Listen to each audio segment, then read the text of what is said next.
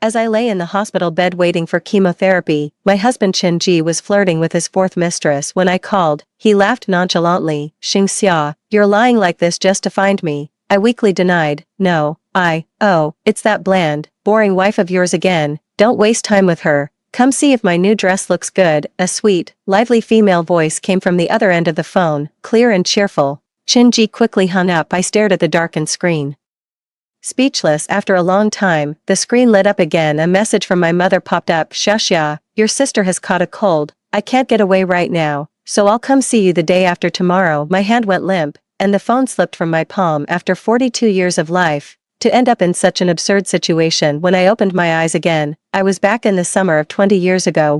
Xingxia, what's wrong? Wake up. I suddenly opened my eyes and stared at the beautiful girl in front of me, momentarily stunned. My roommate, Jiang Mingzhu. But that can't be right. How is she so young, and wasn't she already dead? Holding on to her husband, who squandered her inheritance and secretly fathered a child behind her back. As they jumped from the 20th floor, the vibrant, radiant girl fell like a butterfly drained of life, landing in the bleakness of autumn. It was just 1 month after my cancer diagnosis. Mingzhu, what's wrong? Seeing my pale face, she gently wiped the cold sweat from my forehead. Did you have a nightmare? You were thrashing about. You gave me quite a fright. Yeah, just a bad dream. I gave a dismissive reply as I looked around at the old-fashioned, retro furnishings. My heart skipped a beat. This was my old university dorm room. The calendar on the wall clearly read, September 24th, 2000. I can't believe I've gone back 20 years in time. Hey, snap out of it. Lunch break's over. Time to head to the library. Aren't you supposed to be studying for the grad school entrance exam? Oh, right, I'm going. I rubbed my face, got up from the bed, and stumbled drowsily toward the bathroom. A splash of cold water on my face finally woke me up. I really went back to the past. This year, I was a senior, preparing for the postgraduate entrance exam. After days and nights of hard study, I successfully got into graduate school. But then, just 1 month before my graduate program was set to begin, my mother was diagnosed with uterine fibroids and needed a large sum of money for surgery. My father said he was going out to borrow money, but he never came back. My younger siblings were still in school. My mother's bleeding wouldn't stop. The pain kept her awake night after night, and no amount of medicine seemed to help. Her complexion grew more ashen with each passing day. I had no choice but to give up my graduate studies and use the tuition money I had saved from working hard to pay for her surgery. Even so, it was still a significant shortfall. To get this money, I turned to my senior classmate Qin, who had been pursuing me at that time. He had just graduated a year earlier. To help me raise the money, he begged from everyone he knew and lived on steamed buns and pickles for months. Guilt and gratitude became heavy weights, hanging firmly around my neck, making it impossible for me to look him in the eye. The day he handed me the money, he held the envelope tightly and said, Xia, this is a lot of money, and you won't be able to pay it back anytime soon. What if it delays me from marrying? What should I do? Why don't you marry me instead? Consider this money as my filial offering to our mother. Okay, don't worry, I'll treat you well for the rest of my life. I was stunned, unable to utter a word. He's been pursuing me for a while, but I don't like him. I've turned him down several times, but now the envelope in his hand holds my mother's life, leaving me no choice but to agree. After my mother was discharged from the hospital, we got married. After years of hard work and saving, we started our own business. We built everything from the ground up, starting from a tiny cosmetics counter, then establishing our own factory, and finally becoming a publicly listed company. We moved from a cramped, rundown rental to a spacious, bright villa. The days we spent sweating and crying together were the ones that truly forged our bond. My feelings for him evolved from a sense of gratitude and obligation into genuine affection and deep attachment. But before love could even begin to take root, a thunderbolt struck from a clear sky. He had an affair. According to him, it was just a drunken mistake. He begged for my forgiveness. My mother also advised me, Xia, a woman must learn to be forgiving. Qin has already knelt down to beg you. He was just momentarily confused. Think about all the things he did for you back then. That night, the rain mixed with Qin's tears, wetting the hem of my pants. I looked at the man who had eaten nothing but steamed buns for months for my sake, and remembered his tired profile sleeping on the bench outside the ward after my mother's successful surgery. My heart softened. Forgiveness is like the first ant hole in a dike. After the first drunken indiscretion, there was a second one for show, and even a third one for taking care of my sister. Taking care of my sister, Xingxian, They had an ambiguous relationship. The thought of Xing Xian pierced my heart like a venomous needle. The little girl who used to follow me around, calling out, "Sister, hold me," in her soft voice, would climb into my brother-in-law's bed while I was busy dealing with the financial troubles of the factory. When discovered, she was curled up in Chenji's arms, her face showing no shame, only a kind of naive cruelty. "Sister, brother-in-law said he's too tired and needs someone to understand him. You're always so busy. Like a man, when do you have time to care for him?" Back then, I was so furious that I was trembling all over, and when I tried to slap her, Chenji stopped me. He shielded Xing Xian, frowning at me. "Xing Xia, calm down. Xian is still young and naive, almost 30 years old, and still young." My heart turned ice cold at that moment. When my mother found out, she just kept crying, "Xia Xia, don't air our dirty laundry. Xian is your own sister. How will she live if this gets out? Mom begs you, please forgive her." My younger brother stopped me too. "Big sis, just let it go. If this gets out, how will I ever hold my head up again? Besides, what second sister said makes sense." My mind went blank. So this was the family I had always protected. I gave up everything for them, endured humiliation and hardship, and this is how they treat me. I kept making concessions, until I had driven myself into the chemotherapy room, waiting alone for death to come, and they, my husband, my sister, my brother, my mother, are all living their own vibrant lives too. "Xing Xia, what are you thinking? Your face is as pale as a ghost."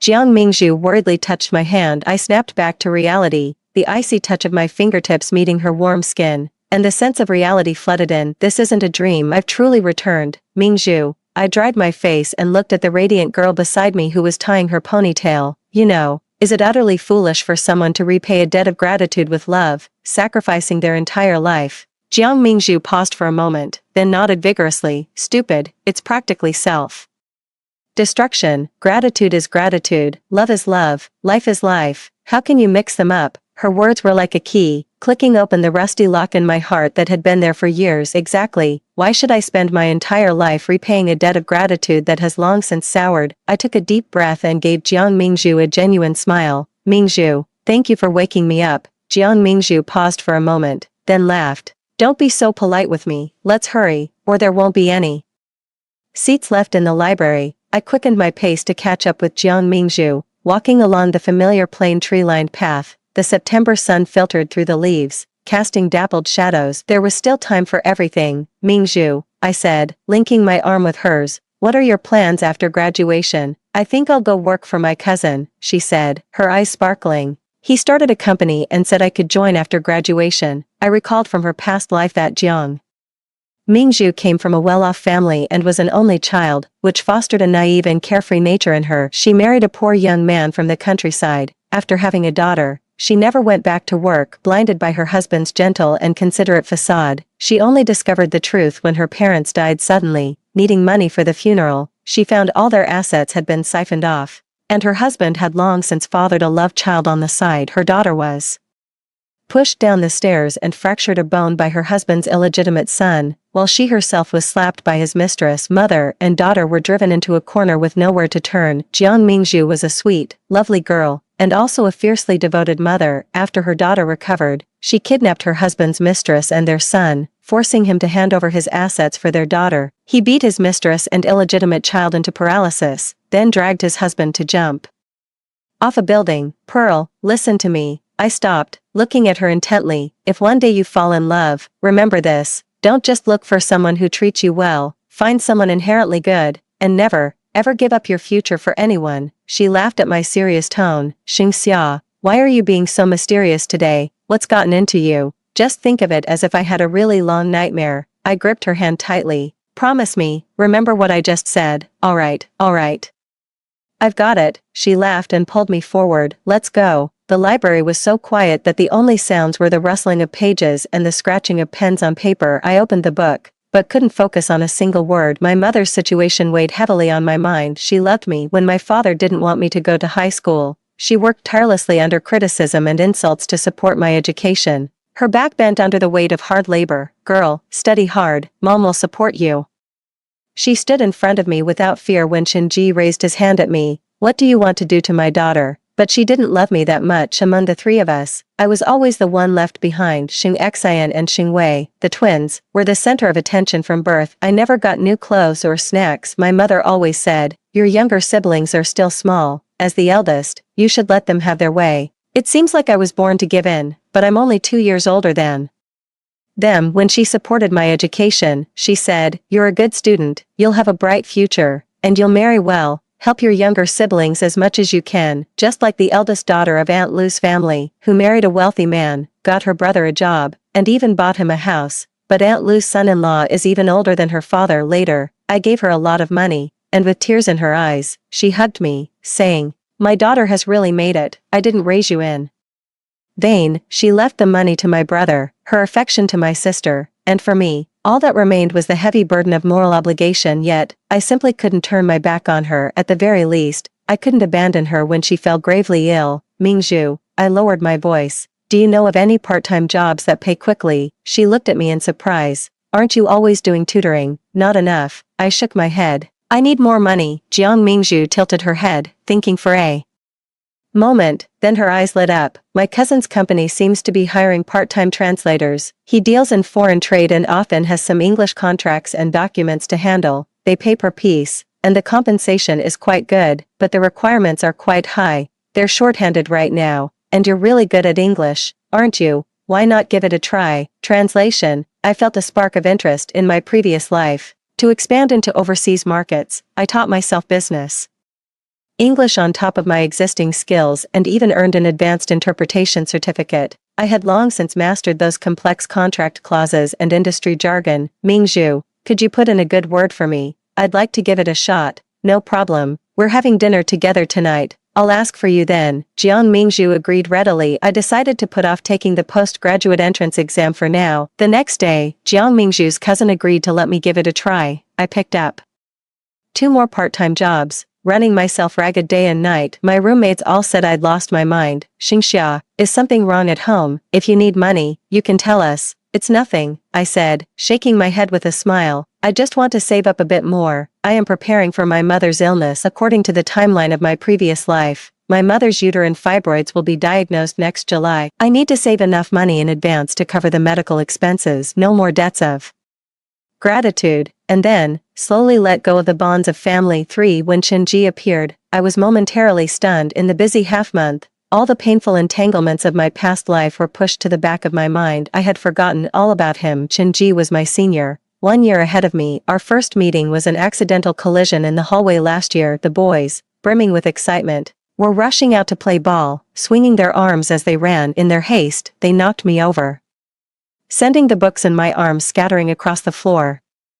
Chenji apologized as he helped me up, but when his eyes met mine, the words of apology died on his lips. The palm of the hand holding my arm was burning hot. He said I had crashed right into his heart, but I couldn't muster such intense feelings for him, nor did I have the time or energy to cultivate a relationship. I turned him down, but he wouldn't take no for an answer and kept pestering me. Now, the young man in his early 20s stood under the tree, wearing a crisp white shirt. When he saw me, the corners of his lips lifted happily, his handsome face beaming with unmistakable delight. "Xingxia, I finally caught up with you," I replied politely. "Senior, did you need something?" Chenji lowered his gaze, a bitter expression washing over his face. "Can't I look for you even if nothing's wrong? If you don't have any business, I'll be going now." "Wait," Chenji blocked my path. "Xingxia, I know you don't like me, but you can't avoid me everywhere, denying me even the chance to pursue you. That's too cruel for me. Senior brother, don't waste your time on me. I really don't like you, and it won't end well for us." Proven through practice. Chenji's eyes dimmed, but he still stood stubbornly. "I can wait for you, no matter how long it takes." "Xingxia, it's okay if you don't like me now, but one day, you will surely be moved by me." "It won't happen." I walked around him and continued forward. The early autumn wind brushed against my face, carrying a chill. Without the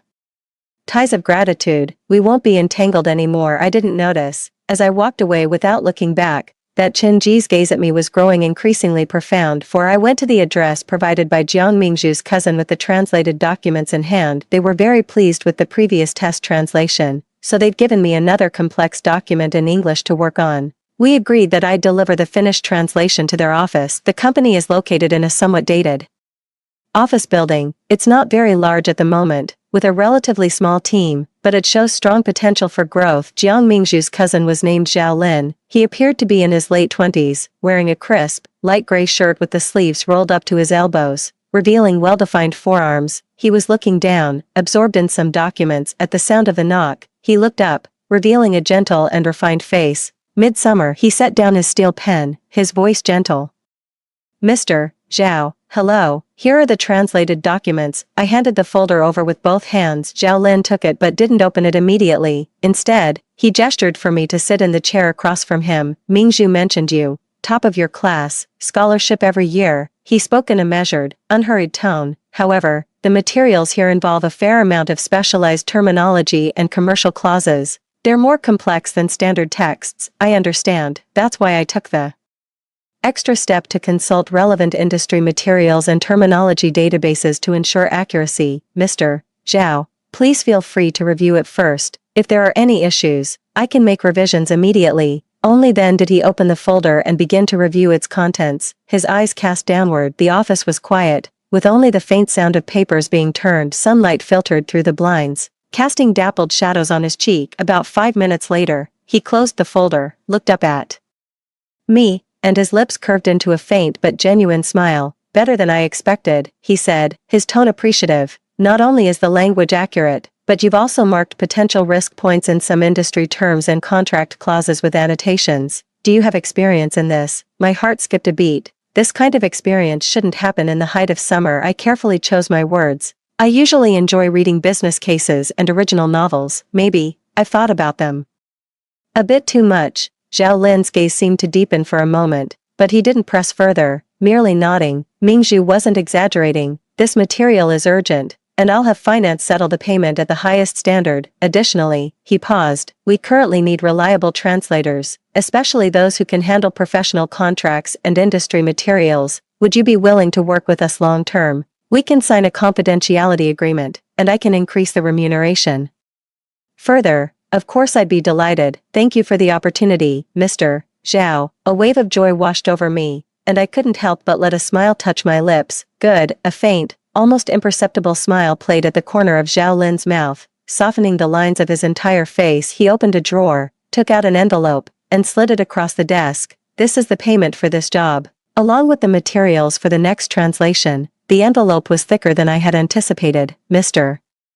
Zhao, you've earned this. Zhao Lin seemed to sense my hesitation and explained calmly, you helped us avoid a potential contractual risk. The amount you saved the company far exceeds this. We've always compensated based on merit, not seniority. His gaze was sincere as he spoke, stating a simple fact without a hint of condescension. This made me feel a little more at ease and increased my liking for him. In my previous life, navigating the business world, I had seen too many hypocritical faces. Thank you, Director Zhao. I didn't refuse again and carefully put the envelope away. I'll head back now, and I'll finish the next set of materials as soon as possible. Not urgent. Zhao Lin stood up and walked around the desk. It's just noon. How about we have lunch together? Mingzhu always talks about you, and I should take care of you for her sake. This invitation came a bit out of the blue. I looked up at him. His expression was perfectly natural, as if he'd just mentioned it in passing. Please don't trouble yourself, Mr. Zhao. No need to be so formal with Mr. Zhao, he said with a smile, his tone gentle yet firm. You're Mingzhu's friend, just call me Brother Lin. There's a new restaurant downstairs that's quite good. Consider it a small celebration for our first successful collaboration. His reasoning was perfectly pitched, and his straightforward manner made it difficult to take offense. After a brief hesitation, I nodded. Well, if you insist. Brother Zhao, Lin, let's go. He picked up his jacket from the back of the chair with a swift, fluid motion. 5. The restaurant had a serene atmosphere, and we chose a table by the window. Zhao Lin naturally took the menu, ordered a few signature dishes, and carefully inquired about my preferences and dietary restrictions. While waiting for the food, he didn't rush to discuss work but instead brought up Jiang Mingzhu. Mingzhu is a bit naive because my aunt and uncle spoil her, and she lacks any cunning. She must have gotten into trouble at school. Right. His tone carried a brotherly mix of helplessness and indulgence. Mingzhu is kind and sincere, I said objectively. Friendship is about understanding each other's hearts, and she is very popular. Zhao Lin nodded, his gaze fixed on my face with a hint of inquiry. She said you've changed a lot recently, working hard to make money. even considering giving up the postgraduate exam you once valued so much. Is there some difficulty at home? If you need help, feel free to share. My heart tightened. Zhao Lin appeared gentle and reserved, with not a trace of sharpness about him, yet his gaze was shrewd and perceptive. It's nothing. I shook my head, carefully choosing my words. I just want to work and earn some money first, then maybe go for a master's degree if the opportunity arises. I see. Zhao Lin's slender fingers traced the rim of the white porcelain teacup, his expression soft. He then shifted the conversation to the company's future direction and the potential types of translation work needed, which covered a broad range. It was clear that Zhao Lin had grand ambitions. If you have time, you should look into this area more. If you're interested, we'd welcome you to join us after graduation. This was practically an explicit job offer. Thanks, Brother Lin, I'll give it serious thought. Zhao Lin smiled. The food arrived, and we ate in comfortable silence. His table manners were impeccable. He didn't speak much, yet he effortlessly kept the conversation from stalling. I gradually began to relax. On the way back, I couldn't help but wonder, after graduation in my previous life, Jiang Mingzhu and I went our separate ways and didn't see each other for a full 20 years. We met again in the hospital. I was there to collect my test results, while Jiang Mingzhu was staying with her hospitalized daughter. 20 years had passed since we last met, and I never imagined our reunion would mark the beginning of a final farewell. Jiang Mingzhu, barely in her 40s, had hair streaked with gray and a face etched with fine lines. She looked as withered and fragile as a leaf drained of moisture, utterly helpless. Meanwhile, I had just been diagnosed with cancer, thrust into a painful ordeal as the countdown to my own life began. We sat together, sharing the stories of our 2 lost decades, and wept in each other's arms. The pent-up pain and found an outlet, and they cried until their shoulders were soaked. But if Zhao Lin were here, Jiang Mingzhu wouldn't feel so utterly helpless. We sensed that the bond between them as cousins is strong, and he wouldn't let Jiang Mingzhu fall into such a desperate situation. From his words, I can roughly deduce his business plan, which aligns perfectly with future trends, and he should achieve great success. But I've never heard his name before. What exactly happened in between? 6 afternoon sunlight filtered through the gaps in the plane trees. Dancing on the old bench, I flipped through the new documents Zhao Lin had given me. As my fingertips traced over the complex jargon and specialized clauses, a sense of familiarity washed over me. In my past life, I had pored over this kind of material day and night, trying to uncover the hidden traps buried in all sorts of contracts. Xingxia, someone took the empty seat beside me, their voice low and deep. It's Qinji. A week has passed since he last came to see me. I thought he had given up. He reached out and pressed down on the edge of the paper. Xingxia, let's talk. Senior brother. There's nothing left to discuss between us. I've made my position clear to you. Just a few words. I know you don't want to talk about relationships right now, but Xingxia, I heard you've been busy making money lately. Are you in some kind of trouble? I can help. I'm fine. No trouble at all. I don't need your help. Qinji didn't believe it. Then why did you give up on the grad school entrance exam? And why are you juggling several jobs, working around the clock? How do you know all this? He's already graduated and working, not often at school, so how does he know so much about my affairs? Qinji's face stiffened. I heard, from your friends. Who? Which friend? A suspicion began to form in my mind. It's by Nianhuan, isn't it? She's my roommate, and she's always dropping good words about Qinji, whether she means to or not. Qinji's tone softened. Xingxia, don't be mad. I just wanted to care about you, but you've been ignoring me, so I had to ask her. I've saved some money, and my parents sent me a bit more. If you need money, I can help you. I don't need it. Qinji, whether I give up on grad school or focus on making money, it's all part of my personal life plan. It has nothing to do with you. How does it have nothing to do with me? Qinji leaned forward slightly, trying to catch my gaze. Xingxia, if you need money, just tell me. I can give it to you. The face before me was still young, etched with sincerity and stubbornness, but behind the sweet sugar coating lay a bitter pill. Brother, I interrupted him calmly. Please don't ask anyone about my affairs anymore, and don't come looking for me. There's no possibility between us. I closed the documents, stood up, and said, I have something else to do. I'm leaving first. Xingxia. Qinji stood up, his voice tinged with urgency. Do you hate me that much? You won't even be friends with me. I stopped in my tracks, my back to him. The afternoon breeze passed by, carrying the dry rustle of plain leaves. It's not dislike, it's unnecessary. There was no wrong start, and there's no need to continue the entanglement. Back at the dorm, Bai Nianhuan was trying on a new pink dress in front of the mirror, which made her cheeks look radiant. Seeing me, her eyes flickered for a moment, and then she broke into a smile. Xingxia, you're back. Did Chen Shixiang just leave? I saw him waiting for you for quite a while. I responded faintly. Chen Shixiang is such a great guy, so handsome, considerate, and so devoted. Bai Nianhuan twirled in front of the mirror. If a man like that pursued me, I would have said yes long ago. Xingxia, what exactly are you waiting for? I set down what I was holding and turned to look at her. Bai Nianhuan felt uncomfortable under my gaze and smoothed her hair. What's wrong, Nianhuan? I said calmly. You like Chen Ji, don't you? Her face flushed instantly. What are you talking about? There's no need to deny it. If you like him, go ahead and pursue him. You don't have to beat around the bush with me, and you certainly don't need to report every single detail of my life to him. I walked up to her, looking directly into her panicked eyes. This is the first and last time I'll say this. I don't like people interfering in my life. And I especially dislike being used as an excuse to get close to someone you have a crush on. We're roommates, but there are boundaries I expect you to understand. The color drained from Bai Nianhuan's face.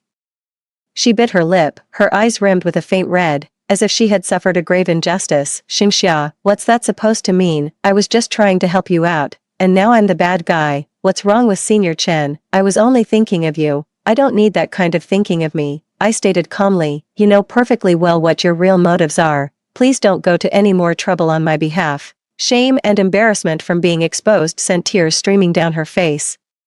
She glared at me fiercely, grabbed her small bag from the table, and stormed out, slamming the door behind her. In her past life, Bai Nianhuan often spoke up for Chen Ji in front of me. Her words hinted at my ingratitude and pretentiousness. I'm not good with words, and I wanted to argue but didn't know how to express myself. Jiang Mingzhu was the one who spoke up for me. Who Xingxia likes or dislikes is her own business. Why are you sticking your nose in where it doesn't belong? Sounds to me like you're the one with a crush, using her as an excuse. Back then, Jiang Mingzhu was always like a mother hen protecting her chick, standing right in front of me. In this life, I'm going to draw these vague, uncomfortable boundaries crystal clear. 7. Bai Nianhuan has been avoiding me for several days, and the atmosphere in the dorm is subtly tense. Jiang Mingzhu privately asked me, did you have a fight with Bai Nianhuan? I noticed her eyes have been swollen for days. I briefly explained the situation. Jiang Mingzhu curled her lip. I knew she was up to no good. The moment Chen Ji arrived, she was fawning all over him. It's good you called her out on it,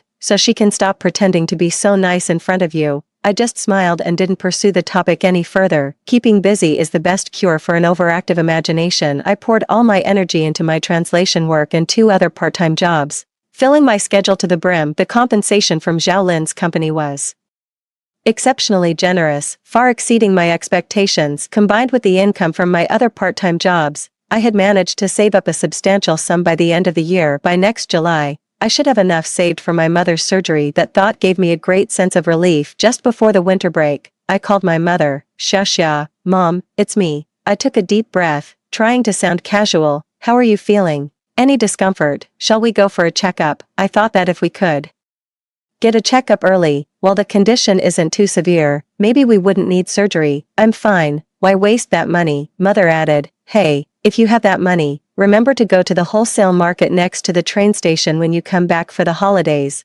Bring your brother a pair of sports shoes, a branded one, since all his friends have them, and your sister has been asking for that snow cream for a long time. Bring 2 bottles of it. My heart felt like it was soaking in icy water, cold and painful. In my past life, such demands were commonplace. I've always pinched pennies and tried my best to provide, as if it were my innate duty as the eldest daughter. Mom, I cut her off. Sneakers and moisturizer aren't cheap. My coursework is heavy this year, and I'm busy with my part-time job. I haven't managed to save much. Let my brother make do with his old shoes for now. As for my sister's moisturizer, she can buy it herself when she starts working. There was a moment of silence on the other end of the line, as if she hadn't expected me to refuse. Then, my mother's voice rose sharply. How can you be so inconsiderate? Your brother and sister are waiting eagerly. You're the eldest sister. You earn money but won't help support the family, only thinking of yourself. Auntie Lou's eldest daughter built a new house for her family last year. Here we go again with this speech. I gripped the receiver tightly, my nails digging into my palm, causing a faint sting. Mom, Sister Lou's eldest daughter married an old man older than her father, and the money they got built a house. Do you want me to take that path too? What are you saying? My mother choked, her tone annoyed. Is that what I meant? I just asked you to buy something for your younger siblings, and you're dragging your feet and talking back. I've wasted my time raising you. That familiar, heavy ache in my chest welled up again. Mom, I got into college. My tuition is covered by student loans. And I earn my own living expenses. I remember everything the family has given me, and I'll pay you back in the future. But Xingxin and Xingwei are not my responsibility. I won't be buying them such expensive things. Before she could react, I quickly added, Mom, I have to go. Talk to you later. After hanging up, I leaned against the cold wall and let out a long, weary sigh. Yet the lingering resentment in my heart refuses to dissipate. Jiang Mingzhu noticed my low spirits and insisted on dragging me out shopping over the weekend, claiming, shopping heals all. Look at this sweater of yours, it's all pilled, and this pair of pants, they're so faded from washing. She pointed at my clothes. Come on, sis is taking you shopping today for some new stuff to celebrate your successful translation work. She practically dragged me to the busiest shopping street in the city. The winter sun was pleasantly warm, and the bustling street was filled with the vibrant energy of everyday life. Jiang Mingzhu was utterly enchanted by a cream-colored cashmere coat and insisted I try it on. Midsummer, with your fair skin, you'll look amazing in this. I couldn't resist her, so I tried it on. The girl in the mirror was slender, the off-white color making her skin look even more pristine. The well-tailored coat subtly accentuated her curves, indeed looking much more vibrant than her old outfit. Doesn't it look good? I told you. Jiang Mingzhu's eyes sparkled as she turned to get the receipt. I quickly stopped her and glanced at the price tag. My heart sank. The price was almost as much as my entire monthly living expenses. Mingzhu, it's too expensive. I really don't need it. You do need it. Of course you do. You're practically a working professional now. You need some decent clothes. She wouldn't take no for an answer. Consider it a loan. You can pay me back when you're successful. All right. Just as we were tussling, a gentle male voice called out from behind us, Mingzhu. Xingxia, Jiang Mingzhu, and I turned around simultaneously to see Zhao Lin emerging from a menswear store, holding 2 paper shopping bags. He was wearing a charcoal gray wool coat that day, which accentuated his tall, straight frame and refined features, making him stand out distinctly in the bustling mall crowd. Cousin, Jiang Mingzhu exclaimed in surprise. What are you doing here? Zhao Lin approached, his gaze lingering on me for a moment before naturally shifting to Jiang Mingzhu. Here. To pick up my custom-made shirt. Are you out shopping?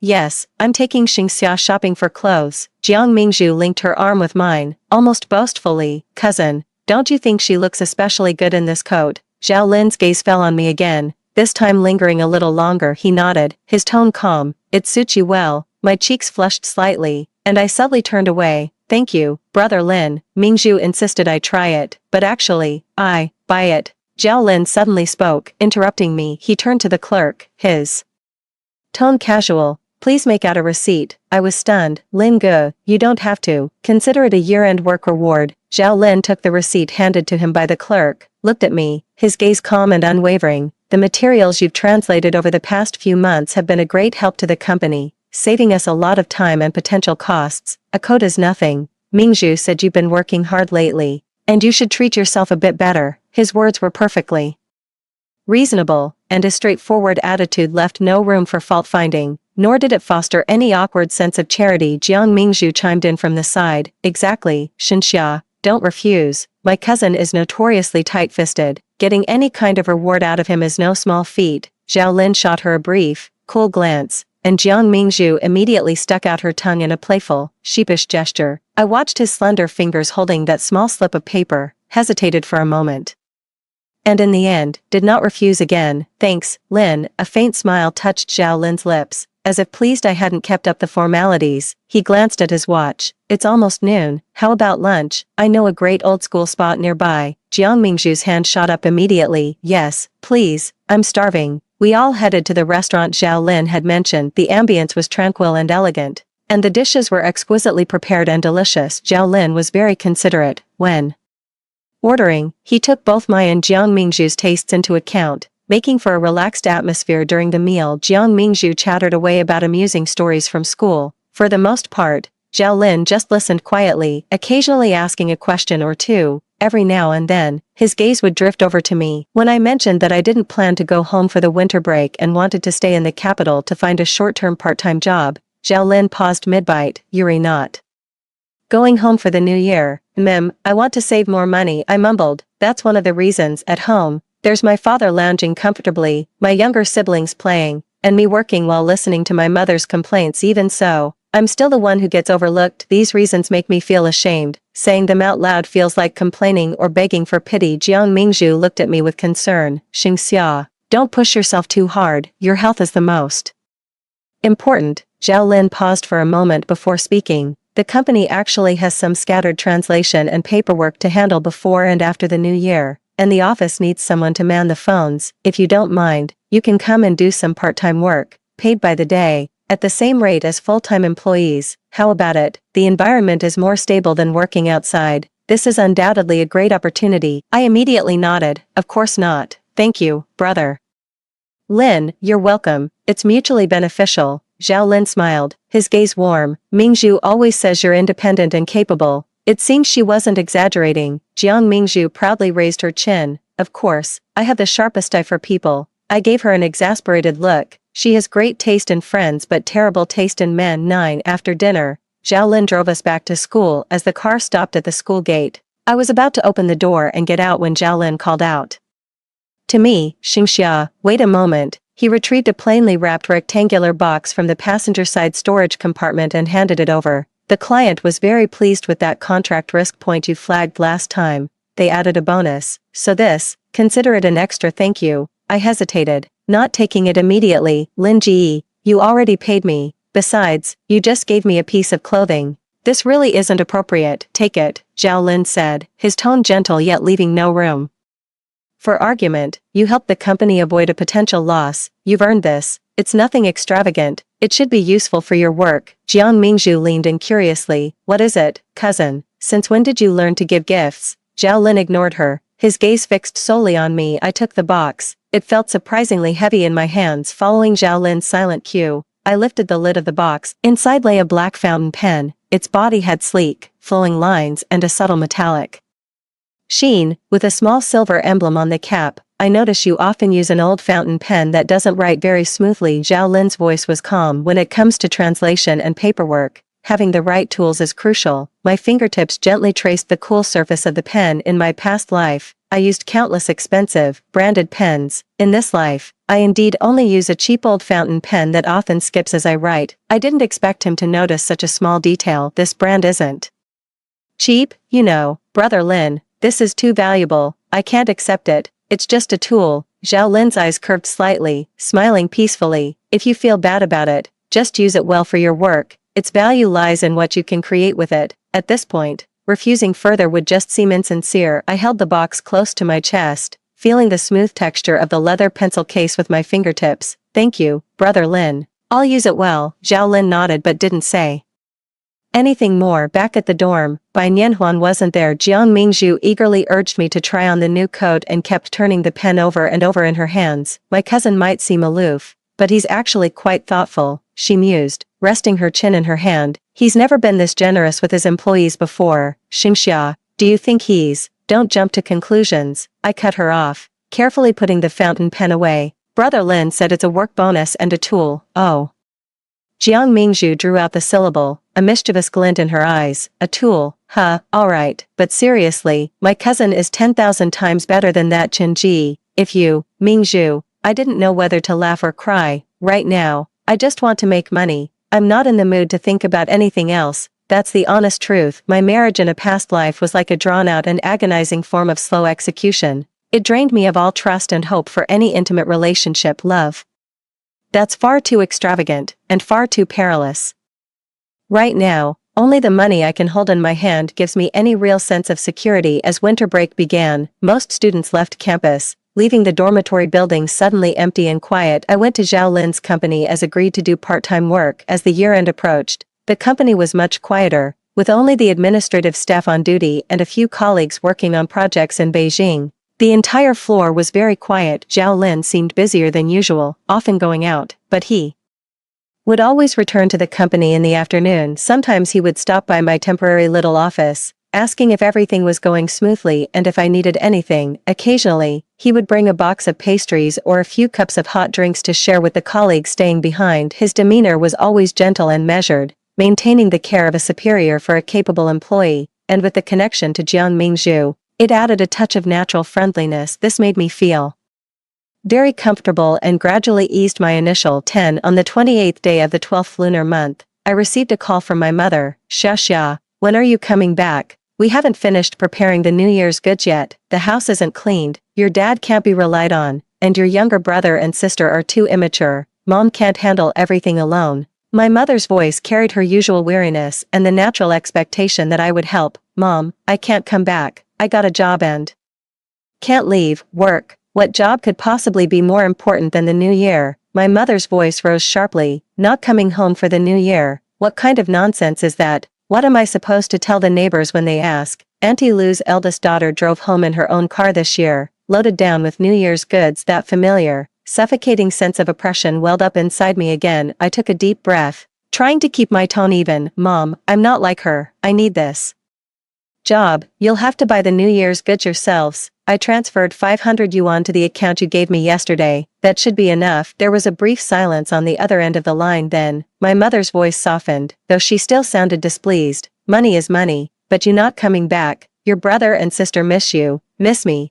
Do they miss the gifts I bring, or the free labor I provide? I'm really busy, Mom. If there's nothing else, I'll hang up now. I still have work to do. Hey, wait. My mother called out urgently, her tone now cautious. Xia, you haven't run into any trouble outside, have you? Why are you suddenly working so hard to make money? Are you dating someone? Listen, don't follow those shady characters. A girl should value herself, and money should be spent on proper things. You should help out at home more. My heart gradually grew cold. This is my mother. She might have a tiny bit of concern, but more than that, it's scrutiny, suspicion, and endless demands and entanglements. I don't have a boyfriend. The money I earned was through hard work, clean and honest. I interrupted her, speaking word by word. Mom, I'm in my 20s. I know what I'm doing. I need to get back to work. Goodbye. After hanging up the phone, I leaned back in my chair, staring out at the gray winter sky outside the window, motionless for a long time, until a soft knock on the door broke the silence. Zhao Lin stood at the door, holding a brown paper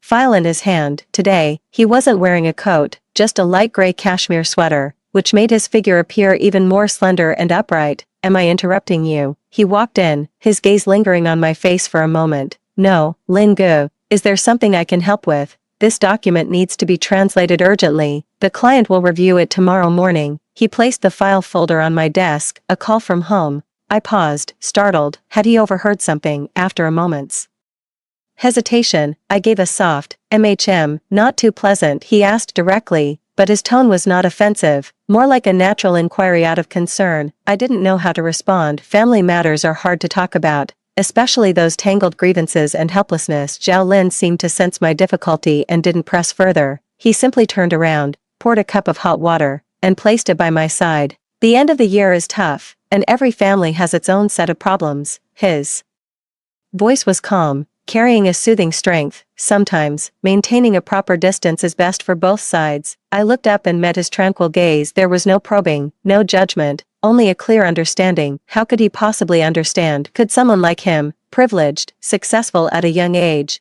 and seemingly so composed, ever be troubled by family matters? Yet, after knowing him for so long, I've never once heard him mention his parents. Zhao Lin seemed to sense my confusion. He walked over to the window and gazed out at the bare branches. My parents separated when I was very young. They both went on to start new families. I was raised by my grandfather. On holidays, both sides of the family would invite me over for meals. The conversation at the table was always filled with complaints about the other side, or concerned questions about my current situation. How were my grades? What did I plan to do in the future? Could I help out my half-siblings? I was stunned. I hadn't expected him to bring this up on his own. Back then, I felt like the warmth and liveliness belonged to them. I was just an outsider. Zhao Lin turned around, leaning back against the windowsill. The backlight blurred his features. Later, my grandfather told me, blood ties can't be severed, but genuine affection is built over time. If it feels forced, it's better to focus on yourself first. Get your own life in order.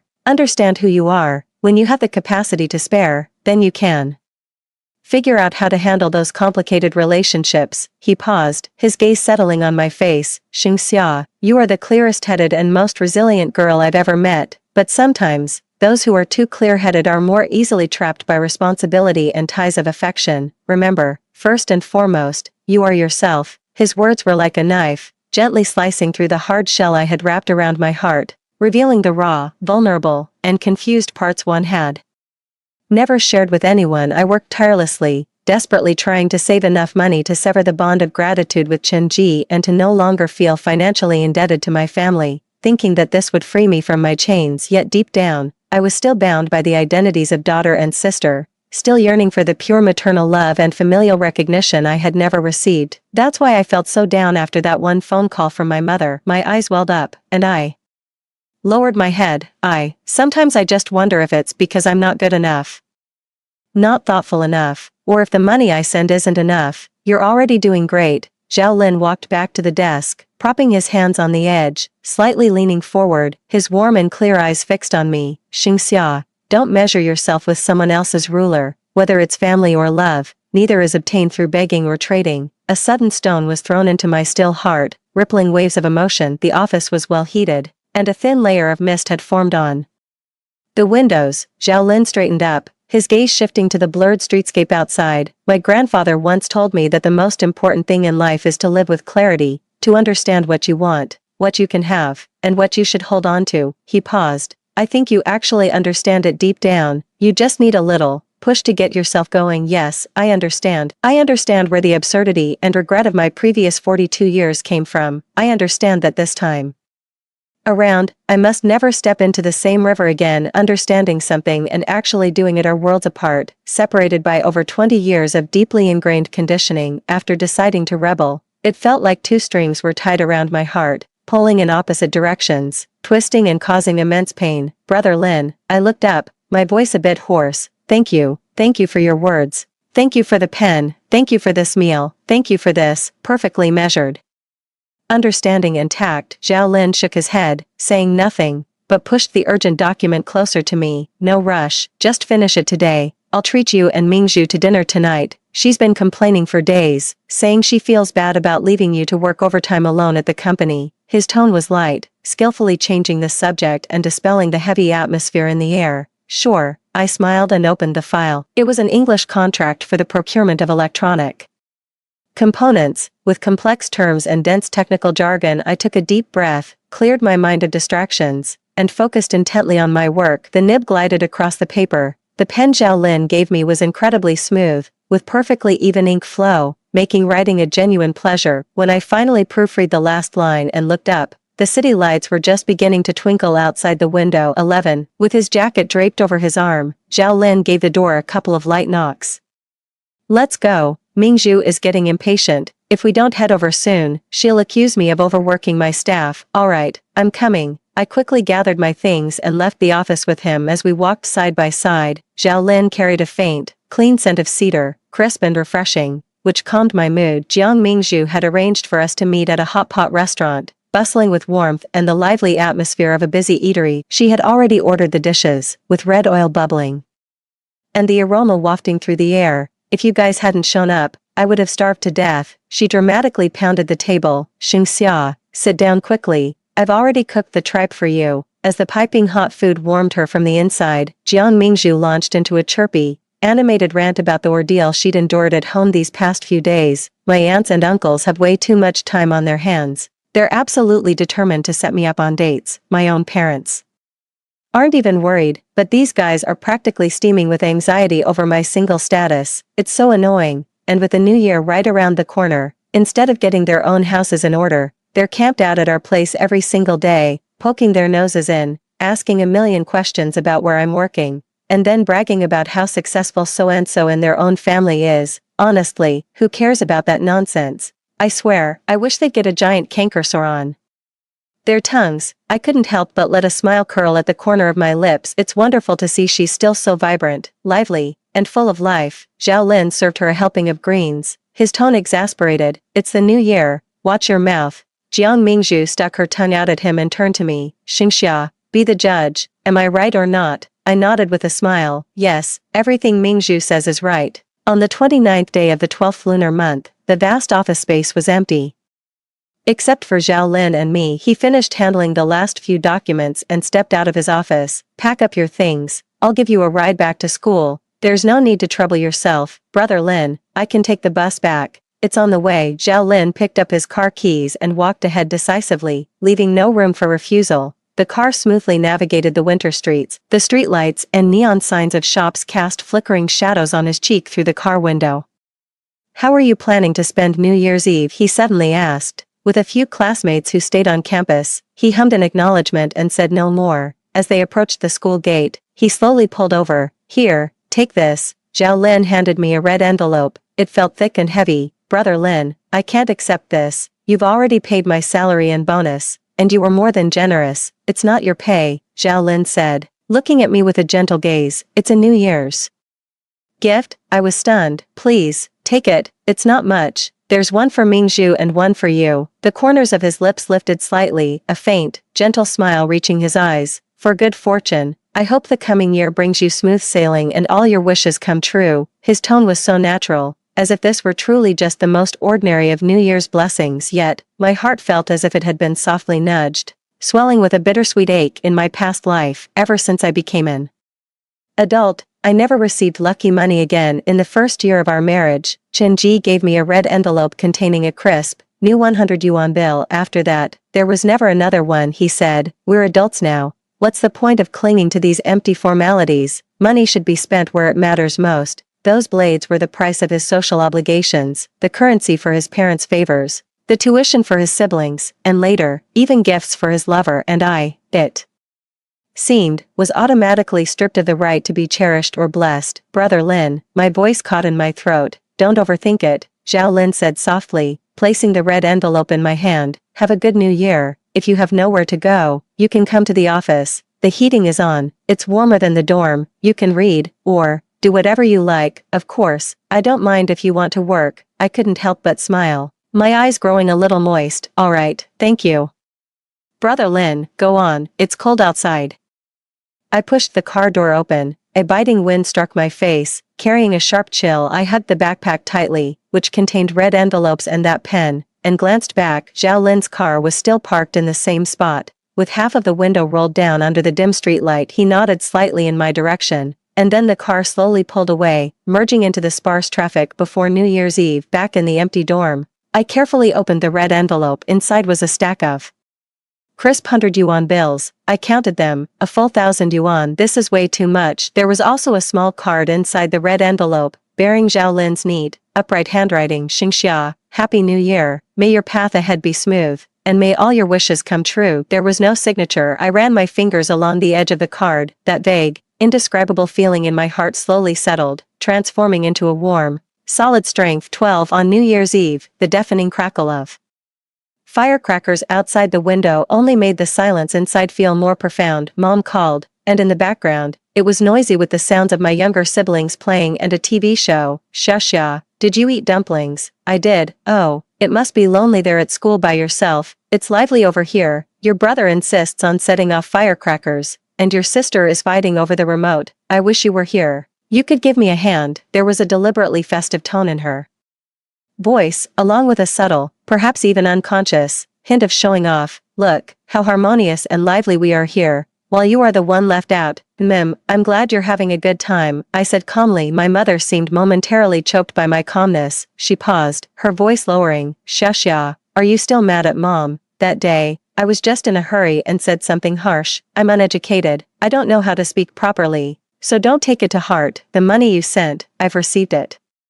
And I'm saving it for you, to use as your dowry in the future." "Mom," I interrupted her, "that money is for you to buy groceries and manage daily expenses. You don't need to save it. Everything is fine here. Don't worry about me. Happy New Year, and please give my regards to Dad and my siblings." With that, I ended the call myself. As I put down the receiver, that faint sense of loneliness born from the New Year's Eve, oddly enough, faded away. Some warmth is a false prosperity, some solitude is a conscious choice. The red envelope lay quietly beneath my pillow. I took out the greeting card and traced the handwriting on it with my fingers. What is he doing right now? Is he with his family? Is he happy? I wonder if he's being left out, too. His handwriting with the fountain pen is truly beautiful. He must have practiced calligraphy. Handwriting with a fountain pen. The pen itself. Wait, where did that pen go? I searched everywhere, on the desk, under the bed, in my pockets. Nothing. It must have been left at the office. I glanced at my watch. It was 9 o'clock, I'll look for it tomorrow. I sat on the bed and flipped through a book for a while. My mind was too chaotic to focus on anything. What if someone else finds it tomorrow? No way. Who would go to the office on New Year's Day? 10 minutes later, I resigned myself with a sigh. I grabbed a flashlight, got dressed, and went downstairs. The biting cold wind cut like a knife, and the empty streets had almost no pedestrians. Reason tells me it's just a pen, lost is lost, Zhao Lin won't care, and I can buy another, but deep down, it feels like a cat's claw is scratching. That pen is different. If I don't go, I might lose more than just a pen. I turned on my flashlight and went upstairs, fumbling around for a while before finding the pen under the desk. I breathed a sigh of relief as I was about to leave. After closing the door, I suddenly noticed a faint light coming from under another door. It was Zhao Lin's office. Why was he here too? Hesitating for a moment, I knocked on the door. Lin Go, are you in there? There was no response. I knocked twice more. Lin, silence from inside. My heart lurched, and I shut the door open. Zhao Lin was lying on his side on the floor, his face pale, his lips purple. Lin, Zhao Lin. I rushed over, my fingertips brushing against his neck, where a faint but steady pulse still beat. A muffled groan escaped his throat. His eyelids fluttered a few times, and he barely managed to open them. His gaze unfocused and almost unable to focus. I grabbed the phone on the desk and called the emergency center. Don't be afraid, don't be afraid, the doctors are coming soon. Hold on. The wail of the ambulance shattered the stillness of New Year's Eve. The hospital corridor was thick with the pungent smell of disinfectant. I sat on the bench outside the emergency room, my hands and feet icy cold, unconsciously fidgeting with the pen in my pocket. Where are the patient's family members? The nurse hurried out. I'm a friend, his family, we can't reach them right now. I stood up quickly. How is he? Acute severe anaphylaxis with laryngeal edema.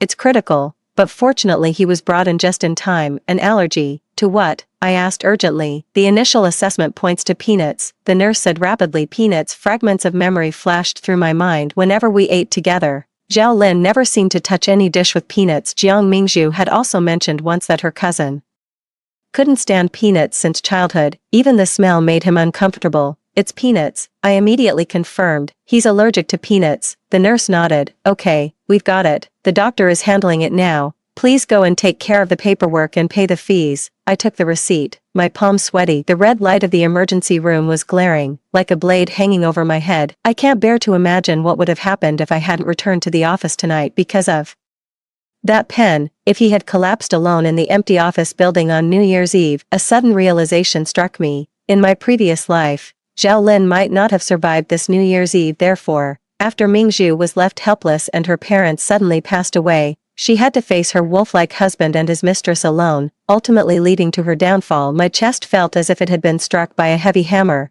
the dull pain almost taking my breath away. It turns out, I didn't just change my own fate. 13. The door to the emergency room opened. The doctor stepped out, removed their mask, and looked exhausted. Doctor, how is he? You got him here in time. His vital signs are stable now. He's been moved to the observation room. We'll keep him there overnight, and if everything looks good tomorrow, he can be transferred to a regular ward. My nerves, which had been wound tight, suddenly relaxed. My legs went weak, and I nearly stumbled, quickly bracing myself against the wall. Thank you, doctor. Thank you so much. You're welcome. Are you a family member? The patient is highly allergic to peanuts. Although the amount consumed this time was small, the reaction was severe. You must be extremely careful in the future and absolutely avoid anything containing peanuts or peanut products. I nodded vigorously. I understand. Thank you. Zhao Lin was transferred to the observation room. He hasn't woken up yet. Under the light, his complexion looks unusually pale, with faint shadows under his eyes. I pulled over a chair and sat by the bed, quietly watching him. Stripped of his usual warmth and composure, as well as his unreadable demeanor in the business world, he now looked unusually frail and vulnerable. His breathing was shallow, and his brow was slightly furrowed, as if he wasn't sleeping peacefully. I noticed a faint, pale scar on the inside of his left wrist, where he usually wore his watch, as if it had been there for a long time. My heart felt as if it had been lightly pricked by something. Time seemed to stretch on indeterminately before the first. Scattered pops of New Year's firecrackers drifted in from outside, distant, muffled, like echoes from another world. On the bed, Zhao Lin's eyelids fluttered a few times before slowly opening. His gaze was vacant at first. It took a few seconds for his focus to sharpen and settle on me. Watching over him by the bedside, he seemed confused. His lips parted, but no sound came out. He swallowed dryly instead, his brow furrowing tighter with Discomfort, Brother Lin, you're awake. I quickly leaned over, speaking very softly. Don't rush to speak, your throat just recovered from swelling, and it might still hurt a bit. He blinked, his gaze slowly sweeping over the white walls and cold instruments around him, before finally returning to my face, silently questioning, you fainted at the office due to acute peanut allergy. You're fine now, but you're under observation in the hospital. Thank you. He finally managed to utter the hoarse, weak words with great difficulty. Don't speak, the doctor said you need rest and quiet. Zhao Lin obediently closed his mouth, his gaze fixed on me. Those eyes, made profound by weakness, held a quiet intensity. A small firework burst outside the window, its fleeting light flickered in the depths of his eyes, a brief glimmer that faded into shadow. I poured a little warm water and gently moistened his parched lips with a cotton swab. His eyes flickered slightly, as if he wanted to say something but then swallowed the words, closing his eyes, yet his lashes still trembled faintly. Clearly not asleep, just exhausted. He slept restlessly, occasionally raising his hand unconsciously to touch his throat, his brows furrowed. I spoke softly to soothe him, or held his hand with the fore, afraid he might move and dislodge the needle. When the first pale light of dawn filtered through the curtains, the nurse came in to check on him. Zhao Lin was awake now too. He seemed more alert, and though his complexion was still poor, his eyes were much clearer. Nothing too serious. We'll keep you under observation for another half day, and you can be moved to a regular ward this afternoon, the nurse said, recording the data. But you must be more careful from now on. This allergy of yours is nothing to take lightly. Zhao Lin nodded, looking at me with gratitude and apology in his eyes. Thank you for staying with me all night. You must be exhausted. I'm fine, I said, shaking my head. But you, how on earth did you end up eating peanuts? Zhao Lin remained silent for a few seconds before speaking slowly, his voice still hoarse. Yesterday, my father invited me to have New Year's Eve dinner. I felt a bit suffocated, so I left early. He gave me a pack of pastries, saying they were hazelnut cookies. I didn't pay attention, and took a bite. He spoke calmly, but I could sense the undercurrent beneath his calm demeanor. As a father, doesn't he know his son is allergic to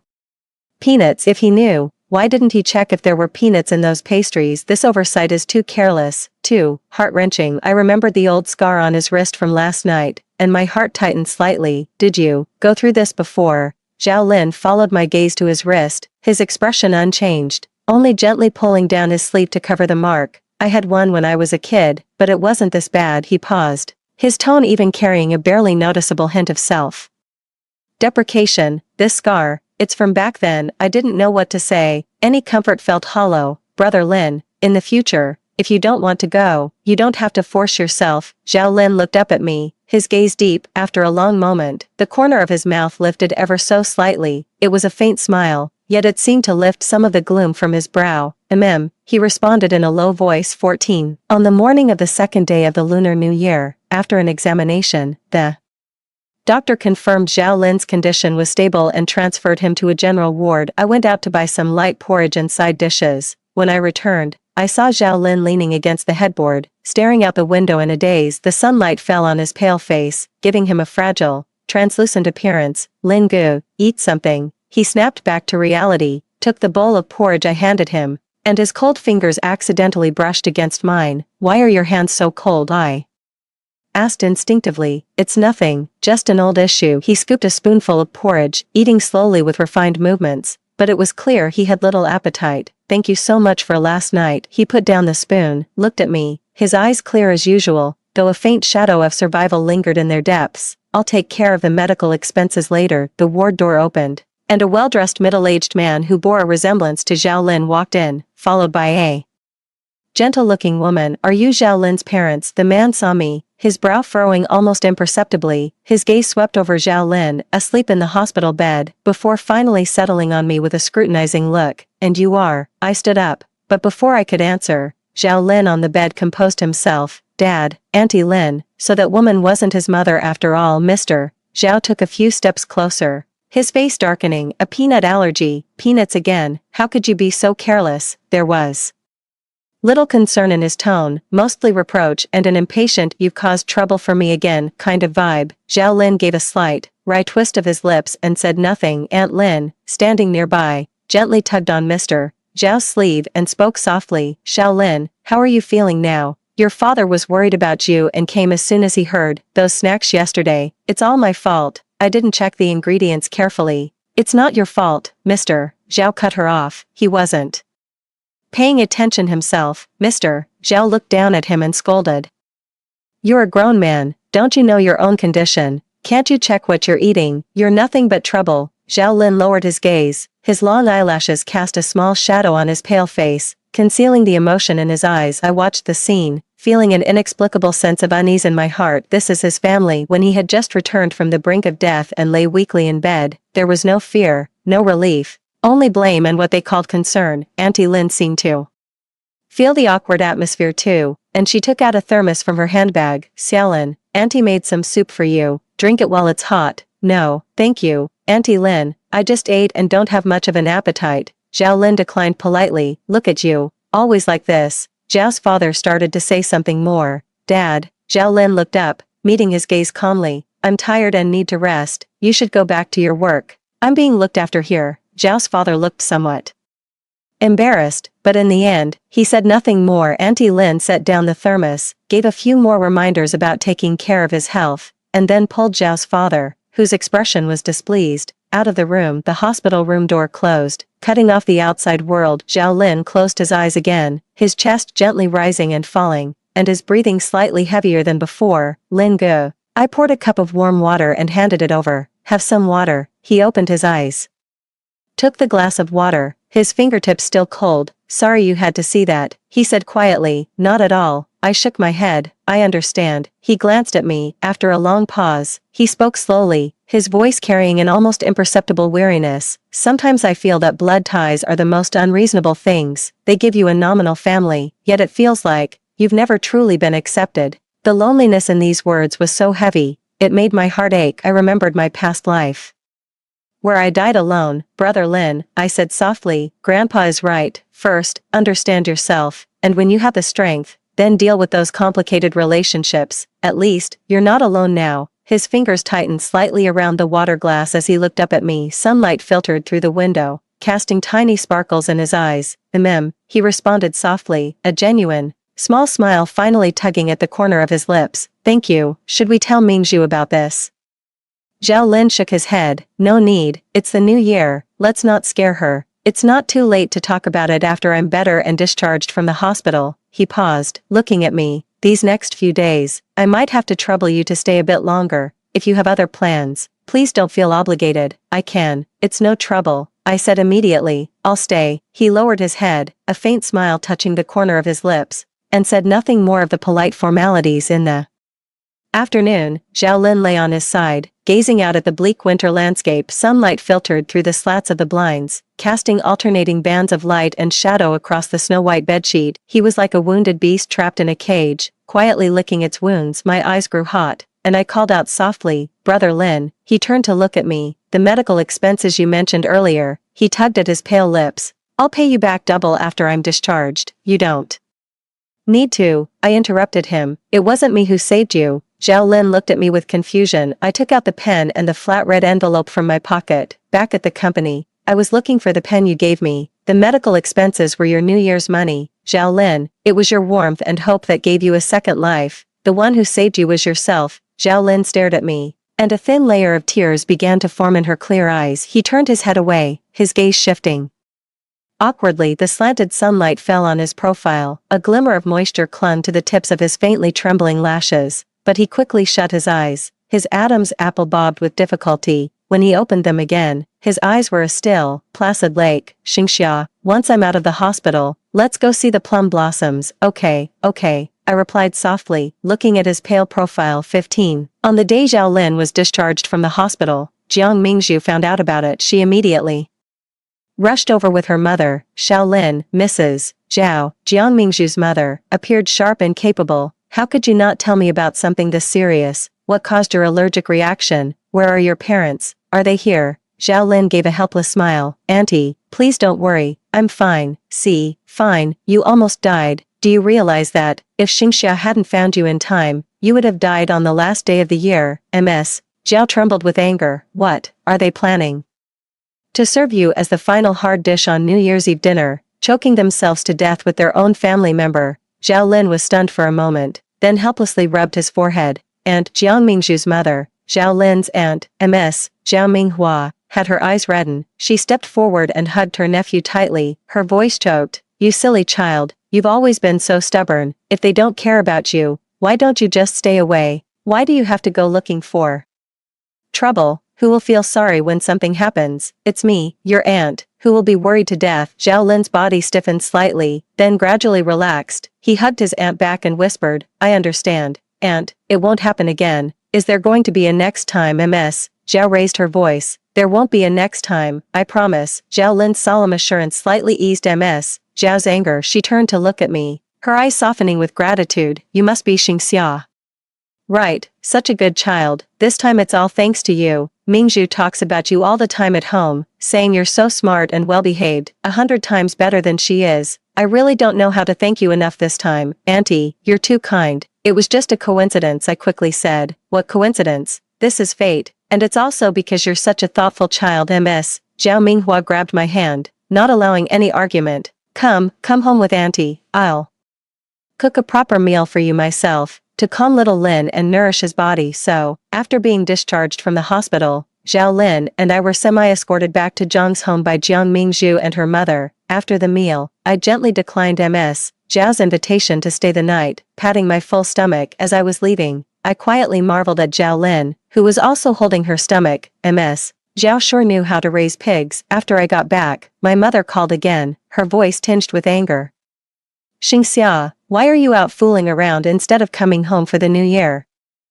I was utterly confused. What are you talking about? I told you I had to work. Work? What work? Mother's voice suddenly turned shrill, piercing through the receiver. Someone saw you. They said they saw you with a man, at the hospital on New Year's Day, a man and a woman alone. What were you trying to do? Have you no shame? You've completely humiliated your father and me. Xing Xian's voice came from the other end. Sis, how could you do such a thing? No wonder you haven't been buying us anything, spending all your money on that man, aren't you? Exactly, big sis, I'm your own brother. I've had my eye on those sneakers for ages. I don't care. If you're spending money on other people, you have to spend it on me too. My fingers gripping the receiver tightened, the knuckles turning white. Mom, my voice was unusually calm, so calm it felt unfamiliar to me. That man is my boss. I went back to the office to pick something up and found him unconscious in his office, almost dead. I called the ambulance, sent him to the hospital, and stayed with him all night. Is this what you call fooling around and shameless? There was an instant silence on the other end of the line. Only heavy and uneven breathing could be heard. Several seconds passed before my mother's voice came through again, noticeably weaker now but still laced with forced accusation.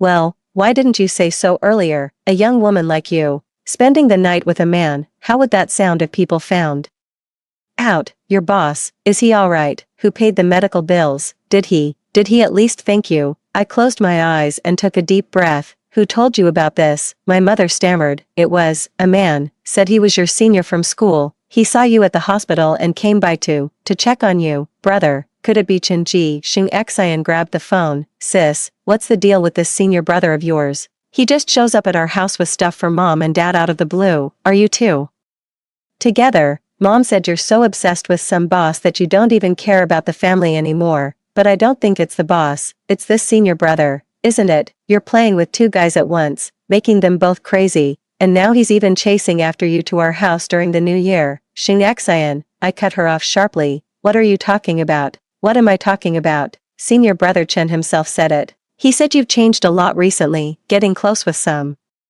men from the outside world. He's worried you're going down the wrong path and couldn't reach you, so he came to our house to check on things. Look at all the stuff he brought, cigarettes, alcohol, fruits, and even skincare products for me. He's so thoughtful. Xing Xian's voice was laced with a twisted excitement, as if she had finally caught me in some major scandal. Well, sis, you're quite something. Always putting on that holier-than-thou act, so quiet and reserved, yet you've got quite the bag of tricks, don't you? I was trembling with rage, not just because of Xing Xian's slander, but because of Qin Ji's relentless, underhanded tactics that just wouldn't leave me alone. 16 I said coldly, listen carefully, Xing Xian, siding with an outsider to badmouth your own sister doesn't make you look noble, it just makes people think even less of you. What are you talking about? You're the one who's being inappropriate. Give the phone to mom. I raised my voice, or I'll tell the whole family about the boyfriend you've been seeing on the sly. Xing Xian secretly had a boyfriend in high school. and I found out about it. She turned pale with fright and begged me not to tell our parents. There was an instant silence on the other end of the phone, followed by my mother's puzzled voice. Xian, what boyfriend? I heard Xian frantically grab the phone. Mom, don't listen to her nonsense. Sister, you're going too far. Give the phone to Mom, I repeated, my voice cold and firm. A few seconds later, my mother's voice came through again, filled with hesitation and more uncertainty. Xia, is what Xian said true? And, what exactly did you mean just now? That Senior Chen, what he said? Mom, I cut her off, speaking each word with deliberate clarity and slowness. Chen Ji is my senior from university. I clearly rejected his advances. Now he's resorting to these tactics, spreading rumors, coming to our home to sow discord. Do you really think he cares about me? He's trying to force my hand. I paused, feeling a profound weariness. And Xian and Wei, they're 20 years old, they're not children anymore. That someone can just show up with a few gifts and sweet words, and they'll turn around and sling mud at their own sister. Mom, these are the fine son and daughter you've raised. How can you speak about your brother and sister like that? My mother's voice rose again, sharp with the sting of being exposed. They're just worried about you. If you truly conducted yourself properly, what could anyone say? Why would that Chen Ji come after you and not someone else? It must be because there's something wrong with you. There it is again. It's always my fault. People's malice stems from my impropriety, and my family's hurt stems from my failures. A chill in my heart spread to the very tips of my fingers and toes. Mom, since you think I'm such a problem, from now on, don't trouble yourself or my siblings with my affairs. You live your life, and I'll live mine. Tally up any money I've spent from the family, and I'll pay you back. Other than that, let's not stay in touch. Xia, how dare you speak to me like that? I'm your mother. My mother shrieked from the other end of the line. Exactly because you're my mother, I said softly and hung up the phone. I leaned against the cold wall and slowly slid down to the floor. There was none of the anticipated heart-wrenching pain, only a dull numbness and the exhaustion that comes after the dust has settled. Perhaps it's for the best. This cut was inevitable. Sooner might mean the wound can heal faster. 17. No way. How did Chen Ji find my home in my past life? He only visited my home after we got married. How did he know where I live? I suddenly remembered he said he was saving money, and that if I needed money, he could give it to me. Why was he so sure I would need money in my previous life at this time? He didn't have much money at all. All the money he earned went to his family. Could it be that he has also been reborn? This thought sent a chill through my entire body. If Chen Ji has also been reborn, then all his unusual actions make perfect sense. He knows my weaknesses all too well. The longing for family ties would become the chains that bind me. So I started with my family. I smirked coldly, and sure enough, despicable people remain the same even if they get a second chance. I glanced at the passbook, the numbers representing the savings I had worked so hard to accumulate these past months. Although it wasn't enough to cover the full cost of my mother's surgery, it was a substantial amount that gave me the confidence to say no. I still have a few months to prepare. I won't put myself in a position where I have to beg for help. As for Chen Ji, my gaze turned cold. If he wants to play, I'll play with him. The day before school started, Zhao Lin invited Jiang Mingzhu and me to dinner, officially to thank me for my life-saving favor. The venue was a private home-style restaurant, with a tranquil environment. Zhao Lin looked much better, wearing a simple light-colored sweater and a dark overcoat. He still had his refined elegance, but the faint aloofness in his eyes seemed to have faded. When he looked at people, his gaze was warmer and more focused. Take a look at what you'd like to eat. He pushed the menu toward me first. Jiang Mingzhu leaned over. I want this and this, since my cousin is treating. I have to take full advantage. Zhao Lin glanced at her helplessly, his eyes carrying a tolerant smile. After ordering, he looked at me. You don't look so good. Are you feeling sick? It's nothing. Maybe I've just been off my appetite lately. I hesitated for a moment, but then said, Lin Gu, there's something I need to tell you. Go ahead. There might be some trouble at my place. I briefly mentioned Chen Ji coming to my house and the rumors that might arise, omitting the speculation about rebirth, and only said that the other party, after failing to win my affection, might have turned to hatred, using underhanded tactics. Jiang Mingzhu was so angry she was grinding her teeth. Isn't Chen Ji just disgusting? Can't get what he wants, so he spreads dirt, and he even comes to your house. Is this something a human would do? Jiang Mingzhu rolled up her sleeves. Xia, don't be afraid. If he dares to cause trouble, I'll tear his mouth apart. Zhao Lin listened and asked directly, need any help? I shook my head. Not for now. I can handle it. It's just that Chen Ji's methods are despicable. and I'm afraid it might drag you into this. Zhao Lin's face showed no expression. Just in time, the dishes were served.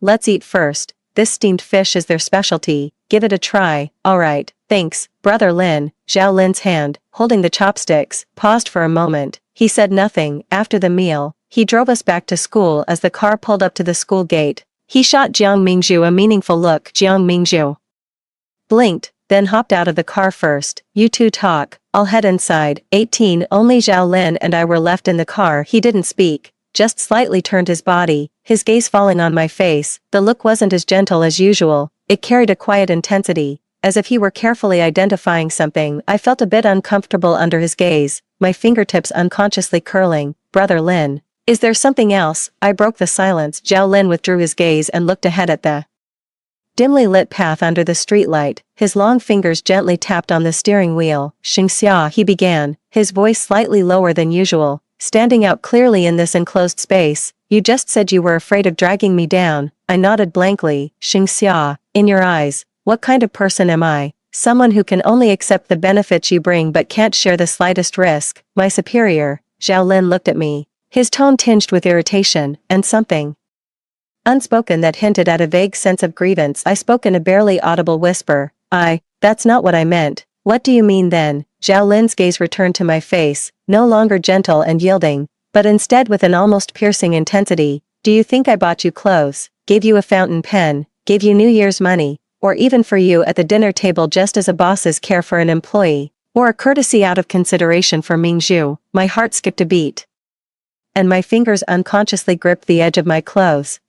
Midsummer, he cut me off, his voice dropping lower yet growing clearer and more forceful, like a babbling brook striking against a rock. I'm 27 this year, not 17, I know what I'm doing, and I know what I want. He paused for a moment, as if weighing his words, or perhaps gathering a kind of courage ready to break through the surface. I admit, I first noticed you because Mingzhu kept mentioning you, saying you were clever and diligent, so fiercely independent it was almost heartbreaking. Later, when I saw the materials you translated, so well organized, with such sharp insight that you could spot risks even seasoned employees might miss, I genuinely came to admire your ability. Later, I looked at you, like a tiny sprout breaking through the soil, desperately rooting itself, striving to break free from its constraints, and unfurling towards the warm sun and the breeze. By midsummer, I couldn't take my eyes off you. His gaze was intense, stirring a warm current in my heart. I'm not a block of wood. I can tell the difference between admiration, sympathy, and what it means to have a crush. When I woke up in the hospital and saw you, it was the first time I ever thought New Year's Eve wasn't so bad. I thought, I want to spend every year with you. You said I gave you warmth and hope,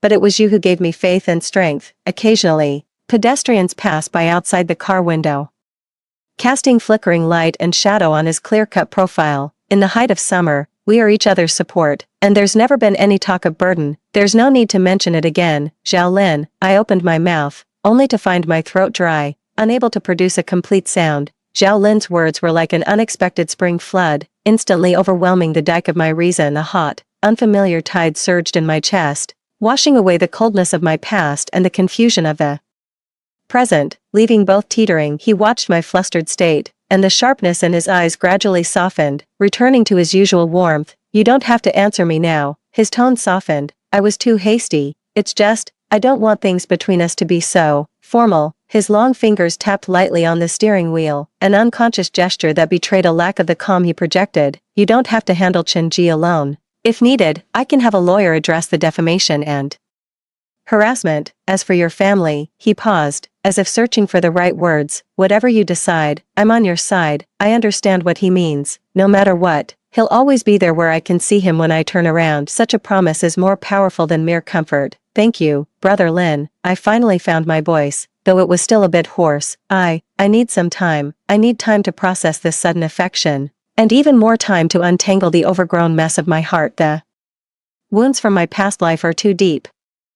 I've almost forgotten how to trust an intimate relationship, and I dare not believe that someone as wonderful as Zhao Lin could belong to me. Of course, Zhao Lin nodded, naturally changing the subject as if he wasn't the one who had been pressing forward just moments ago. School starts tomorrow, and it's not urgent at the company. Take care of your school matters first, and feel free to reach out if you need anything. He got out of the car, walked around to my side, and opened the door for Me, the wind on this early spring night still carried a biting chill. He instinctively stepped sideways to shield me from the wind. Go inside and get some rest. I walked a few steps away, then couldn't help but look back. He was still standing by the car. The streetlight stretched his tall, straight figure into a long shadow. Seeing me turn, he waved, the smile at the corner of his mouth strikingly clear in the night. Back in the dorm, Jiang Mingzhu immediately bounded over like a puppy catching a whiff of gossip, her eyes shining brightly. Xingxia, my cousin, did he confess to you? My cheeks flushed with heat. Don't talk nonsense, I mumbled evasively. I'm not making this up, Jiang Mingzhu whispered excitedly. He sent you away and talked to you alone, and so seriously. I've never seen him look like that before. Come on, tell me, what did he say? I couldn't get rid of her,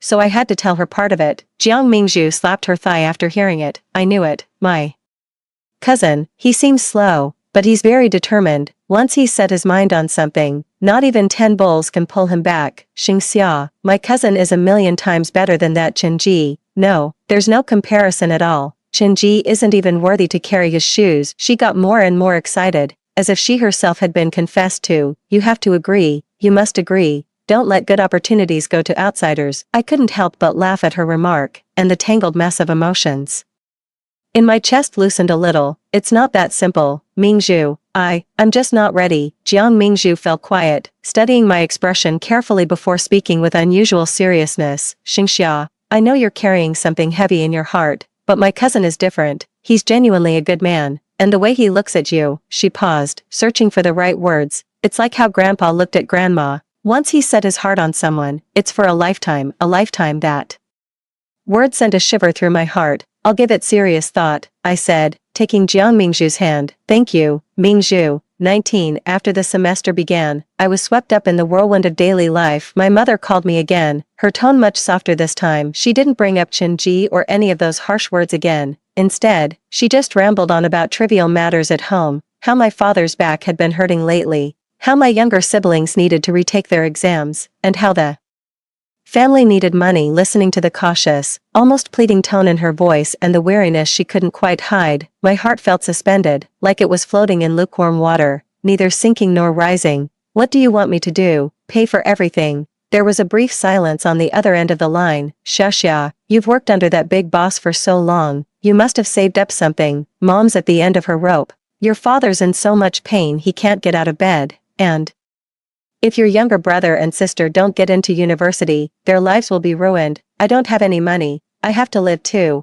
I have to eat. I don't have money to give you. What did you say? Her mother's voice suddenly rose, sharp and piercing. Xingxia, I am your mother. I gave birth to you and raised you. Now you think you're all grown up and have money, so you don't want to take care of the family anymore. Have you no conscience at all? It's happening again. No matter how much I give, a single refusal erases everything. And I'm labeled as heartless or ungrateful. Mom, did you calculate the money I've spent at home over the years? As I asked last time, her mother's lament was abruptly cut off. Xia, what do you mean by this? Do you want to cut ties with the family? Do you think there's anything left in this home, in this family, that's worth holding on to? You want money from me? Fine. Figure out the amount, and I'll pay you back in installments. From this day forward, I have nothing more to do with this family. From the other end of the line came the sound of his mother's ragged, hurried breathing. You're insane. You're trying to kill me. After raising you for over 20 years, this is what I get. This is what you become. The sound of my mother's crying and cursing came through, filled with desperate anger. Fine, I'll calculate it for you.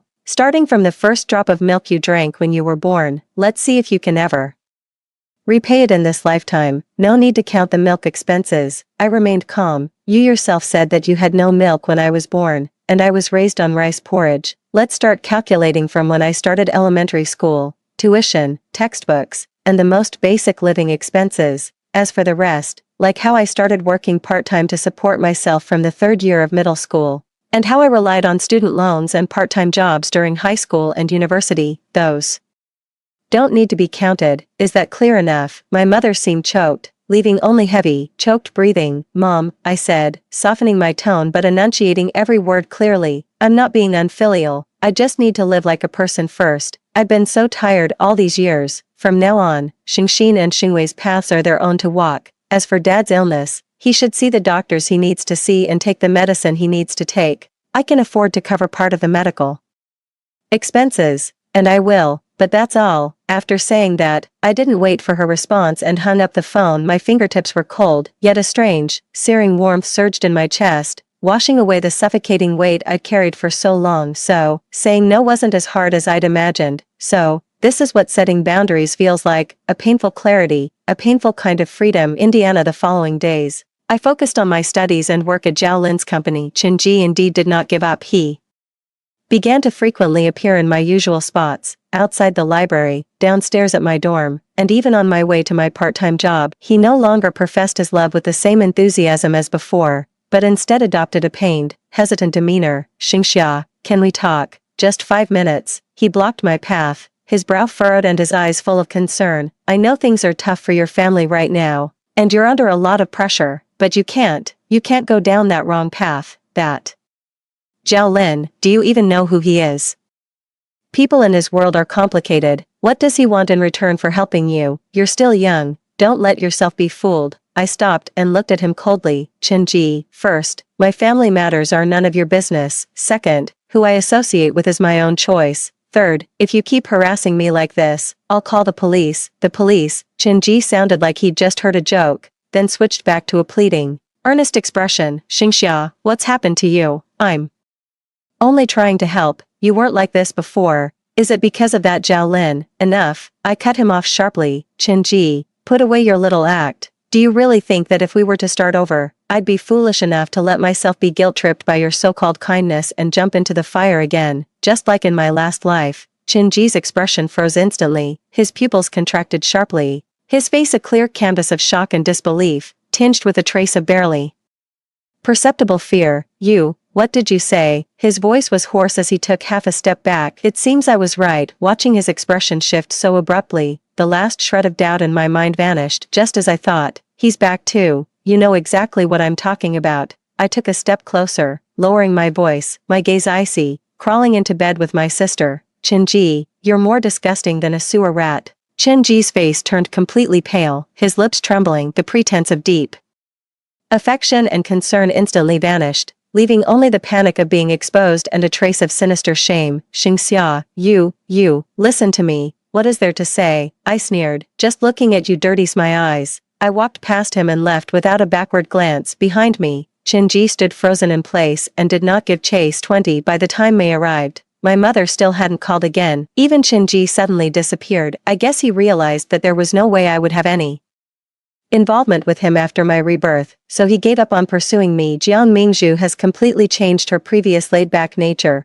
always leaving early and returning late, not knowing what she's busy with. I feel a bit uneasy. Could she have run into that scumbag from her past life? One night, she came back with red and swollen eyes. No matter what I asked, she wouldn't say anything, only that she wanted some peace and quiet. The next morning, she looked pale and her eyes were puffy. Standing by my bed, she seemed unusually energized. I was startled out of my wits. Good heavens, she didn't eat something she shouldn't have, did she? Mingzhu, what's wrong? Are you feeling unwell? Come on, let's go to the hospital. Jiang Mingzhu sat in front of me, her eyes gleaming. Xingxia, let's start a business together. In the cosmetics industry you've been dreaming about. Okay. Her sudden words left me dumbfounded. Jiang Mingzhu continued, you told me about it. You even showed me the proposal.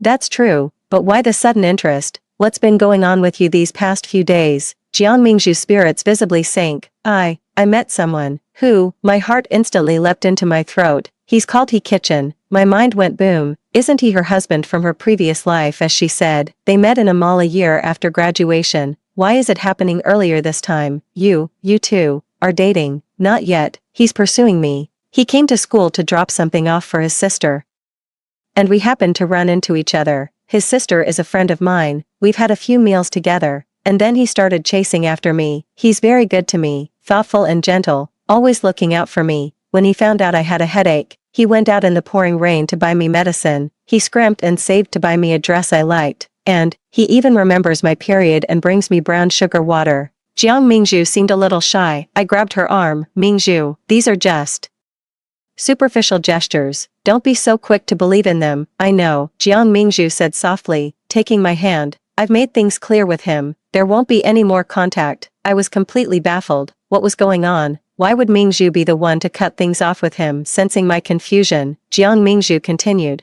I thought he was great too, but yesterday, I saw a girl confessing her feelings to him. He could have just said no, but instead, he told her her face was so pitted with acne it looked like a rotten orange, and that her legs were short and stubby. He made the poor girl burst into tears right then and there. Jiang Mingzhu pursed her lips, her eyes filled with undisguised disdain, and then he had the nerve to say, "What guy would like a girl who can't even take care of her own face, Shenxia? That thing you said to me in the library suddenly popped into my head, you should look for someone who is genuinely good. He was good to me, but seeing how mean and arrogant he was to others, it was just infuriating. I stormed out and gave him a piece of my mind. Every emotion is precious. And who does he think he is to humiliate someone like that?" A huge weight lifted off my heart with a thud, but I still feel really sad. I really liked him. Just as I was thinking of comforting her, Jiang Mingzhu patted my shoulder, her eyes blazing. "Xingxia, let's become partners after graduation. I have the money, you have the ideas, let's work together. I want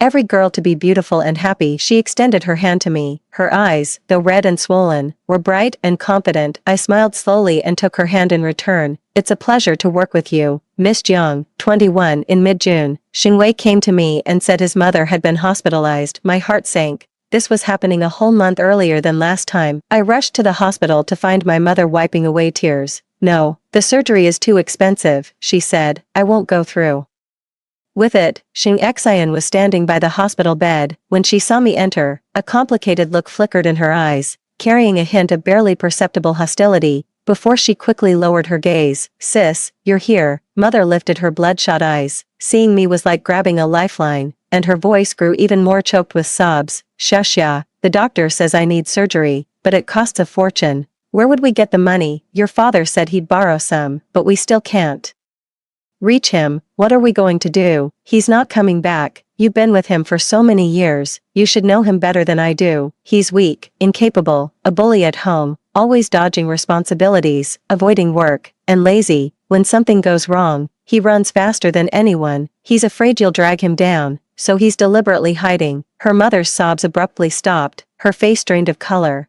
leaving only the ashen look of someone utterly abandoned. Xing Xian suddenly looked up, her voice sharp. "Sister, how can you say such things about Dad?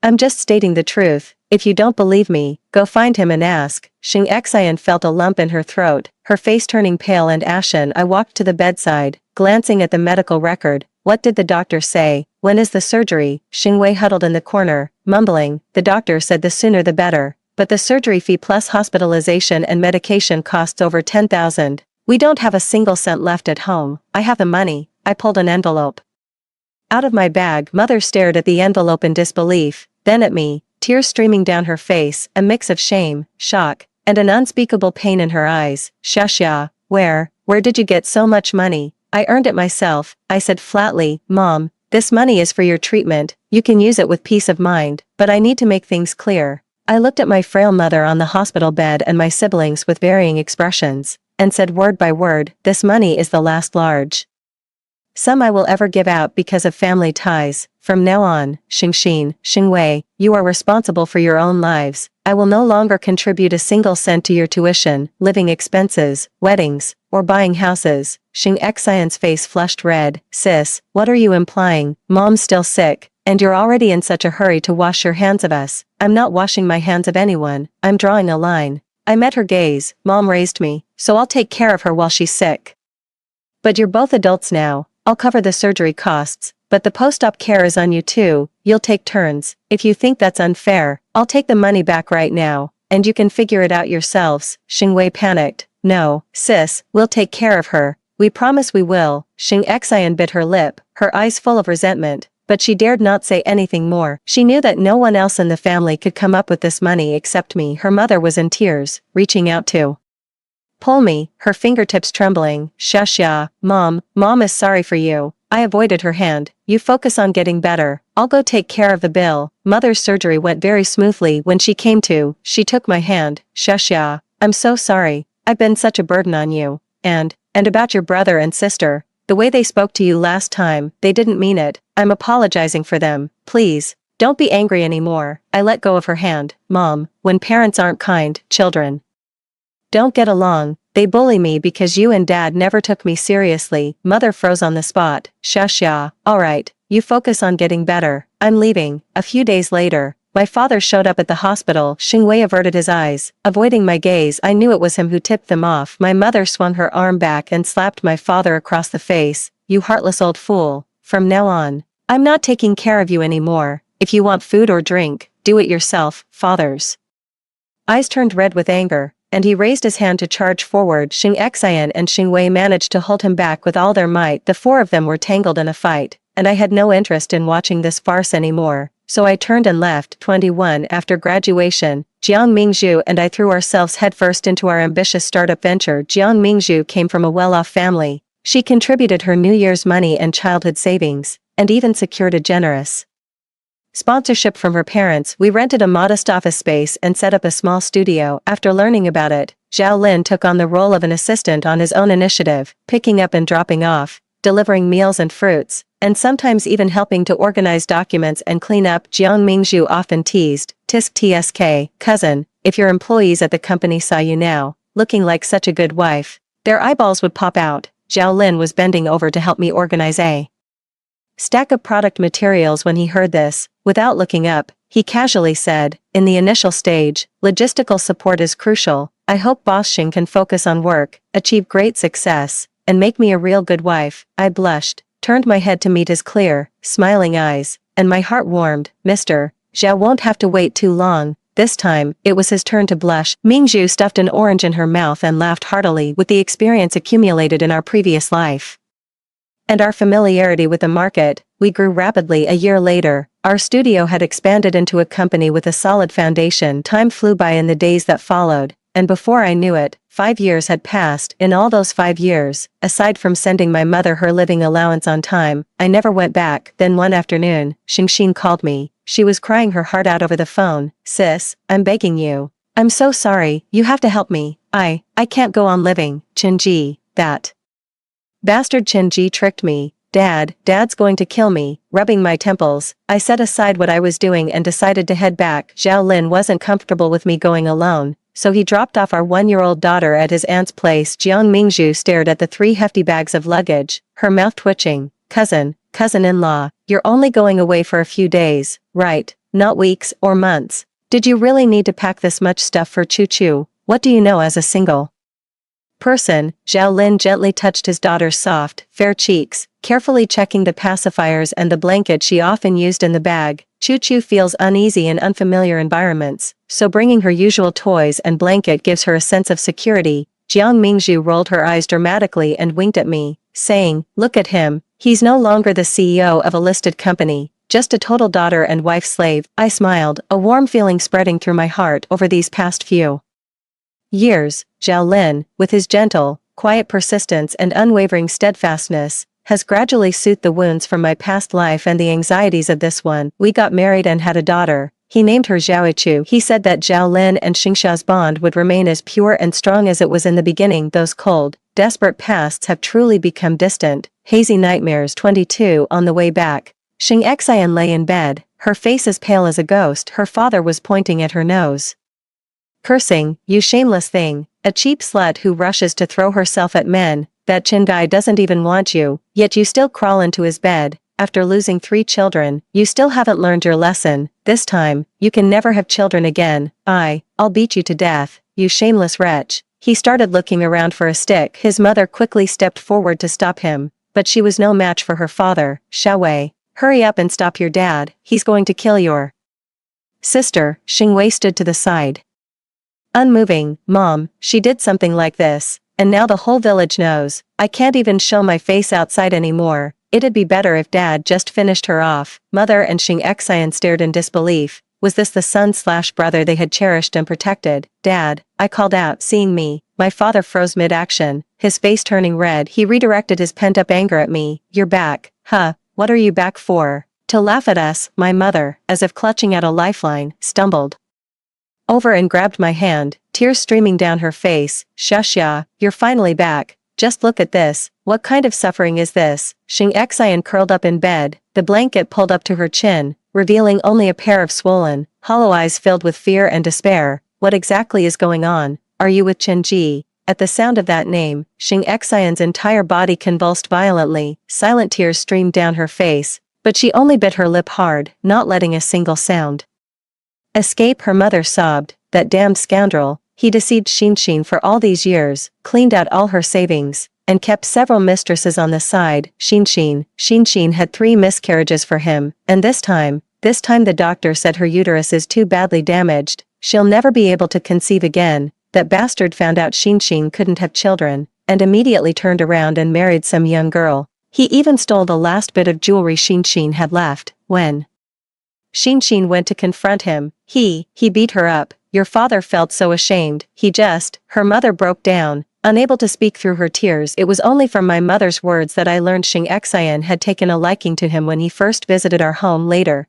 Qinji stopped pestering me. Turns out he had gotten involved with Xing Xian for his sake. Xing Xian dropped out of school and followed him south to find work. Just recently, Qinji got into trouble down there, and the 2 of them had to sneak back home. Xing Xian discovered she was pregnant again. She tried to force Qinji to marry her, but he refused. He slapped her to the ground, and blood spilled everywhere. The doctor said she could no longer bear children, so Qinji stole her jewelry and married someone else. I closed my eyes. In my past life, Xing Xian had slept with Qinji. Not long after I found out, he dumped her. In this life, without my interference, they boldly entangled themselves together, resulting in an even more tragic outcome. Karma comes full circle, and retribution is swift. Did you call the police? I asked. The room fell silent for a moment. The father stiffened his neck. Why call the police? Isn't it embarrassing enough? Embarrassing? I looked at him, my eyes sharp. Qinji has committed fraud, sexual assault, intentional harm, and theft. Which one of those isn't enough to land him in serious trouble?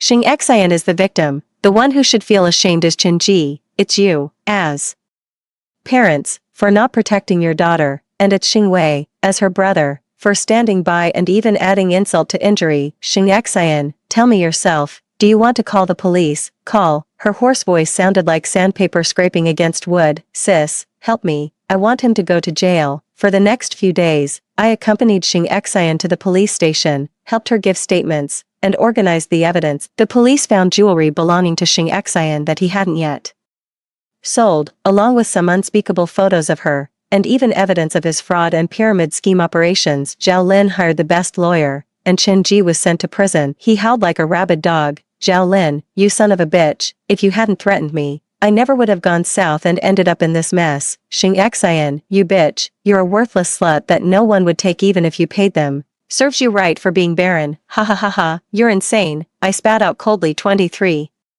Once the matter was settled, mother seemed to have aged years in an instant. She covered her face and sobbed. Thanks to you, Xia, mom was wrong before. Can you not be mad at mom anymore? Let's live well together. I sighed, feeling a mix of bitterness and swelling in my heart. Mom, some wounds can't be healed. There's too much between us. Let's just keep a distance and live our own lives. From now on, I'll send you a monthly allowance. This money is just for you, and how you spend it is your business. Besides that, let's keep our contact to a minimum. My mother opened her mouth, but in the end, she just covered her face and broke into heart-wrenching sobs. On the day I left, Xing Xian walked with me for a while. She had become gaunt, her cheeks hollowed out. Sis, she began, her voice hoarse. Thank you, and, I'm sorry. This sorry is 2 lifetimes too late. What are you planning to do next? I asked. Once I'm better, I'll go out and find work. Xing Xian looked into the distance. I want to go south, far away from here. Don't worry, I won't go astray again. She paused, her voice even softer. Sis, I was so immature and selfish before. I always fought with you, always thought mom, dad, and my brother should revolve around me. Now I realize how much I owe you,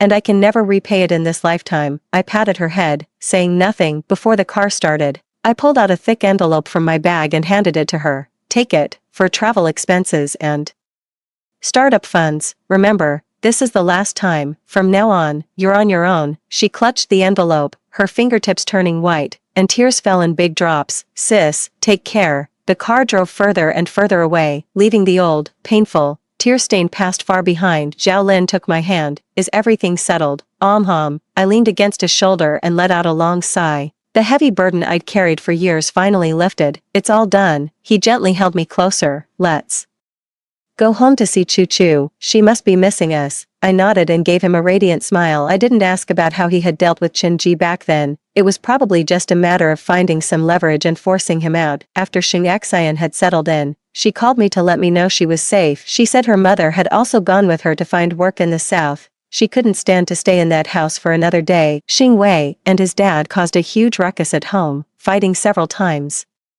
Their mom left them with no money, almost leaving them without food, so they had to go out and find work. I reminded her, take good care of yourself. Yes, sister, you too. 24. Another year has passed. With winter giving way to spring, our studio has grown into a highly influential domestic beauty brand. My partner Jiang Mingzhu and I have become the industry's celebrated twin stars. Jiang Mingzhu is now a decisive and sharp-eyed player in the business world, far from the innocent young girl she once was, and so, amidst her bright and promising future, she finally met someone who was genuinely good. He was an engineer named Zhou Yiming, who she met while donating to a poverty-stricken mountainous region. We met once, and I just found him to be rigid and overly serious, a complete mismatch for Mingzhu's lively personality that was, until the day I happened to see him picking Mingzhu up from work. Jiang Mingzhu stormed out of the elevator in a whirlwind. Teetering on 10-centimeter heels, a half-eaten sandwich clutched in her hand, she barked into her phone as she marched. What? The color variance at the factory is off again. Tell them to recalibrate it. If they can't get it right, their quarterly bonuses are gone. Zhou Yiming stood quietly in the lobby, holding a pink thermos. The moment he saw her emerge, he immediately stepped forward to meet her. The moment Jiang Mingzhu saw him, her ferocious expression vanished instantly, though her brow remained furrowed. What are you doing here again? I told you the meeting would run late today. Zhou Yiming didn't say a word, simply unscrewed the thermos and handed it over. The sweet aroma of red dates and goji berries wafted out. Have a drink. You said your throat was sore this morning. Jiang Mingzhu took it and sipped, her brow relaxing slightly, though her words remained sharp. So annoying. I'm not a child. Zhou Yiming took her bag, then reached into his own canvas tote, emblazoned with the XX Research Institute logo, and pulled out a pair of pink, fluffy, rabbit-eared indoor slippers. Change your shoes. He crouched down, placing the slippers at Jiang Mingzhu's feet. Those heels of yours are too high. They're bad for your ankles and lower back. I've read the literature. Wearing them long-term can lead to, alright, I get it, Dr. Zhou. Jiang Mingzhu felt a bit embarrassed and quickly kicked off her high heels, slipping into the slippers. The pink rabbit ears on her slippers twitched with her movements, creating a striking contrast with her sharp, professional outfit. I hid behind the pillar, trying hard not to laugh until my stomach hurt. Zhou Yiming stood up and studied her face carefully. Did you skip lunch again? I did. A sandwich. Jiang Mingzhu waved the pitiful half-sandwich in her hand. Zhou Yiming's brow furrowed instantly, as if he were confronting a lab specimen that refused to follow protocol. He then pulled out a lunchbox from his canvas bag like a magician. I brought you some pork rib and lotus root soup with multigrain rice. It's still warm. Let's eat before heading back. Finally, Jiang Mingzhu couldn't hold back a little, her lips twitching upward before she quickly suppressed it, and she said fiercely, let's go, to my office. Zhou Yiming carried the lunchbox and her bag, turned around, and headed straight for the elevator, his steps steady, his back straight. His serious demeanor didn't look like he was going to deliver lunch. It seemed more like he was on a national scientific research mission. Following behind him, Jiang Mingzhu took a few steps, suddenly turned her head, and accurately spotted me hiding behind a pillar. She stuck out her tongue at me and mouthed silently, what are you looking at? I walked out with a smile and gave her a thumbs up. Watching Zhou Yiming press the elevator button with meticulous care, the doors opened, and he stepped aside to let Jiang Mingzhu enter first, then followed her in. In the moment of turning, he gently reached out to steady her arm. Worried she might lose balance in her slippers, the elevator doors slowly closed, and the last scene captured was Jiang Mingzhu looking up to say something to him, while he listened with a slight tilt of his head, his profile softened by the light. Where is the rigidity? It's clearly meticulous and detailed, a different form of romance. Later, I asked Jiang Mingzhu what she saw in him. Jiang Mingzhu swirled her wine glass, her face glowing with a tipsy smile. Xingxia, you know, there was this one time when we went hiking, and my shoelace came undone. He crouched down to tie it for me. After he finished, he looked up at me with such seriousness and said, based on the principles of mechanics and your gait, this knot is the least likely to come undone and won't press on the blood vessels on your instep. I almost died laughing, she said, her eyes sparkling, but later, every time my shoelace came undone, he would crouch down and retie it using that most scientific method. He doesn't say sweet nothings, but he treats my health and comfort as a serious subject to study, putting in the effort like he's conducting an experiment to take care of me. That's so much more meaningful than 1,000 I love yous, she concluded, her tone more grounded than ever before. Indeed, some people say love with their words, while others show it through their actions. Zhao Lin was the latter, and so was Zhou Yiming. I looked up, my eyes curving into a smile as I saw Zhao Lin waiting at the door, holding our daughter. Given a second chance at life, the height of summer finally bore its fruit. Jiang Mingzhu had truly become a radiant pearl. Story 2. I married my childhood sweetheart with a limp. Before the wedding, he vowed to repay my kindness. The limp came from saving his life. After marriage, he resented me for forcing the union, believing I'd torn him from his true love. His hatred ran so deep he swore he'd rather be the cripple than wed to me. When I opened my eyes again, I was back at the moment before his car crash. This time, I didn't save him, let him remain that cripple. Jiangxia, the golden boy everyone in the compound admired, became a lame man. The shocking news spread like wildfire throughout the entire building. Mom grabbed my arm. What on earth is going on? You and Jiangxia have been close since childhood. Should we visit him at the hospital? It happened on Mid-Autumn Festival. The Lin and Jiang families were having their customary reunion dinner. Though Mom missed it due to last-minute overtime while waiting for their food, Jiangxia's mother scrolled through short videos with a beaming smile. Suddenly, her smile froze on her face. A short video titled "Someone Else's Admirer" had garnered over 100,000 likes. In the clip, a boy clutched a massive bouquet of roses with an awkward expression. The 3 large boxes behind him were all filled with gift packages. The girl in the white dress played hard to get, her eyes crinkling into crescent moons. Uncle Jiang was furious when he recognized the male lead in the video as his own son. You've grown too big for your boots. Never listening to a word we say. I told you this girl is trouble. Her mother's been with over a dozen men, doesn't even know who the girl's real father is. Jiangxia clenched his phone, shooting me a disapproving look. I smiled without responding. Lin Yin, I know there's some misunderstanding between you and Qian. No matter what, you shouldn't have said those things in front of our parents, after knowing you for nearly 18 years.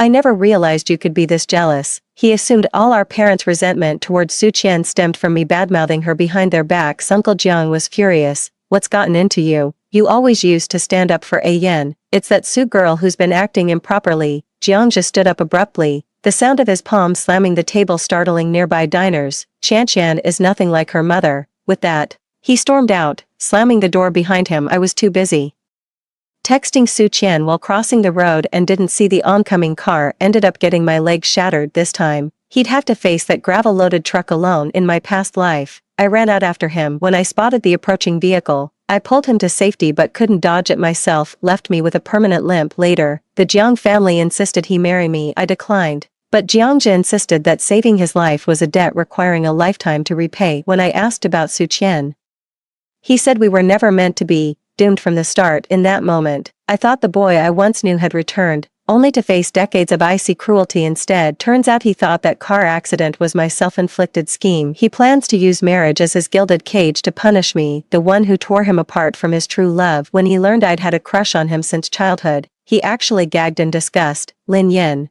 you're downright manipulative. Your so-called affection makes me sick. Even in his final moments, he was begging me, if I could do it over, I'd rather be crippled than ever lay eyes on you again. So when I was reborn, I granted his wish. I sat quietly in the diner and watched that car plow into him. Mom was right all along. We truly knew each other best back then. I vaguely remember it was during kindergarten, when I still lived in the compound where there are people. There's hierarchy, kids are no exception. Those who are articulate and physically strong are natural born leaders among children born quiet and reserved. I was doomed to be at the bottom of the food chain. Nobody included me in their games, but I was always the first scapegoat when trouble arose. My pretty new hairbow got borrowed by an older girl the very first day I wore it out. That borrowing lasted over 3 years. Things got slightly better after Jiangxia moved in. He couldn't speak Mandarin properly, always mixing up 4 and 10, South and Orchid. He'd get laughed at the moment he opened his mouth. That day Jiangxia did exceptionally well in kindergarten and earned 3 little red flowers. He sat obediently on the doorstep waiting for his parents, while the chubby kid next door eyed him with disdain. Country bumpkin, repeat after me. 4 is 4,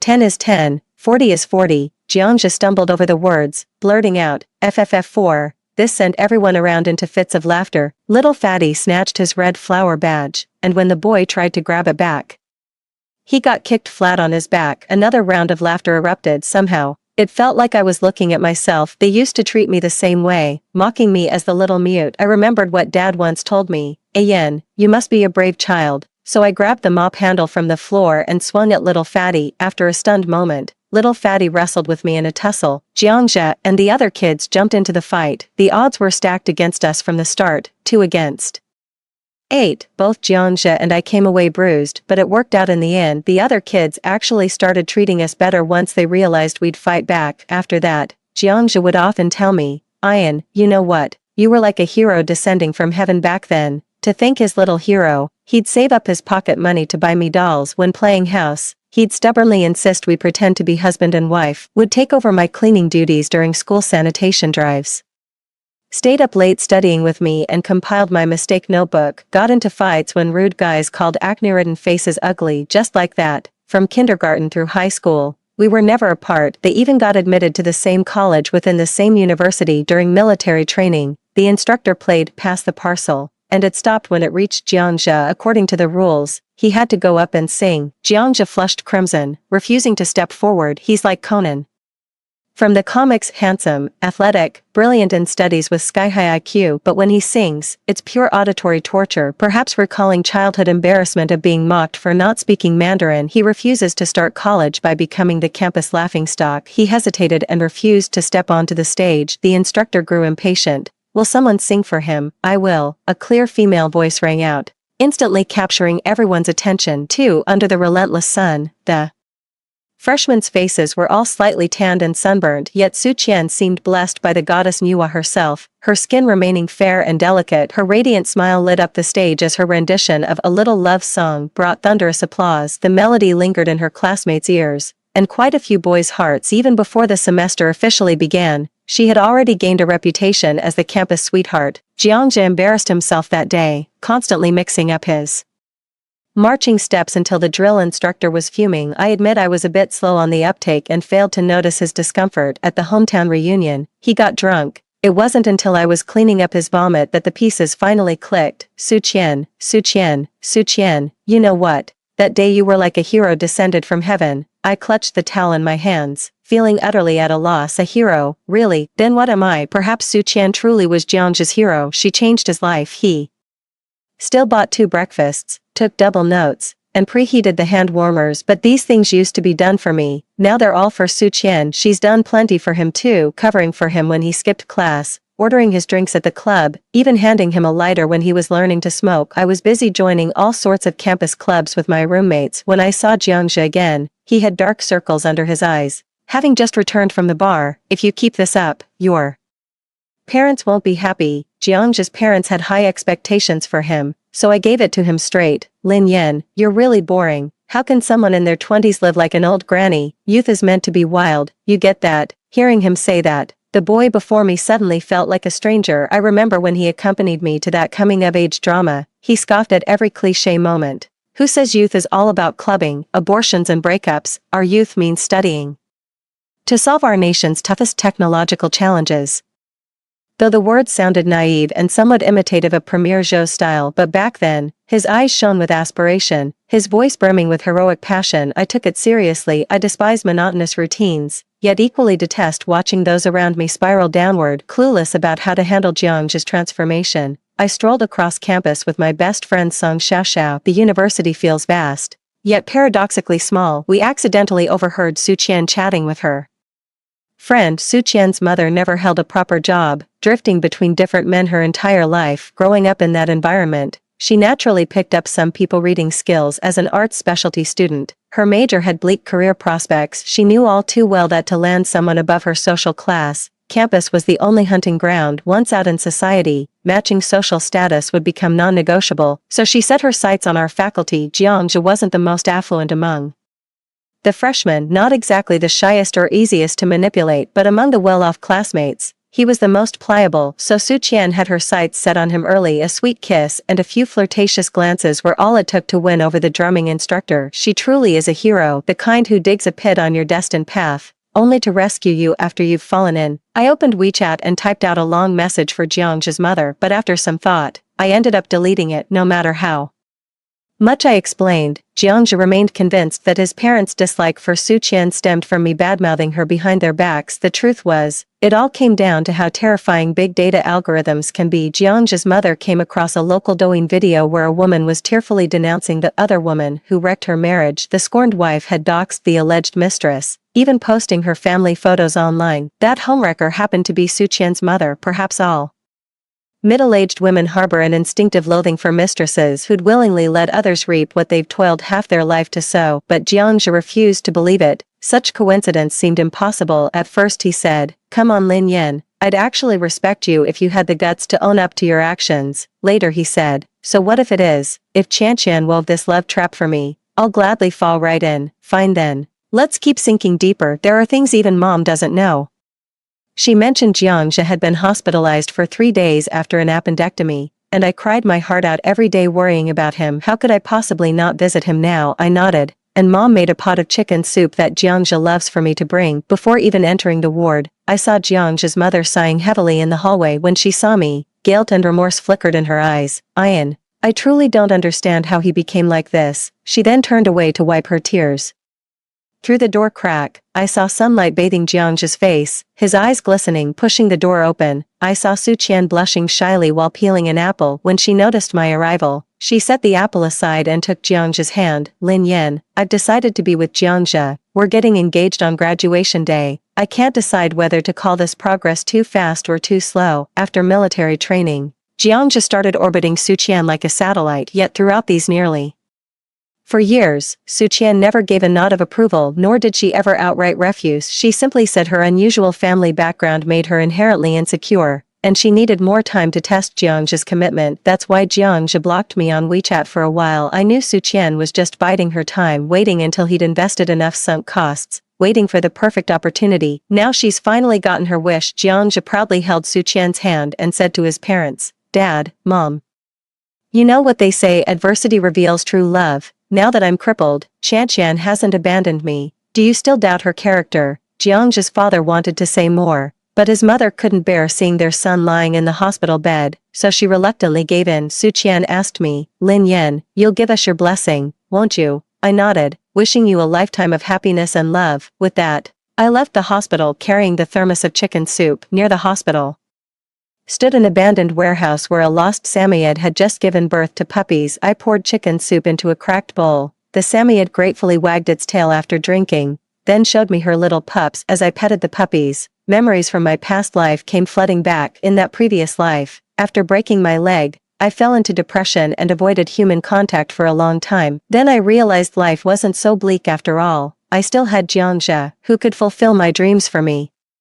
So I tutored him in English, helped him prepare for the GMAT, and polished his presentations. In the end, he received an acceptance letter from Stanford. After several years of advanced studies in the US, he became a rising star in his field. Not only did he return to his homeland, but he also brought back an entire research team. He overcame critical technological challenges in semiconductors, breaking the West's stranglehold on the industry. His name appears frequently not just in academic journals, but also in news headlines. Golden Boy falls short of describing him. Some even hail him as a national hero of the new era. His only regret was probably marrying me and losing Su Qian. Jiangzhe somehow heard about Su Qian's wedding and drank himself into a stupor alone, limping around. I made him sobering soup, only for him to slap it onto the floor. "Lin Yan, you must be thrilled now. Huh? Qian and I will never be together. You won. Happy now. If I could do it over, I'd rather die than owe you my life." I probably should have cried then, but years of numbness left me dry-eyed. I just kept wondering, what if I hadn't chased after them that day? I've never really put much stock in fortune-telling or prophecies because I believe the future exists, but it's not set in stone. Every possible future is shaped by human choices. Fortunately, I now have ample time to see what kind of life Jiangzhe would have lived under different choices. In this second life, many things have changed, yet some remain the same. I'm still working hard on my English, asking professors for recommendation letters, and taking exams. Only this time, it's all for myself. Since leaving the hospital, I haven't seen Jiangzhe again. I'm swamped, but he's even busier than me. Su Qian's mother was drowning in gambling debts, having finally hooked a cash cow. How could she let him slip away before even getting engaged? They made outrageous demands, $188 million in bride price, a fully paid luxury apartment solely under Su Qian's name. Jiangzhe's parents refused, And their first meeting ended in bitter disagreement. Su Qian sobbed, saying Jiang's parents looked down on her and she refused to live under their thumb. 3. Jiang outright rebelled against his parents and moved out. While my parents were bragging about my Stanford grad school offer, his parents gained streaks of gray hair over their son's sudden defiance. Later, both our parents found themselves worrying about money. My parents are learning how to exchange foreign currency on their phones so they can send me money later. Dad's still considering taking on a side gig since the cost of living abroad is so high. I laughed and said there's no need to go that far. After all, I've got a full scholarship. Jiang's parents finally gave in to their son and agreed to Su Qian's mother's request. They came back saying the previous terms had expired, demanding an additional Mercedes-Benz. I never found out what they ultimately agreed on. All I knew was that Jiang was hosting his engagement party as I boarded my flight to America. I'd taken this exact same flight in my past life, but I was just a supporting character, going to America to take care of Jiang's daily needs. Jiang, holding that acceptance letter, was the real protagonist. The flight to America had Wi-Fi, so I caught glimpses of Jiang's engagement banquet through social media. The engagement ceremony took place at the looming Pavilion Hotel, with its elegantly decorated grand hall. Su Qian's mother had converted the betrothal gifts into cash and piled it all over a table, just to show off. It was a bizarre mix of vulgarity and extravagance, as absurd as Jiang standing there before Su Qian, limping in his suit with an ingratiating smile plastered across his face. Though he remained blissfully unaware of how ridiculous he looked, his classmates called him the winner at life, the flattery turning his face crimson. As the sun rose over the U.S. West Coast, a WeChat notification popped up on my phone.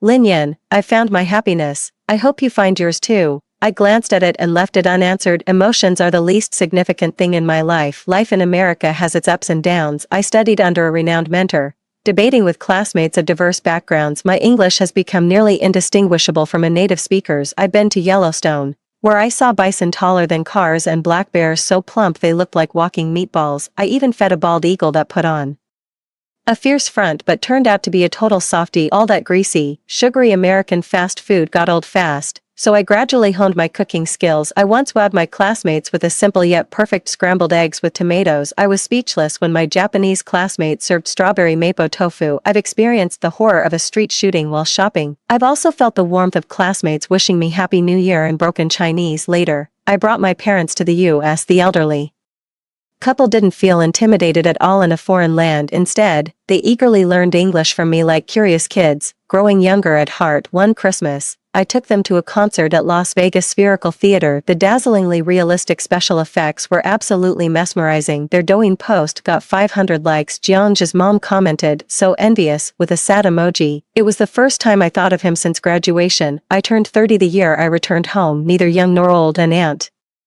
from our old compound suddenly got the idea to organize a gathering. The kids I used to play with are all around my age now. The single ladies were comparing anti-aging products, trying to hold on to the last vestiges of youth. The boys with chubby cheeks aren't faring much better either. Those within the system lament how their predictable lives lack passion. Those outside the system dread approaching the age of workforce obsolescence. Drowning in uncertainty, it's like a walled city outsiders envy those inside, while insiders envy those outside. My alma mater sent me a professorship offer, and I became a professor at the age of 30. I now have my own lab, and my research proposal was approved long ago. Mom was so thrilled she wanted to show off to all the old neighbors. I pressed a finger to my lips in a hushing gesture. Drawing envy from others is never a good thing. The chubby little boy from childhood has grown into a gaunt young man under life's pressures. He said to me sheepishly, Yan, I'm sorry for bullying you when we were kids. Oh man. Seeing you reminds me of that time you fought me over Jiangxia. I never knew where your scrawny little self got all that strength from." At this point, Auntie Zhang from next door chimed in. "Oh yes, when you kids played house, Yan and Jiangxia always ended up as the married couple. If we didn't let Jiangxia marry you, he'd throw himself on the ground kicking and screaming. When are we finally going to get that wedding invitation?" Mom awkwardly pulled Auntie Zhang aside. "Jiangxia's actually been engaged for a while now. Our Yan has a boyfriend now too." The private room fell so quiet you could hear a pin drop. "Lin Yan, are you seeing someone?" After a moment, a voice came from the corner. I glanced sideways and saw him in a black jacket, looking disheveled with his head hung low, as if trying not to be noticed. But I knew, it was Jiangxia. Back then, everyone believed modern medical technology was advanced enough that no one would be crippled for life. In my past life, I thought the same way, but the leg never healed properly. Jiangxia limped toward me with his bad leg. His eyes were bloodshot, burning with intensity. His lips parted slightly, then quickly sealed shut again. After repeating this 4 times, he only managed to mutter, "Thank you." Then he poured himself a full glass of baijiu, downed it in one gulp, and slammed the cup heavily onto the table. He limped out of the private room. His figure gradually blended into the crowd. It suddenly struck me that he was no different from the passers-by on the street, just as ordinary, just as we won't cross paths again. During my 8 years in the U.S., I experienced firsthand how inefficient and lazy American cops can be. Any random auntie from the neighborhood could out-investigate those pot-bellied officers by miles. Take my mom, for example. After the party, she eagerly pulled me aside to gossip about Jiangxia and Su Qian landing a job in our field. Isn't hard, just graduate successfully and you're set. With some luck, fresh graduates can land a monthly salary around 10K. That's pretty decent for ordinary folks who keep their feet on the ground. But Su Qian refused, believing that starting a business was far better than working for someone else. She persuaded Jiangxia to open a restaurant together, only for the pandemic to hit shortly after their grand opening. With dine-in services banned, customer traffic plummeted. Sometimes they couldn't make a single sale for 3 straight days. Yet utility bills and rent payments couldn't be delayed even for a day. Every extra day open means deeper losses. After struggling for 4 months, Jiangxia had no choice but to sell the shop. All told, the losses came to about $500,000. Su Qian claimed live streaming sales were a gold rush, with nightly earnings in the tens of thousands. The two of them jumped into live streaming with unstoppable energy. Honestly speaking, Su Qian is genuinely good-looking with her looks, singing talent, and conversational skills. Her account gained traction fast. In less than 3 months, they'd already amassed nearly 300K followers. They often post cute couple skits that go viral pretty easily. Su Qian knew better than to cash in too soon. She started with basic brand deals to build her following. She only started live streaming sales after hitting 5 million followers, just as she predicted. Pulling in tens of thousands per night became effortless. At their peak, they could afford to buy a luxury flat outright in just half a month. Later, professional fraud investigators set their sights on them, alleging that their bird's nest product was just thick sugarcane syrup posing as the real thing. The feud escalated into a prolonged online war of words between both parties. The official appraisal report confirms the whistleblower was right. Selling counterfeit goods, especially when it involves food safety, is no trivial matter. Either compensate tenfold for the fake product. Failure to compensate may lead to criminal charges. The more they sold, the more they lost. Jiangxia's parents' hair turned completely white during that period. In the end, the elderly couple had to sell their house and empty their life savings to help Jiangxia plug this financial black hole. Jiangxia and Su Qian began blaming each other. Su Qian called Jiangxia useless, saying if he had any social skills, they wouldn't be losing money like this. Jiangxia accused Su Qian of being irresponsible for not vetting the products properly. The two grew increasingly distant. Jiangxia was broke, but Su Qian still had her looks going for her. Before long, through her mother's introduction, she hooked up with an overweight tycoon pushing 50. The portly man spared no expense showering her with money, so Su Qian happily bid Jiangxia farewell. They'd only been engaged, no marriage certificate, no children, making their split clean and uncomplicated. Putting it nicely, it's still their first marriage. This happened 6 years after I graduated with my bachelor's degree. After a period of depression, Jiangxia found a job with his parents' encouragement, but the job market dealt him another heavy blow. The hedonistic lifestyle had made him forget all his professional knowledge. Employers are spoiled for choice with wave after wave of fresh graduates who'd want to hire someone pushing 30 with a blank resume. All the resumes he sent out vanished without a trace, not even an acknowledgement. My methodical classmates have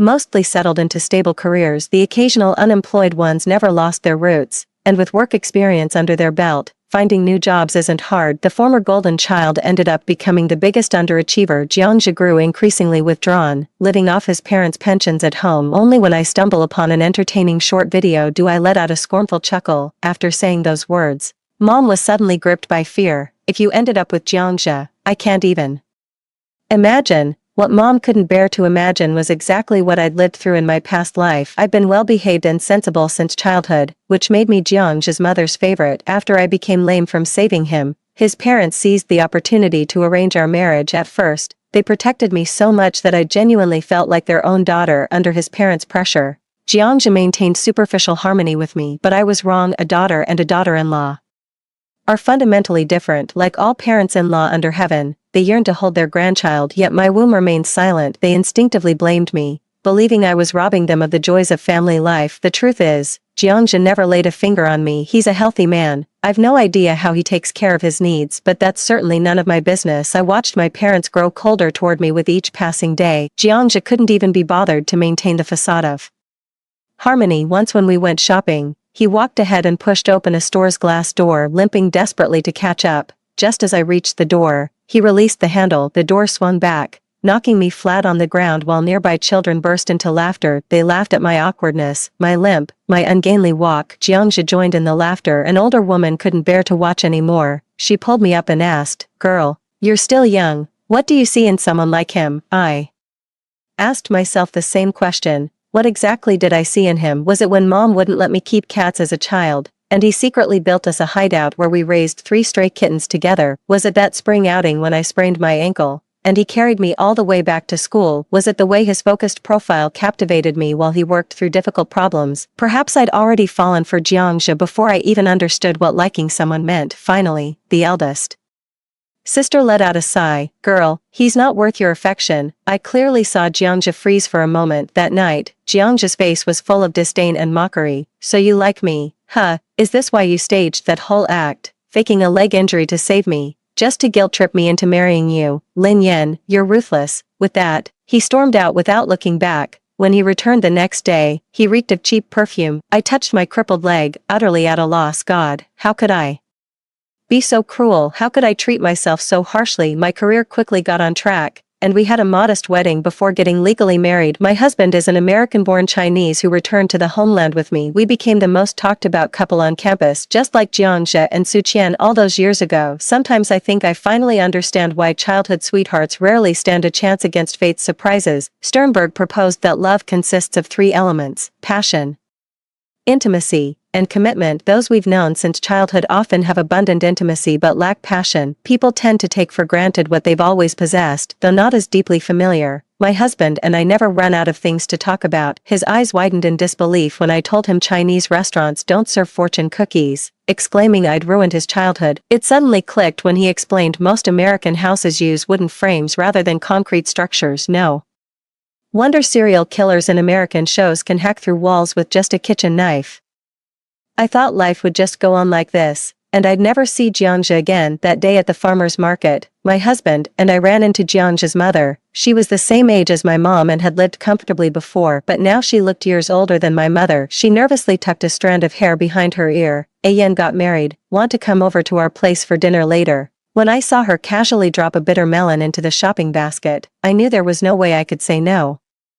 I have rather peculiar taste preferences. I enjoy drinking black Americano coffee. I prefer chocolate with a hint of bitterness over purely sweet ones. Among vegetables, bitter gourd is my absolute favorite. That subtle bitter note feels incredibly refreshing to me. I used to mooch meals at Jiangxia's place as a kid, and my peculiar taste preferences even rubbed off on his mom. Bitter melon became a regular on their dining table. Back then, his parents would say, "Look after Ayan at school, don't let anyone bully her." Jiangxia would shovel a huge mouthful of rice and flex his underdeveloped biceps. "You bet." Jiangxia's father said this was the best way to cure his picky eating habit. On the way home, Jiangxia's mother reminisced about the past. 5. Ayan, you've always been so lovely since childhood. Both his father and I have always adored you. We even planned for you two to study abroad together and return for academic positions, having winter and summer vacations to spend time with family and children. What could be better? It seems he wasn't destined for this blessing. She gave my husband an inscrutable look before exhaling wearily. I reassured her. Please don't say that. Perhaps Jiangxia's fortune lies elsewhere. Truth be told, I've never believed in such notions of predestined fortune. Everyone must face the consequences of their own choices. Jiangxia's family moved into a cramped old house where her husband had to stoop to enter. Upon seeing him, Jiangxia nervously smoothed her hair and wiped her hands on a towel. Then she lit another cigarette. The husband waved his hand. Ayan can't stand the smell of smoke. Jiangxia immediately stubbed out the cigarette in his hand. He kept shifting positions on the sofa, crossing and uncrossing his legs restlessly. This exact mix of awkwardness and insecurity. I've lived through it countless times in past lives. After a long silence, Jiangxia finally spoke. Both of you are top graduates from Stanford. Let me ask you something. Do you think parallel universes exist? Her husband countered. Why bring this up all of a sudden? Lately, I think I've been seeing things that happened in another world. In that world, on the day of the accident, Ian saved me. She ended up with a limp. My husband pressed further. What happened then? Did Ian get to study in America? No, I was the one who went to study. Did you take good care of Ian for her entire life? Jiangxia gazed into his eyes and remained silent for a long while. I hated her for my whole life. The husband quickly responded. A world like that couldn't possibly exist. Ian didn't deserve to suffer like that. Saying Jiangxia hated me for a lifetime in our past incarnation isn't entirely accurate because we never lived what you'd call a full lifetime in her previous life. Su Qian married into a wealthy family, but within a few years, the rich heir grew bored and found himself a younger girl outside. Su Qian lacked the confidence to resist. After all, everything she had came from him. Depressed, she reconnected with Jiangxia. They often confided their marital woes late into the night. At first Jiangxia would sneak off to the bathroom, but eventually he stopped hiding and put me on speakerphone right in front of me. After Jiangxia secured a 50 million yuan research grant, Su Qian finally made up her mind to file for divorce. With that promise in hand, Jiangxia felt reborn, grinning like a kid on Christmas morning. The moment he got home from work, he practically dragged me to the civil affairs office without explanation. Along the way, he whistled cheerfully for the first time in ages, humming a tune under his breath. The youthful spark returned to his eyes, but in the end, we didn't go through with the divorce. As we were passing a construction site, an accident occurred. A massive crane came crashing down, landing right on us. That suffocating sensation of impending death, the crimson haze, the struggle for breath, was utterly unbearable. As consciousness flickered, Jiangxia's voice pierced through the haze. He said he hated me, hated how I'd forced marriage upon him through obligation, shackling his entire existence. I couldn't tell how long my consciousness drifted through that void of darkness. It could have been millennia, or just a fleeting moment. When the crushing weight of earth and stone lifted, I opened my eyes to find myself back at the mid-autumn family dinner table. I never understood why Jiangxia thanked me that day. Was it for standing up for him when we were kids? Should I be thanking fate for granting his wish by never coming to his rescue? But I find myself curiously indifferent to the answer. What difference does it make either way? And so concludes the story of Jiangxia and me. Everything I later learned about Jiangxia came straight from my mother's mouth. She said Jiangxia kept taking civil service exams until 35, but never managed to pass. Eventually, he wasn't even eligible to register anymore. As Zhang's parents aged and hospital visits became frequent, their pensions couldn't sustain his idle lifestyle. He had no choice but to go out and earn money with no other options. He took up food delivery. On his very first day, he got fined hundreds for being late after a customer complaint. He confronted the customer at their doorstep, scared them, and got detained by police for 3 days. After his release, he started working day jobs like the legendary Sanha day laborers, earning a couple $100 for a day's work. He'd coast for a few days before picking up odd jobs again. My husband and I, like Jiangxia in a past life, cracked a major semiconductor challenge. Though we're not particularly interested in making headlines or appearing in the news, I just enjoy taking my parents to explore good eats around town on weekends, savoring all kinds of delicious food. After visiting the 100th restaurant, my husband finally came to terms with the fact that fortune cookies simply weren't available there. Then let's call our daughter Lucky as her nickname. Looking at the tiny, still wrinkled bundle beside me, I nodded in agreement. Though it's not typically a name given to people, but I find it perfectly fitting. How fortunate I am to get a second chance at life. Stepping out from Jiangxia's shadow, meeting him brought her into my life. E&D. Story 2. The junior who had a crush on Zhou Rang left me paralyzed from the waist down. He knelt by my hospital bed, holding my hand with guilt, vowing to care for me forever. Yet later, he was rolling between the sheets with that junior in our own home, and there I was behind the door, powerless to even turn away. After a year of marriage, Zhou Rang's guilt had completely faded. On the slope, he personally unlocked my wheelchair and pushed me into traffic. He only said one thing, "Donga,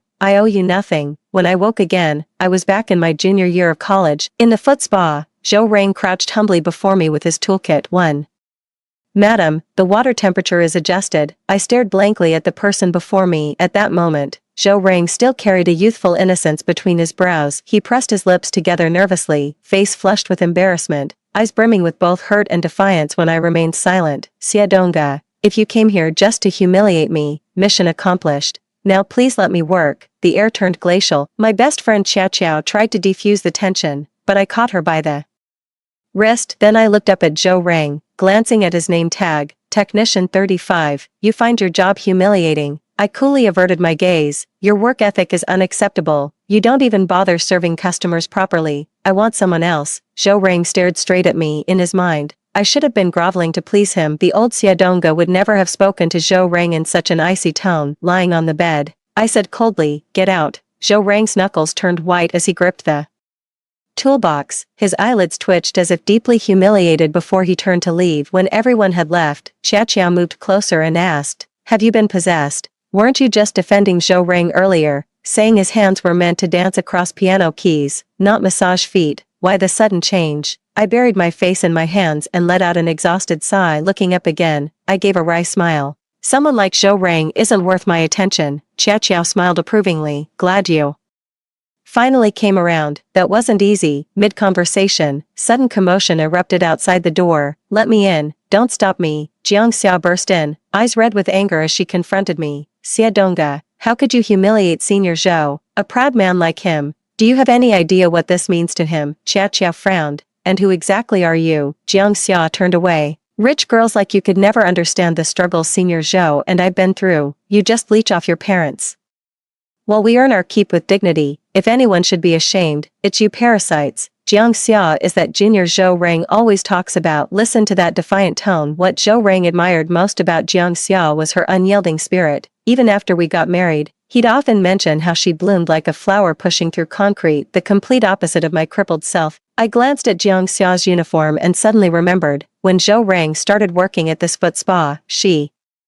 immediately quit her bubble tea shop job and followed him here the next day. I smirked at her. What a coincidence. The parasite you're badmouthing happens to own this place. Consider this your termination notice. You. Jiang Xia's face flushed then paled, panic flashing in her eyes. Zhou Rang rushed over. At the sight of him, her eyes welled up. "Senior, I just wanted to stand up for you. I didn't mean to upset Xia." Zhou Rang stepped in front of Jiang Xia, frowning. "If you've got a problem, take it out on me. Don't take your anger out on others. That's just laughable. Not working during office hours. Think this is your damn living room." I glared at Zhou Rang. "Take it out on you. Who the hell do you think you are? Both of you, pack your shit and get out now. Understood?" 2. I chased after Zhou Rang for 2 years. He's a piano prodigy with slender, dexterous hands that can make even the most ordinary piece sound extraordinary. He played the piano while I danced. We were once considered the perfect artistic duo. The arts have always been an expensive field to pursue. By his junior year, Zhou's family could no longer afford to support his education. He agreed to date me just to stay in school. Blinded by joy,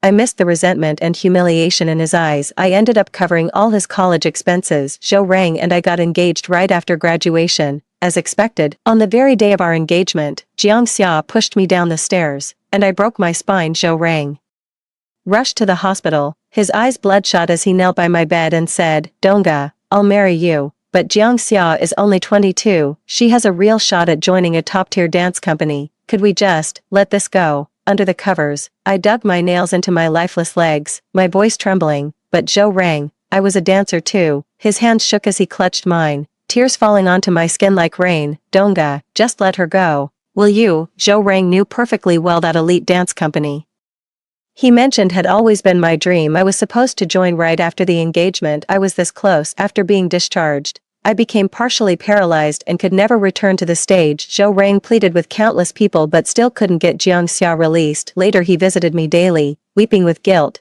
saying it was all his fault that I ended up like this. For the longest time, he never once mentioned Jiang Xia. I thought he had truly moved on. "Donga, I'll take responsibility for you, trust me on this." Zhou Rang gazed at me with tearful, soulful eyes. I nodded, my own eyes reddened. My wedding with Zhou Rang went smoothly. He was genuinely good to me at first, until Jiang Xia showed up at my home trembling with rage. I confronted her. "Shouldn't you be in prison? How is this possible?" Jiang Xia looked down at me with a smirk, holding out my school dance costume and shoes. "Senior, you left something behind," she said. "I'm just returning your belongings." She smirked at my legs. "Though I suppose you don't need them anymore." I lunged at her like a madman, screaming, "How are you here? How are you here?" Jiang Xia took a step back, relishing the sight of me tumbling helplessly from the wheelchair. She batted her eyelashes. "I owe my ability to stand here so comfortably to your dear father." I froze. Zhou Rang happened to return at that moment. He frowned at Jiang Xia before rushing over to support me. With bloodshot eyes, I clutched his hand tightly and pointed at Jiang Xia. "She escaped from prison. Call the police to arrest her now." Hurry, Zhou Rang looked at me with pity. Donga, Jiang Xia didn't break out of prison. Seeing Zhou Rang's calm expression, I completely broke down. He clung to me desperately, urging Jiang Xia to leave immediately. That day I sank my teeth deep into Zhou Rang's shoulder, staining his white shirt crimson with blood. Only then did I realize my father, seeing me so despondent, had feared I might do something drastic. Back then, Zhou Rang was the only one who could bring light to my eyes. And I became utterly dependent on him. Zhou Rang approached my father, offering to marry me and stay by my side for life, on the condition that Jiang Xia be spared without a single blemish on her record. As I was my father's only daughter, his heart softened and he agreed. Later, Jiang Xia returned to campus. Her 2-month disappearance was whitewashed as a study abroad exchange, after which she became a scholarship-winning campus goddess in everyone's eyes. After learning the truth, I cried daily. Consumed by anxiety and insecurity, Zhou Rang treated me even better than before, tolerating all my tantrums without complaint. Over time, I gradually came to believe everything was my fault. Zhou Rang had sacrificed too much. I started walking on eggshells to please him. Jiang Xia never showed up again. In the 3rd year of our marriage, Zhou Rang completely took over my family's company. My father suffered a stroke from overwork and was hospitalized. I kept wanting to visit him, but Zhou wouldn't allow it. That night, they drank until the early hours celebrating Zhou Rang's successful takeover of the company. In the end, it was Jiang Xia who brought him home. In the dimly lit living room, I watched my husband being affectionate with the woman who ruined me. Zhou Rang staggered over and patted my head, saying, "Donga, it's too late. I don't feel comfortable letting Xia go home alone. She'll stay with us tonight." With that, he led Jiang Xia back to their room. A door now stood between us. Inside, laughter and warmth lingered. Outside, only cold desolation remained. 3. The whole campus is buzzing about me finally cutting off Zhou Rang. The forums are flooded with discussions about it. Onlooker 1, bet you anything Xia Donga is playing hard to get. No way she'd give up after chasing Zhou Rang for so long. Onlooker 2, Xia's gorgeous, loaded and talented. Zhou's just a social climber. So what if she was blind before? Our queen's got her vision back now. Melon Observer 3. Seconded, nailed it, Summer Zhou. If y'all got so much free time, go practice your skills. Anybody with eyes can see Zhou Rang Sr. was never into Xia Donga. She threw herself at him but got rejected. That's why she gave up. So cringe. Soon the comment section erupted into chaos, with Summer Zhou single-handedly taking on the entire crowd. Quite entertaining to watch. As I looked down at my phone, a shadow suddenly fell across my view. I looked up to see Zhou Rang staring at me with a stern face. "We need to talk." I grabbed my things and walked away without looking back. Talk to him. I feel sick just looking at him now. Donga. Zhou Rang came chasing after me. Seeing me walk faster, he stood still and shouted, "Xia Donga, don't make me angry, you know what'll happen." I froze abruptly. This was the exact phrase Zhou Rang, who cheated after marriage, always used. Memories of him yanking my hair and beating me flooded back. My body trembling uncontrollably, I turned slowly to find him standing a short distance away. That gaze, it was definitely not the restrained Zhou Rang I knew now. He approached step by step, finally stopping just an arm's length before me. With the same smug confidence as calling a dog, he extended his hand. "Come here." I froze in place while Zhou Rang maintained that faint smirk. After a moment, I lifted my head and took a firm step back. Watching Zhou Rang's stunned expression, I spat out, "Go fuck yourself." I turned and walked away, hearing Zhou Rang grind his teeth behind me. "You'll regret this." Rounding the corner, I slumped against the wall gasping for air, my palms slick with cold sweat. No matter how calm I appeared on the surface, but years of psychological manipulation had wired me to instinctively fear Zhou Rang. I kept telling myself it's a fresh start. Zhou Rang's just a penniless student now, powerless to do anything. Yet this gnawing unease persisted until I heard a hauntingly familiar melody. In its past life, this composition had taken the internet by storm the moment it dropped. Its creator was an obscure pianist who'd lived in a basement for 3 years. The heartbreaking yet uplifting backstory made the piece resonate deeply. But now, the composer's credit went to Zhou Rang. I cursed under my breath. What a scumbag. The pity was, no one else knew how despicable Zhou Rang truly was. According to the timeline from my past life, the original composer only had a rough idea for this melody in their head at this point, hadn't even started writing it down. Even he himself probably felt like he'd had a mental collision with Zhou Rang. As before, this composition grew increasingly popular, With many approaching to purchase its copyright, Zhou Rang suddenly became the golden boy of the entire academy. This composition solved his financial difficulties. Those days of struggling to pay tuition and put food on the table in my past life never returned. Though I despised Zhou Rang's actions, I couldn't produce any evidence and had to watch this scoundrel thrive, for I saw Zhou Rang again 2 weeks later. He played Mariage d'amour under the girls' dormitory under the streetlight. Zhou Rang stood in a tailored suit, his eyes radiating sheer arrogance. The air buzzed with fawning admiration as starstruck girls gasped breathlessly around him. As the song ended, Zhou Rang rose and gazed at the crowd, declaring with theatrical tenderness, "Xia, be my girlfriend." Zhou Rang gazed at Jiang Xia with burning intensity as their classmates erupted in rowdy cheers. From my dorm window, I watched Jiang Xia cover her trembling lips, tears glistening as she nodded fervently. "I do." The two embraced in each other's arms. Zhou Rang spotted me, still holding Jiang Xia, tilting his head up with a smirk before shooting me a knowing eyebrow raise. I rolled my eyes and drew the curtains shut. Zhou Rang and Jiang Xia's romance burned with passionate intensity. They broke into the music classroom at midnight, playing piano and dancing until campus security chased them halfway across the school. Defying school regulations, they took commercial gigs and went viral online, becoming the internet's most envied golden couple. They kissed and took photos atop the piano-shaped stone monument that symbolizes musicians' devotion. Jiang Xia's pale feet rested on the piano keys while Zhou Rang knelt attentively painting her toenails. Of course, none of this had anything to do with me. After rebirth, I cherished every second. The sheer exhilaration of dancing freely with my legs was intoxicating. I started preparing for the dance troupe audition a year in advance. Those sweat-drenched practice sessions in the studio filled me with pure joy and fulfillment. Zhou Rang, Jiang Xia, your misconduct has severely damaged the school's reputation. After faculty deliberation, we're issuing both of you formal warnings. Standing outside the office door, hearing their names mentioned left me momentarily dazed. I knocked gently on the door. The counselor noticed my expression softening slightly.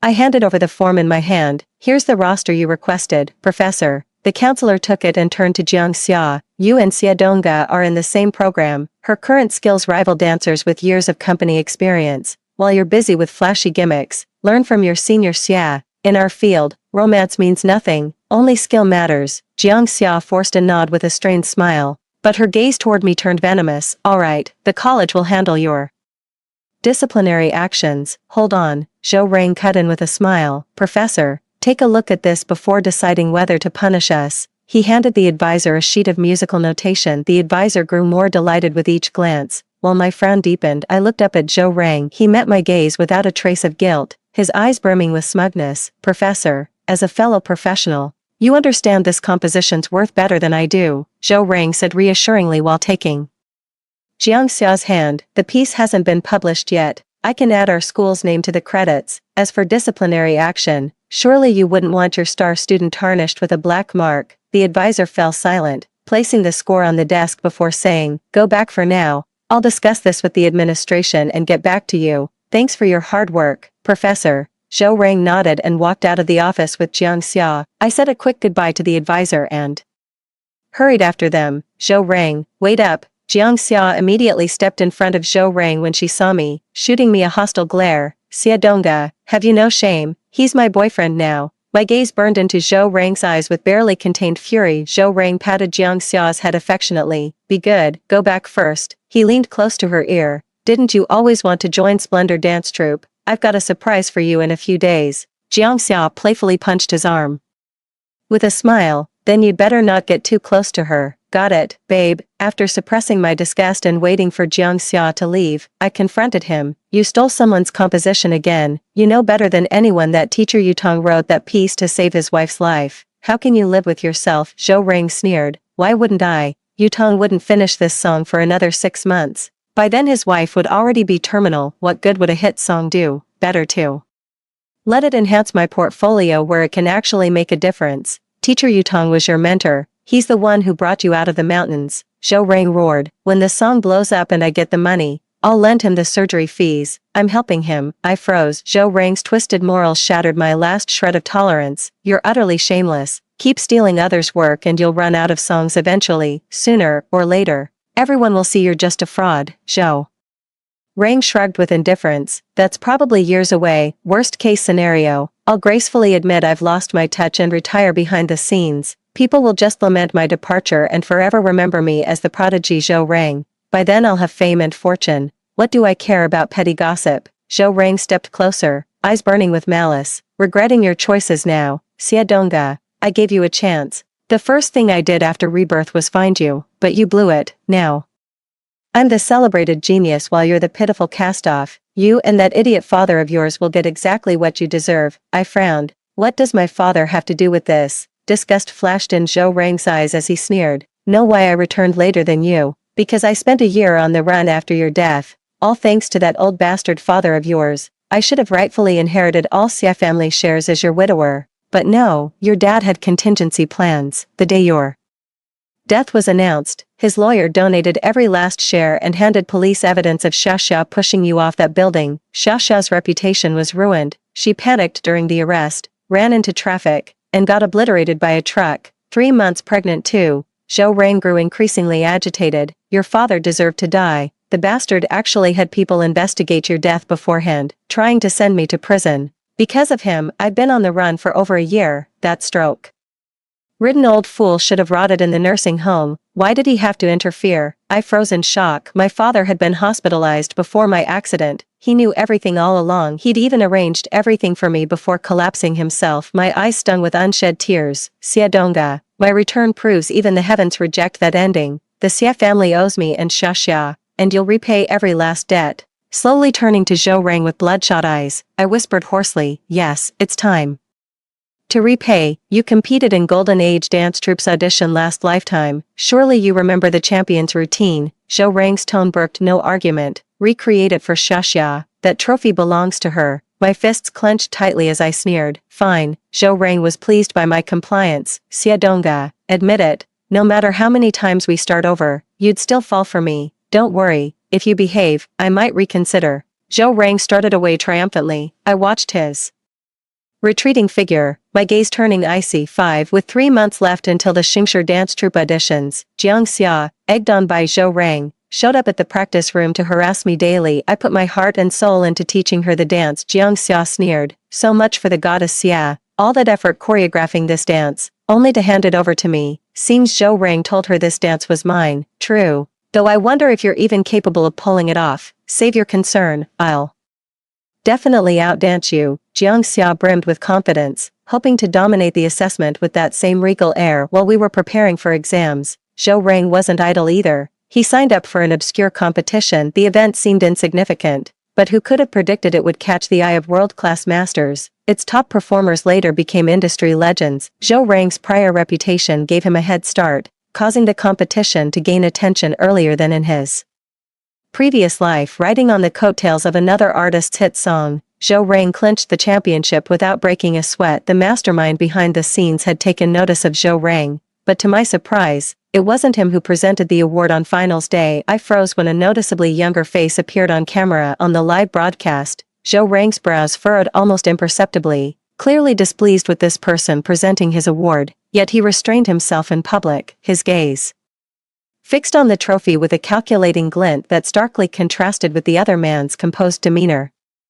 The man turned to Zhou Rang with a smile. I've heard your previous works, each one remarkable. Might I ask you a question? Zhou Rang kept his eyes on the trophy, his tone indifferent bordering on impatient. Go ahead. Unfazed by the rudeness, the man remained courteous. I'm curious about the dramatic emotional shifts in your compositions. Your first original piece radiated hope and passion, yet the second plunged into profound grief. All within a fortnight. What inspired such a stark transition in so short a time? Zhou Rang's expression froze, a flicker of panic flashing in his eyes. Camera flashes bombarded them as reporters scrambled for the scoop. Yet several minutes passed without Zhou Rang uttering a single word. After a pause, his face darkened as he said flatly, creation is deeply personal. I won't discuss it publicly. That question stays unanswered. The man's smile faltered as he nodded understandingly. My apologies, that was presumptuous of me. Fame grants infinite leniency. People instinctively justified Zhou Rang's eccentric behavior as artistic temperament. After the competition,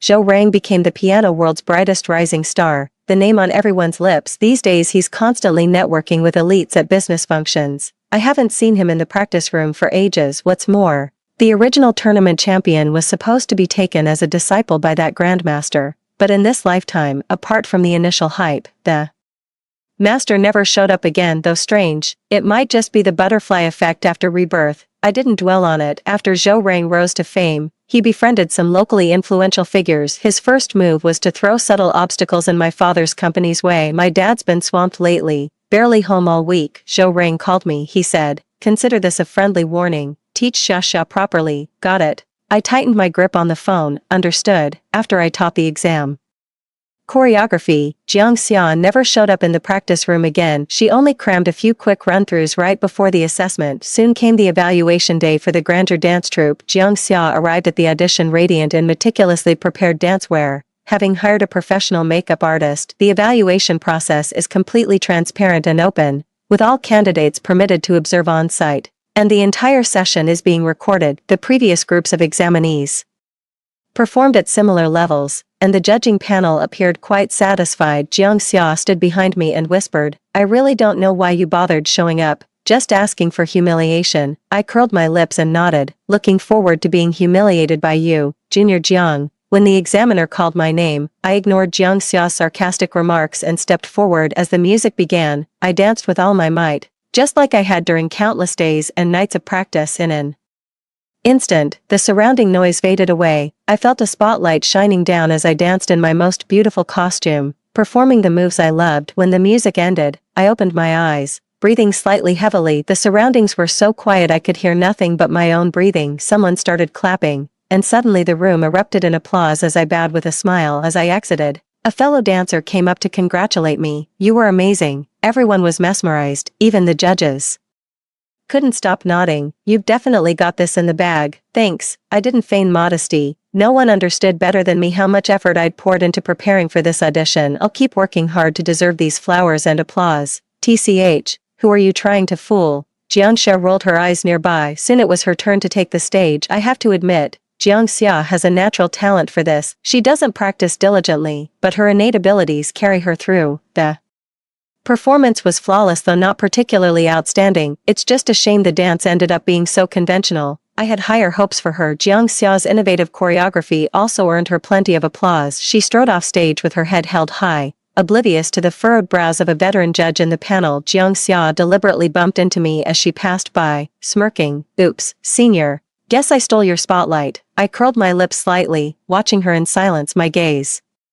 made Jiang Xia visibly uneasy. She scoffed and walked away. My gaze shifted to the judges' panel, where the frowning teacher exchanged a few words with colleagues before their eyes subtly drifted toward Jiang Xia. Jiang Xia, who'd been confident of victory moments earlier, now sensed something amiss and nervously clutched at her skirt. Though all contestants should have been dismissed immediately after performances, we were all instructed to remain. The venue was then sealed off as organizing committee officials arrived. Everyone was whispering and speculating, terrified the matter might involve them. I waited calmly, but Jiang Xia couldn't sit still. She crept up to me and asked anxiously, "Xia Dongga, did you do something?" I smiled. "Jiang Xia, a clear conscience fears no false accusations. Why panic?" Jiang Xia gnashed her teeth. "If you ruin me, Brother Zhou Rang will make you pay." I remained expressionless, ignoring everything she said. The committee members brought computers and kept cross-checking with the exam footage. The atmosphere grew increasingly tense as several teachers glared at Jiang Xia with barely contained fury. Jiang Xia tried to contact Zhou Rang, but her phone had been confiscated earlier, cutting off all outside communication. Half an hour later, the organizing committee immediately declared Jiang Xia's exam results invalid. "On what grounds?" Jiang Xia shouted in protest, her flawless makeup slightly contorted with anger. The committee members couldn't care less about her dissatisfaction and continued, "Not only are your results voided, examinee Jiang Xia will also be banned from all examinations and competitions organized by any institution for the next 5 years. Furthermore, we've already reported this incident to the police. You'll need to accompany us to the station to explain exactly how you obtained the confidential dance routine that hadn't been publicly released." The moment those words were spoken, the room erupted in uproar. Jiang Xia panicked too, her eyes reddening as her voice trembled. "I didn't steal anything. It wasn't me." She turned to me. "I get it now. This is all you're doing." Grabbing my arm desperately, she cried, "It's her. She taught me all these dance moves. Arrest her instead." My eyes welled up. "Junior, you must be confused from panic. This is the first time I've seen you perform this dance. Besides, everyone knows we don't get along." Why would I teach you such a beautiful routine if I knew it, you? Bitch, you knew all along, didn't you? I let Jiangxia push me down weakly. Tears welling up in my eyes. It's okay if you hate me, Junior. It's all the senior's fault. Please calm down. You're scaring the other students. Jiangxia screamed and lunged forward, only to be restrained by security personnel. Other classmates helped me up and comforted me. I wiped away my tears and glanced at Jiangxia with undisguised contempt. The action sent her into another screaming fit, terrified. I hid in the crowd watching her lose it. Just like in my past life, Jiangxia always played the victim. The manipulative games she used on me are now coming back to haunt her tenfold. 6 Since Jiangxia insisted I was the one who leaked the dance moves to her, the organizing committee launched an investigation against me, but they found absolutely nothing. For that, we've got Zhou Rang to thank. To protect Jiangxia from any harm, he privately rented practice studios and destroyed all surveillance footage during their dance training, all to prevent me from proving I taught Jiangxia those moves and stealing her spotlight. Little did he know, this actually played right into my hands. After all, there's no possible connection between me and the secret dance project. While Jiangxia and Zhou Rang were notorious troublemakers school-wide, is there any forbidden place they wouldn't dare to break into? Stealing a dance routine would be child's play for them. Besides, Jiangxia and Zhou Rang are constantly featured on the forum's front page together with me. The committee could easily find out we've been at each other's throats, which only proves Jiangxia's desperate measures, like a cornered rat biting wildly. As for me, I've been the victim through this entire ordeal. This incident has serious consequences. Jiangxia got expelled and now faces potential jail time. Xiedonga, you set me up. Zhou Rang cornered me on the street, the bloodshot eyes betraying how tirelessly he'd been running around for Jiangxia these days. I chuckled. How could that be? I followed your instructions to the letter. Zhou Rang fumed. I asked you to help Xiaxia win first place. Is this how you assist her? I watched him like a circus monkey. Since when did thieves become picky? You've stolen the grand prize this time. Why aren't you celebrating? Xiedonga, you'll pay for this. Zhou Rang stormed off in a rage. I took out my phone and made a call. Initiate the plan. After that day, Zhou Rang grew desperate. He began shuttling between high-end business clubs, scrambling to expand his connections. Finally, at a grand banquet, Zhou Rang hooked up with a female tycoon. This businesswoman was a renowned entrepreneur with fortunes beyond counting. Through her, Zhou Rang gained access to high society circles. Rumor has it their latest amusement involves the crowd drinking and chatting while Zhou Rang plays music in the background. Those who fancied could even step up for a hands-on try. Zhou Rang could only force a smile while catering to the sugar mommies and wealthy benefactors. When Zhou Rang felt he'd grown close enough to his patroness, he seized the chance to ask her to clean up Jiangxia's mess. To his shock, the patroness flew into a rage, calling him an ungrateful wretch who couldn't distinguish master from servant. Daring to mention his mistress before his benefactor, Zhou Rang turned pale with fright and hurried to placate her. I laughed so hard my stomach hurt when I heard this. How did I know? Because that wealthy lady is my aunt. Sweetie, how much longer are we keeping up this act? That pretty boy annoys me. His shady intentions are written all over his face. So tiresome, my aunt complained while lounging on the sofa. I lowered my gaze. Indeed, Zhou Rang's thoughts were always written all over his face. Only someone as blind as my past self could have missed it. Almost there.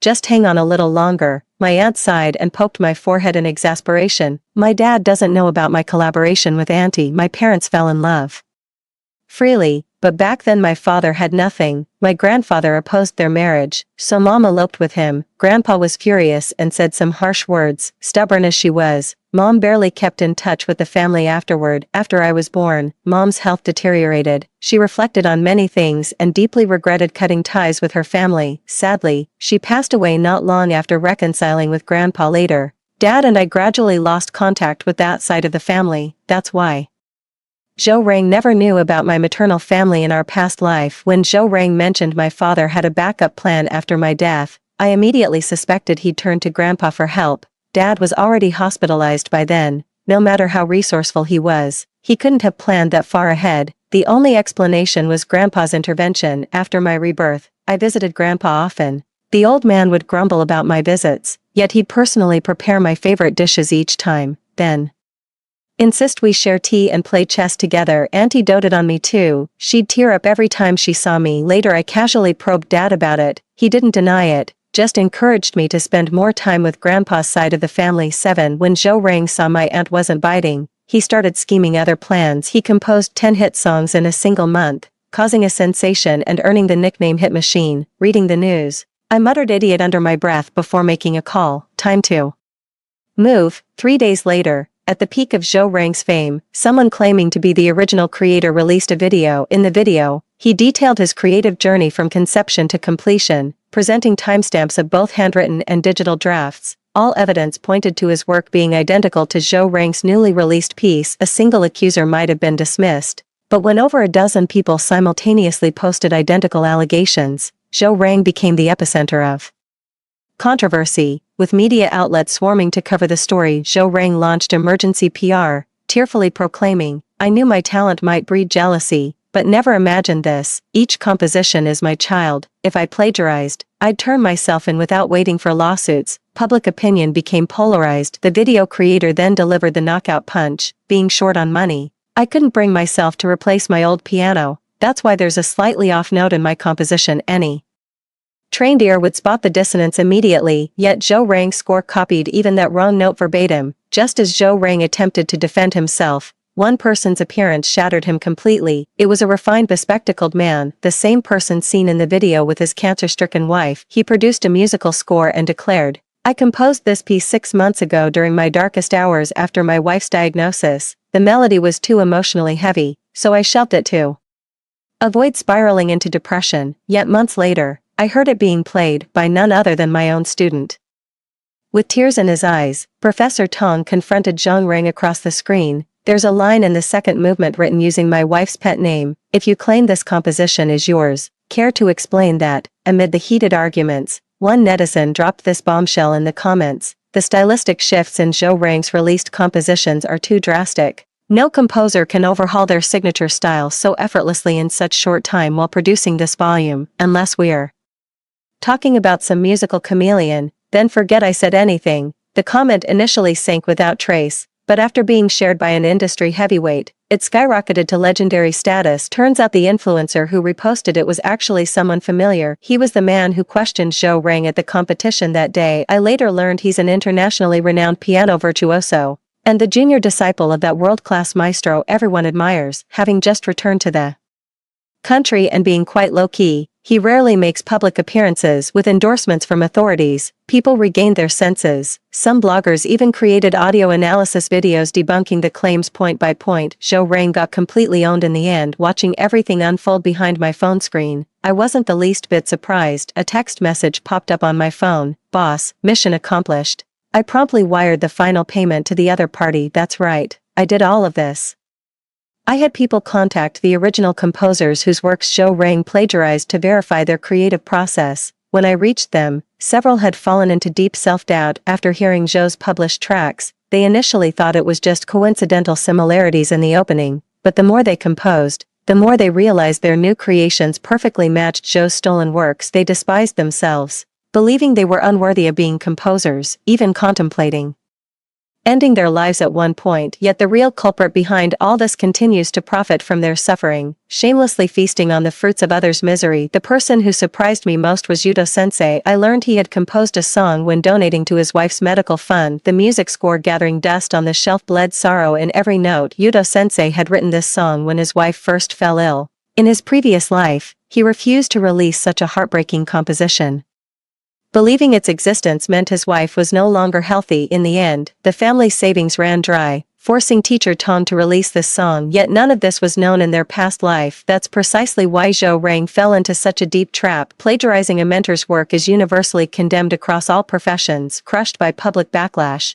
Zhou Rang fell from grace overnight. He was utterly finished. The last time I saw Zhou Rang was at a nightclub owned by my grandfather. My aunt was just promising to gift me the club for my birthday when commotion erupted in the opposite room. A disheveled woman burst out, followed by a man clutching his hand. "Zhou Rang, have you no shame? That old man could be my father." Jiang Xia rushed out brandishing a fruit knife, her makeup smeared, collapsing to the ground in tears of utter despair. Meanwhile, Zhou Rang stood drenched in sweat, pressing his bleeding wrist as crimson trickled down. "It seems I'll never be able to play the piano again." I signaled the manager to clear the room and learned the reason behind it. Jiang Xia served a year in prison for what happened back then. After her release, Zhou Rang found her and introduced her to a big shot he used to know. Who would have thought that tycoon was nearly 60? Jiang Xia couldn't stomach it and ended up stabbing Zhou Rang with a fruit knife from the table in a fit of rage. Hearing this, I took a step back. Xiao Wang, we need to call the police, our establishment is a legitimate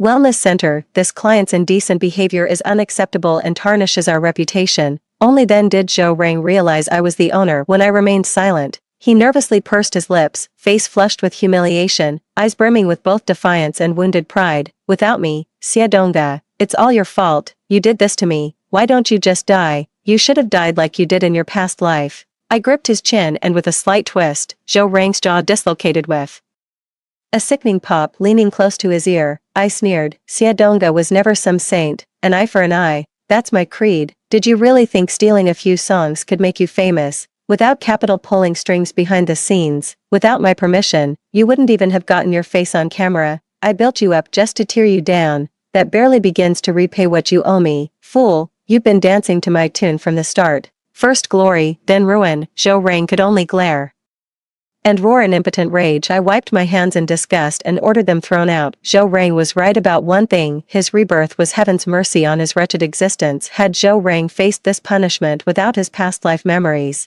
he'd still be playing the innocent victim. Perfect. Now he'll carry the weight of 2 lifetimes, drowning in eternal remorse. By the way, his plagiarism case was soon adjudicated with a heavy sentence, enough to keep him fed for life. I successfully joined the Prosperity Dance Company, becoming principal dancer within 2 years and gracing world stages. The world feels so much brighter without scumbags. Arm in arm with my family, we've wandered every corner under the sun. Story 2. After my husband's white moonlight got married, he jumped off a building. Before jumping, he made a will, leaving all his money to the unborn child in his white moonlight's womb. That disgusting illegitimate child. Even I, the legitimate wife, missed out on all the company's shares, became a worker toiling for the unattainable love. Reborn into this life. Looking at the man before me, a trace of disgust flashed in my eyes. Like playing the devoted man. Huh, then you can go die together with your white moonlight. 1. When I received the news that I was about to become a wage slave, I was so shocked I nearly fainted in the cafe. My husband's white moonlight, my arch-rival Jiang Yu,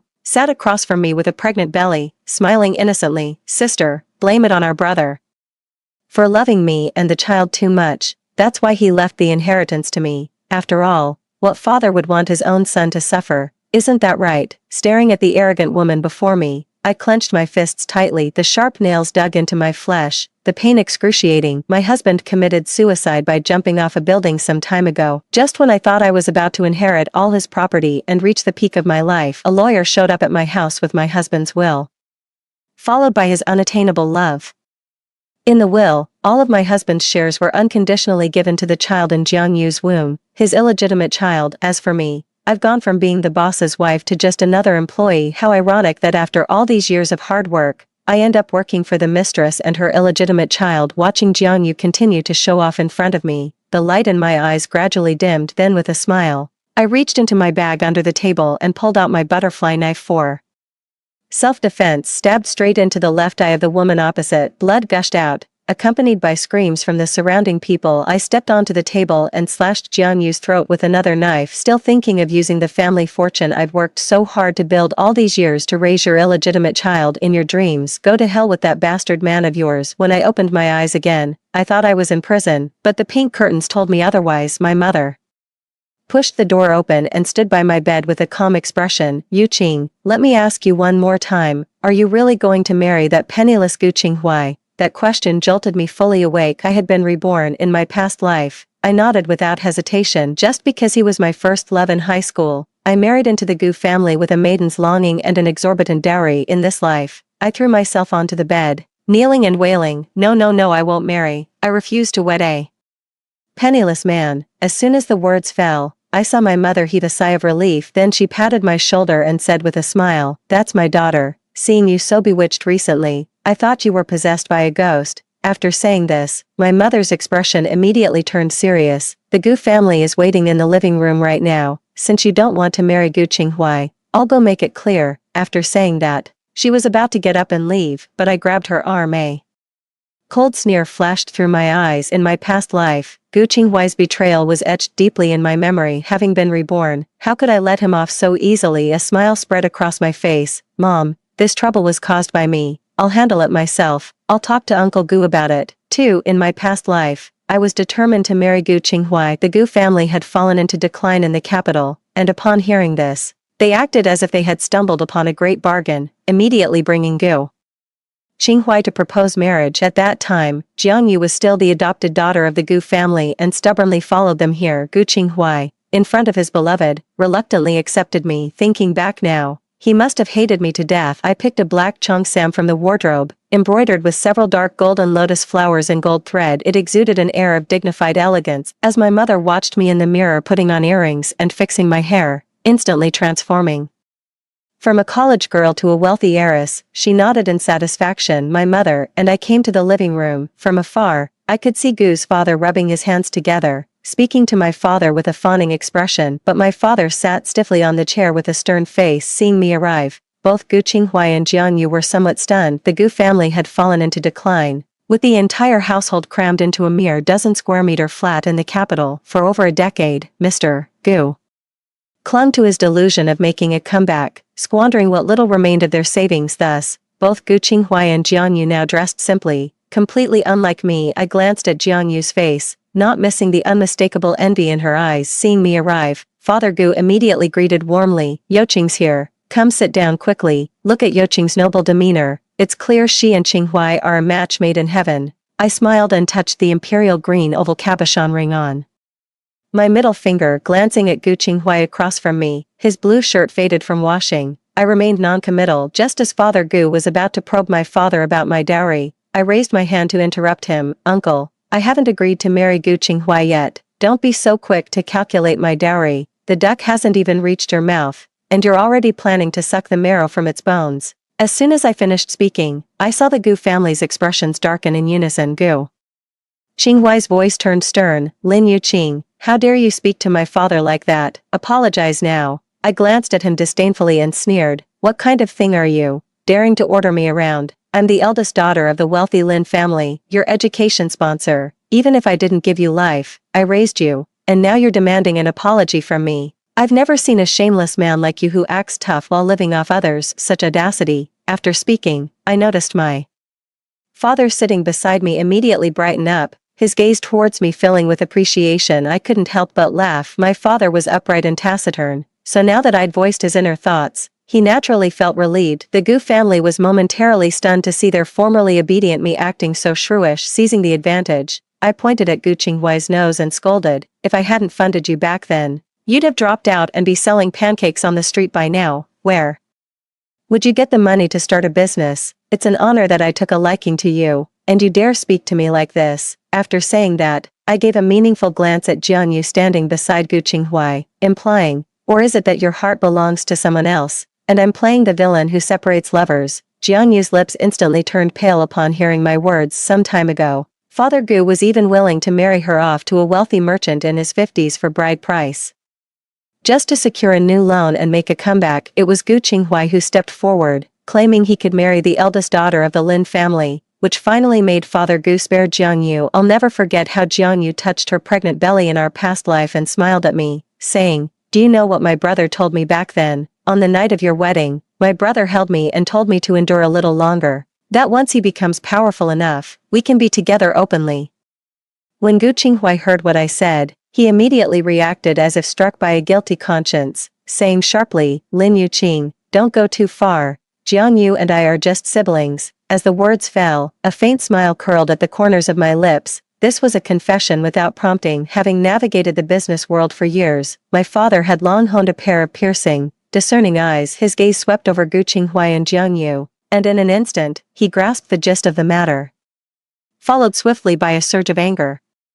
Father sneered as he turned his gaze toward Gu's father. The ancients always said to govern the state, one must first regulate the family. Old Gu, if you can't even keep your own household in order, no wonder your business ventures fail. After speaking, the father coldly signaled to the servant behind him, with a family like this, you still dare dream of marrying my daughter? Preposterous. Attendants, escort this guest out. 3. Just like that, the entire Gu family was thrown out by Gu Qinghuai looked particularly disheveled, standing awkwardly outside the Lin family's villa, raising his head to glare at me. Watching the spectacle from the balcony without hesitation, I flipped him the bird. Shortly after, the property security guards dragged Gu Qinghai away. In my past life, everyone around me doubted the marriage arrangement between me and Gu Qinghai, saying we were doomed to fail. Only one person consistently tried to bring me and Gu Qinghai together from start to finish. That was one of my friends, Song Yu, the illegitimate daughter of the Song family. But when Jiang Yu came to seize my assets, Song Yu vanished into thin air like steam. Later, I discovered she had taken a large sum of money and emigrated abroad. Looking back now, I suspect the Gu family had bribed people around me to ensure I married into the Gu family safely. They truly went to great lengths. The night I rejected Gu Qinghai, Song Yu texted me asking why I broke up with him. Her tone wasn't pleasant, and there was even a hint of accusation between the lines. Gu Qinghai is handsome and driven. He's already a great match. Yuri not getting any younger this year, and it's already good that someone wants you. How dare you still be picky? After saying that, she sent several contemptuous emojis in a row, then added, if you reject Gu Qinghai, let's just cut ties. I stared at my phone screen in slight surprise, a flicker of doubt crossing my mind. My past self must have been incredibly patient not to slap this illegitimate daughter who dared speak to me like that. Then I immediately understood. Previously, I was a spoiled young lady with no temper, doted on by my parents and untouched by hardships. It wasn't until after marriage, when I was forced to start a business with Gu Qinghai, that I toughened up and became the fiery President Lin. Naturally, my state of mind is different now. Watching Song Yu still spouting nonsense on the screen, I moved my fingers, blocked her decisively.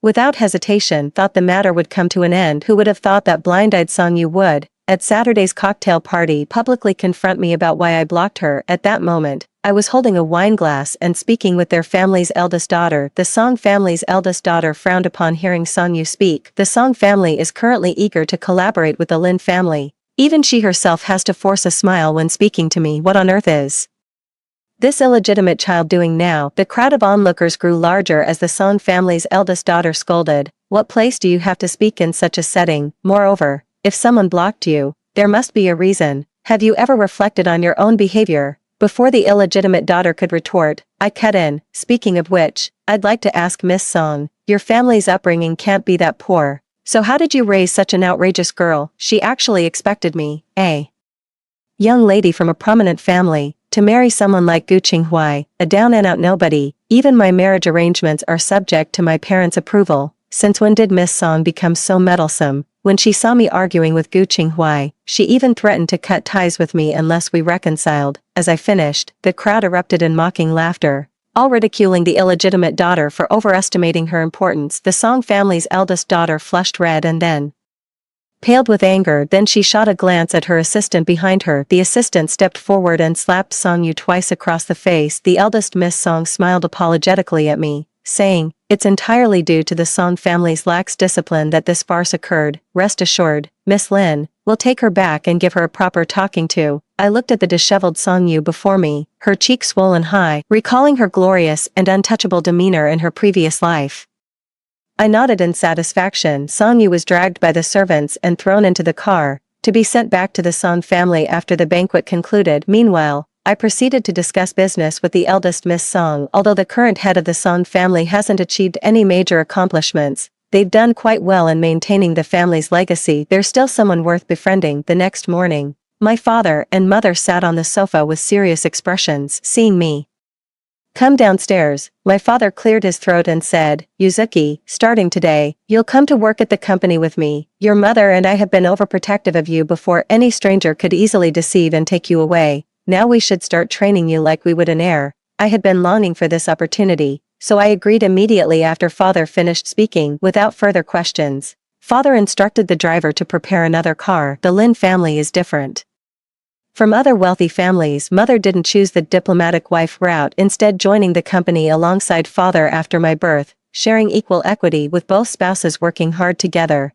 The Lin family flourished accordingly, becoming one of Beijing's rare families that consistently climbed the social ladder without decline. Even if I had foolishly married Gu Qinghai in my past life, my parents were no fools. According to my recollection, Gu Qinghai's true coldness toward me likely began when he heard me say my parents had already made plans for me. I am the sole heir of the Lin family trust. If I die, almost all the assets will be transferred to a designated foundation to protect endangered wildlife on Changbai Mountain from poaching. Upon joining the company, my father appointed me as the chairman's assistant. After shadowing my father nonstop for a week, I quickly familiarized myself with the company's basic structure since it's a joint leadership by the couple. There's no factional struggle within the company, everyone performs their own duties, and the salary package is commensurate with employees' efforts. With the experience of starting a business alone in my previous life, I basically grasped company matters instantly. Seeing my natural talent, my father immediately abandoned his initial thought of keeping me by his side on Friday afternoon.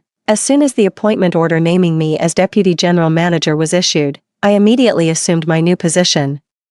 For while everything was peaceful on my side, Gu Qinghuai's situation was filled with gloom and despair. Without me, their financial benefactor, Gu's father was desperate to make a comeback. He immediately sent Jiang Yu out as a cash cow. At every high society banquet the Gu family could attend, Jiang Yu would be brought by Mr. Gu to toast each business magnate present. This explosive exclusive gossip came from my dear cousin, a fine young lady who utterly detested Jiang Yu. Back when Jiang Yu was trying to elevate her social status in their circle, she secretly smeared my cousin, her peer, countless times. Though my cousin retaliated in kind, the two became sworn enemies from then on. To get a close-up view of Jiang Yu's awkward situation, my cousin specially gave me an invitation to the weekend banquet. She wanted me to join her in watching the spectacle. Just thinking about Jiang Yu's arrogant demeanor and my past life fills me with malice. I'm no White Lotus protagonist, I'm just a petty person who loves to kick others when they're down, most skilled at reveling in my enemy's misfortunes. So that evening I made a grand entrance, dressed in the latest haute couture from the runway that made me look like the epitome of wealth and beauty, not to mention the priceless jewelry adorning me and the refined demeanor cultivated from being raised in an aristocratic family. The moment I stepped onto the red carpet, all the other minor celebrities instantly paled in comparison. The reporters' cameras all turned toward me. The host immediately put on an ingratiating smile when they saw me arrive, handing me a signing pen with both hands for an autograph. I overheard a junior reporter in the corner whispering to their colleague, "Who is that? Such grand presence." When she arrived, even the newly crowned Best Actress made way for her to take photos first. Their colleague quickly hushed. "You don't know, that's a genuine Beijing socialite, a true heiress. 60% of the celebrities at this gala are employees of her family's company." The questioning reporter gasped, then quickly shut their mouth before my gaze swept over them. That reporter wasn't wrong. Many actors and celebrities in the entertainment industry are indeed our family's employees. However, the Lin family's business empire extends far beyond just the entertainment industry. Finance, internet, computing, catering, culture. The Lin family has ventures in all these fields. Serving as my male escort was the renowned director who watched me grow up. He chatted with me as we walked into the inner venue together. Many familiar celebrities immediately swarmed around, engaging in conversation with the director. I, on the other hand, found my cousin, grabbed some food from the buffet area in the venue, and sat in a corner to eat. The people at the banquet all had different purposes. Business tycoons holding capital either chatted casually or exchanged the latest market trends and future industry policies amidst laughter and smiles. The celebrities' intentions are quite blatant. An accomplished veteran actor stands beside a familiar director, discussing the upcoming filming work. With just a few words, they secured a role that could make an unknown actor famous overnight. Yet more are those obscure but good-looking minor celebrities, constantly searching for targets on the scene. The entertainment industry is never short of beauties. At this time in my previous life, I got engaged and married to Gu Qinghuai. Gu Qinghuai said it was because our family had no power or influence. His younger sister Jiang Yu suffered constant bullying in the dance troupe. Jiang Yu now wants to switch careers and enter the entertainment industry, asking for my help. For this reason, I went to great lengths at the time to stop Jiang Yu from going to accompany wealthy sponsors for drinks. I forcefully got her, who wasn't skilled enough, into a dance variety show. Later, I also spent money on data manipulation and marketing for her. She was forcibly elevated to a height that didn't belong to her. Despite being worlds apart from top dancers in terms of innate talent in this lifetime, I simply smiled faintly. In this life, I didn't help her pull strings. She didn't even qualify for the preliminary auditions. Maybe I can only tag along to the cocktail party by mooching a ticket to accompany older men. As midnight approached, most of the overt business discussions had concluded. A small group of executives, directors, and celebrities left first, while the rest tacitly headed to the top floor. Exchanging glances with my cousin, we also stood up and waited by the elevator to go to the top floor. After all, we came here tonight specifically to see the excitement. How could we possibly miss the most thrilling part of the show? My cousin is delicately beautiful, with every smile and frown exuding the charming innocence of a young girl. As for me, I am striking and glamorous, with every gesture radiating an aura of decisive authority coupled with our exquisitely expensive evening gowns. We stood out from the crowd even more. The young nobleman beside me gulped and whispered to his companion, "Which noble family do these two beauties belong to? Their master must be quite the lucky man." Before he could finish, his companion immediately panicked and tried to hush him, but it was too late. The female bodyguard behind me strode forward and slapped the young nobleman twice across the face. Blood immediately gushed from his nose and mouth as he collapsed onto the ground. The minor celebrity in his arms let out a shriek and stumbled away in fright. I looked down at the disheveled nobleman with the same disdain one would show to trash. The banquet manager heard the commotion and hurried over, bowing and scraping to apologize to me. Then he escorted my cousin and me to the VIP elevator. My cousin snorted coldly. If it weren't for watching Jiangyu make a fool of herself,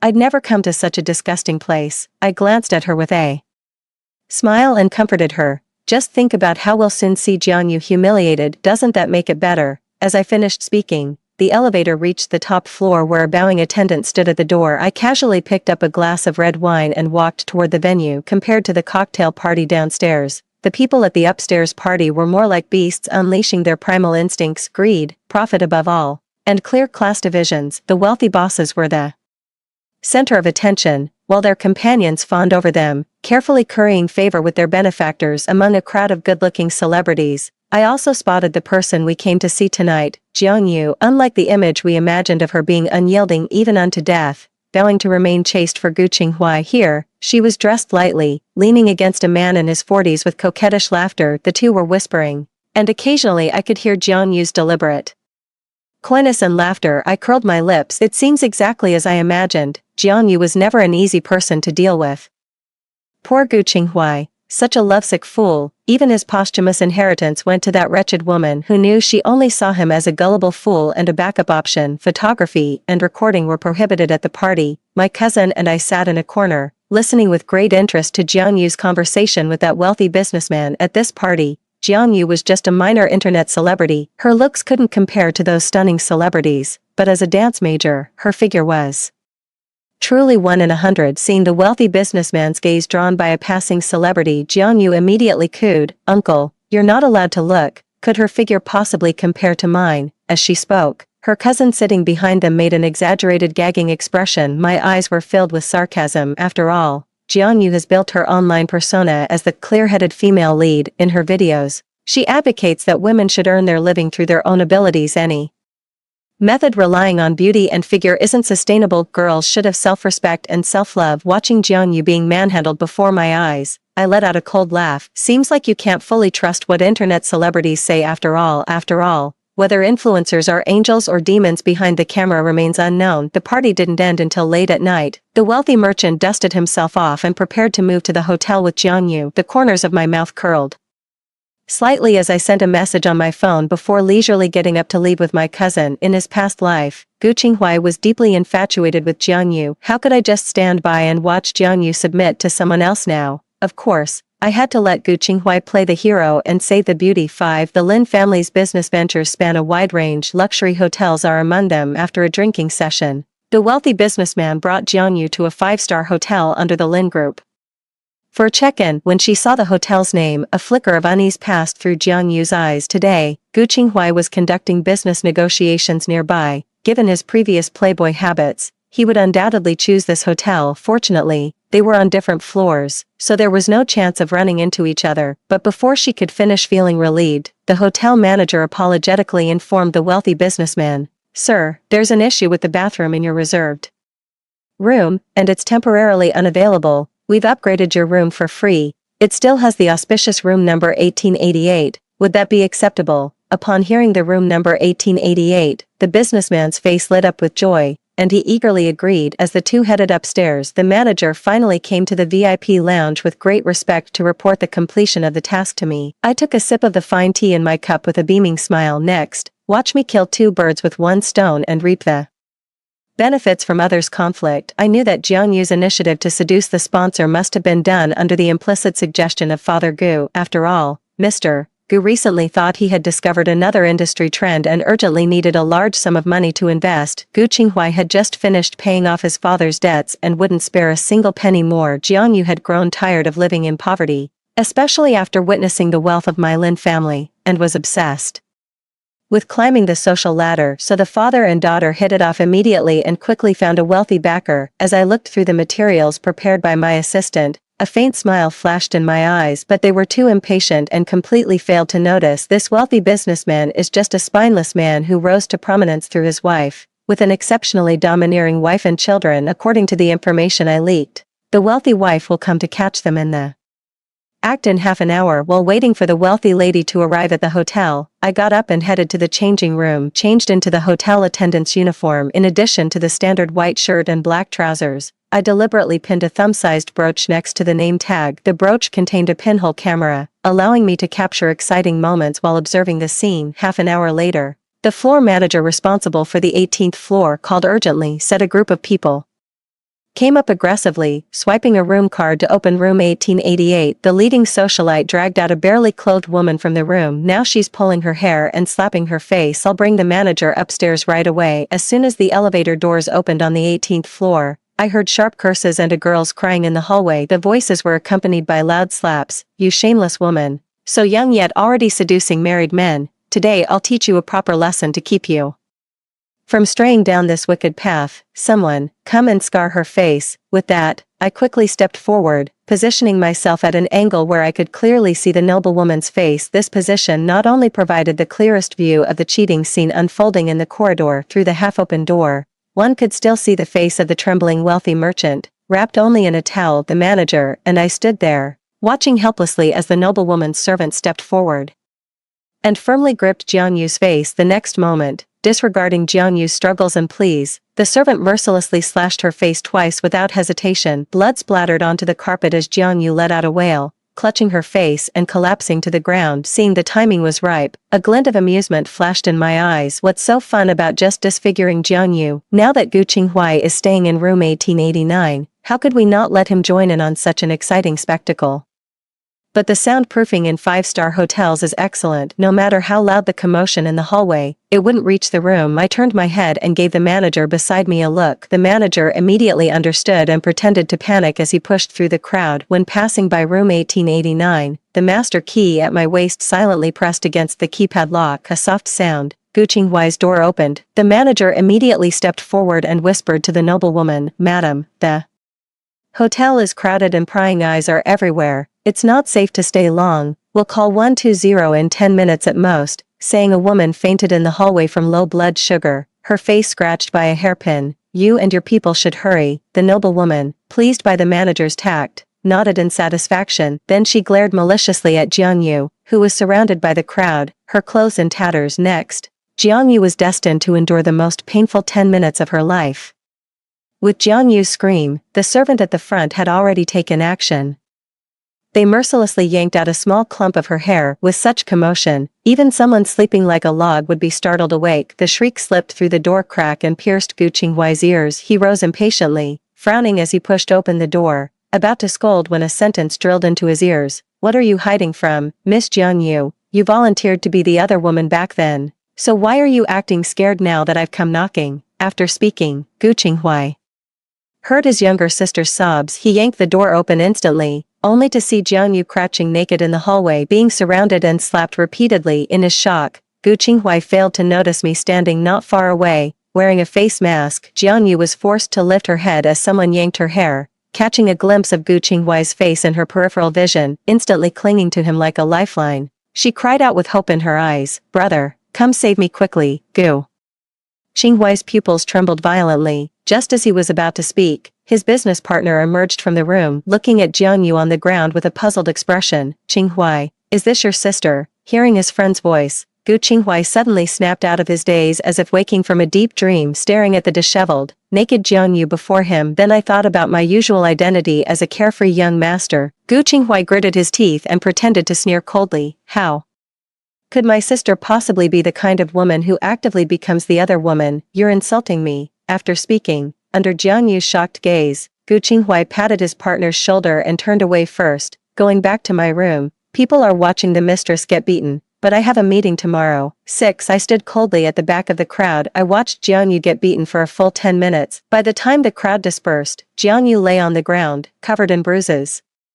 Apart from the facial wounds, the most severe injury was undoubtedly the leg fracture. That's because the manager had just whispered in the noblewoman's ear, "Madam, when you hit her, be careful of her legs, she's a dancer. Breaking her legs could cause trouble." The noblewoman's anger was instantly provoked. "What can a mere dancer do? I'm not afraid of some mistress. Beat her up." As soon as the servant finished speaking, the staff came down hard, striking Jiang Yu's calf and shinbone, instantly bending them into a grotesque curve. Jiang Yu let out a blood-curdling scream before completely losing consciousness. I turned and instructed the manager, "Call 120, and remember to send the bill to the Gu residence." The manager nodded. I took out my phone and condescendingly took 2 photos of Jiang Yu to send to my cousin. Happiness shared is happiness doubled. Good things are meant to be shared. Without her proud appearance and legs, Jiang Yu would most likely never be able to turn her life around in this lifetime. I didn't come to the hotel just to laugh at Jiang Yu's misfortune. Recently, the Lin Corporation has been bidding against the wealthy businessman who came to catch his cheating spouse, and the video footage I have of the affair is the best bargaining chip. After all, the public persona of that wealthy businessman is that of a filial, family-oriented, gentle and humble entrepreneur. The assistant sent me the documents for the upcoming bidding process. After I gave the final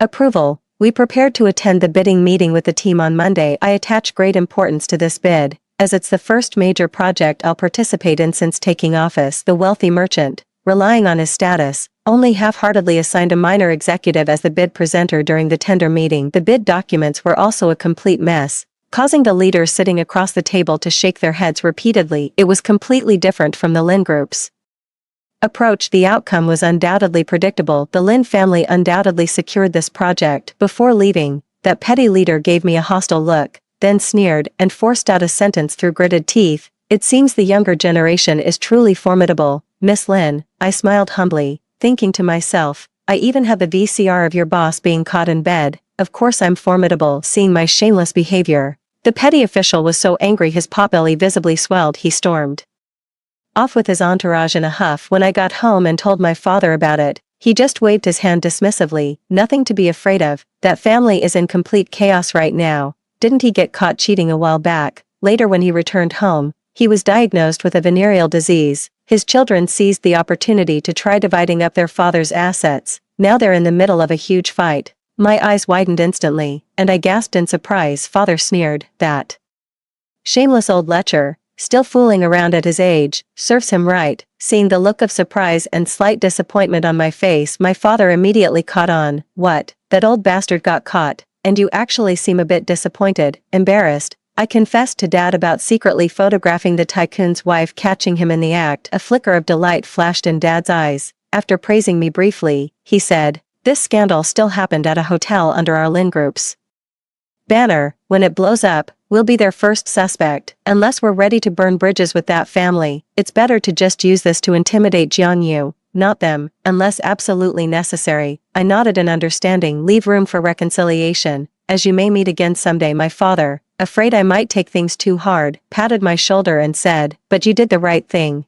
Just remember to balance firmness with flexibility. Never push things to the extreme, always leave some leeway. You're still young, I'll teach you these things gradually." 7. I initially thought the wealthy merchant would retaliate fiercely against me. Little did I know it was all thunder but no rain. Now that merchant is in the hospital praying to gods and Buddhas, just waiting for doctors to prolong his life. After taking over the project, I led the team to achieve significant results. The success of this project helped me establish my position within the company. At the group's quarterly review meeting, my father specifically praised the department I led. He credited me entirely for driving the department's profits to a record high this quarter. After the meeting ended, my father's assistant handed me a document. I opened it and took a look. It was a new project from a large company currently seeking collaboration, and it happened to align perfectly with my department, so it was assigned to us. But seeing the meaningful smile on my father's face as he left, I instinctively felt things weren't that simple. It wasn't until I received Gu Qinghuai's text message on my phone that I understood why I felt something was off.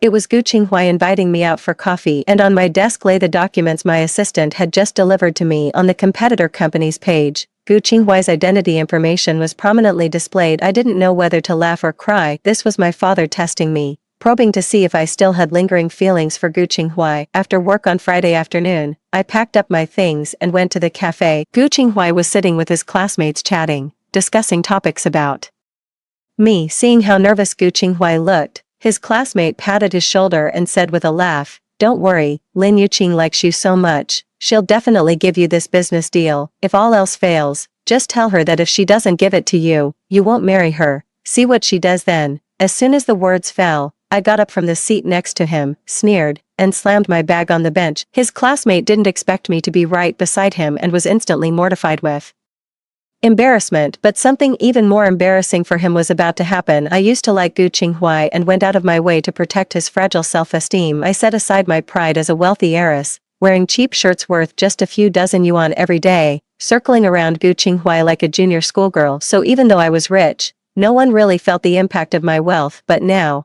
times have changed. Even the bag I casually tossed on the chair is a limited edition luxury piece. Without additional allocations, the market price reaches millions, yet remains unavailable despite the high valuation, not to mention the watch and bracelet on my wrist, both bearing distinct brand signatures. I glanced lightly at Gu Qinghuai's classmate and sneered, "Don't get cocky with me. Just yesterday, your uncle was toasting me at the banquet, begging me to go easy on your family, and today you're here playing the big shot. Are you trying to bankrupt your uncle's company?" Gu Qinghuai's classmate immediately shut their mouth. After handling this matter, I crossed my arms and looked at Gu Qinghuai with a provocative expression. "Go on, keep talking. I was wondering why you still shamelessly cling to me even after I called off the engagement. Turns out you just want me to hand over my business to you. Is this the only low-life trick you men know? How pathetic can you get?" As soon as she finished speaking, the two people opposite her flushed red as if slapped across the face. Gu Qinghuai's classmate snapped sharply, "Lin Yuqing, if you don't want to do business, fine, but don't insult people here." I let out a cold laugh and gave him a merciless look. "Bai Yunjing, right, Gu Qinghuai's close buddy from the upper bunk.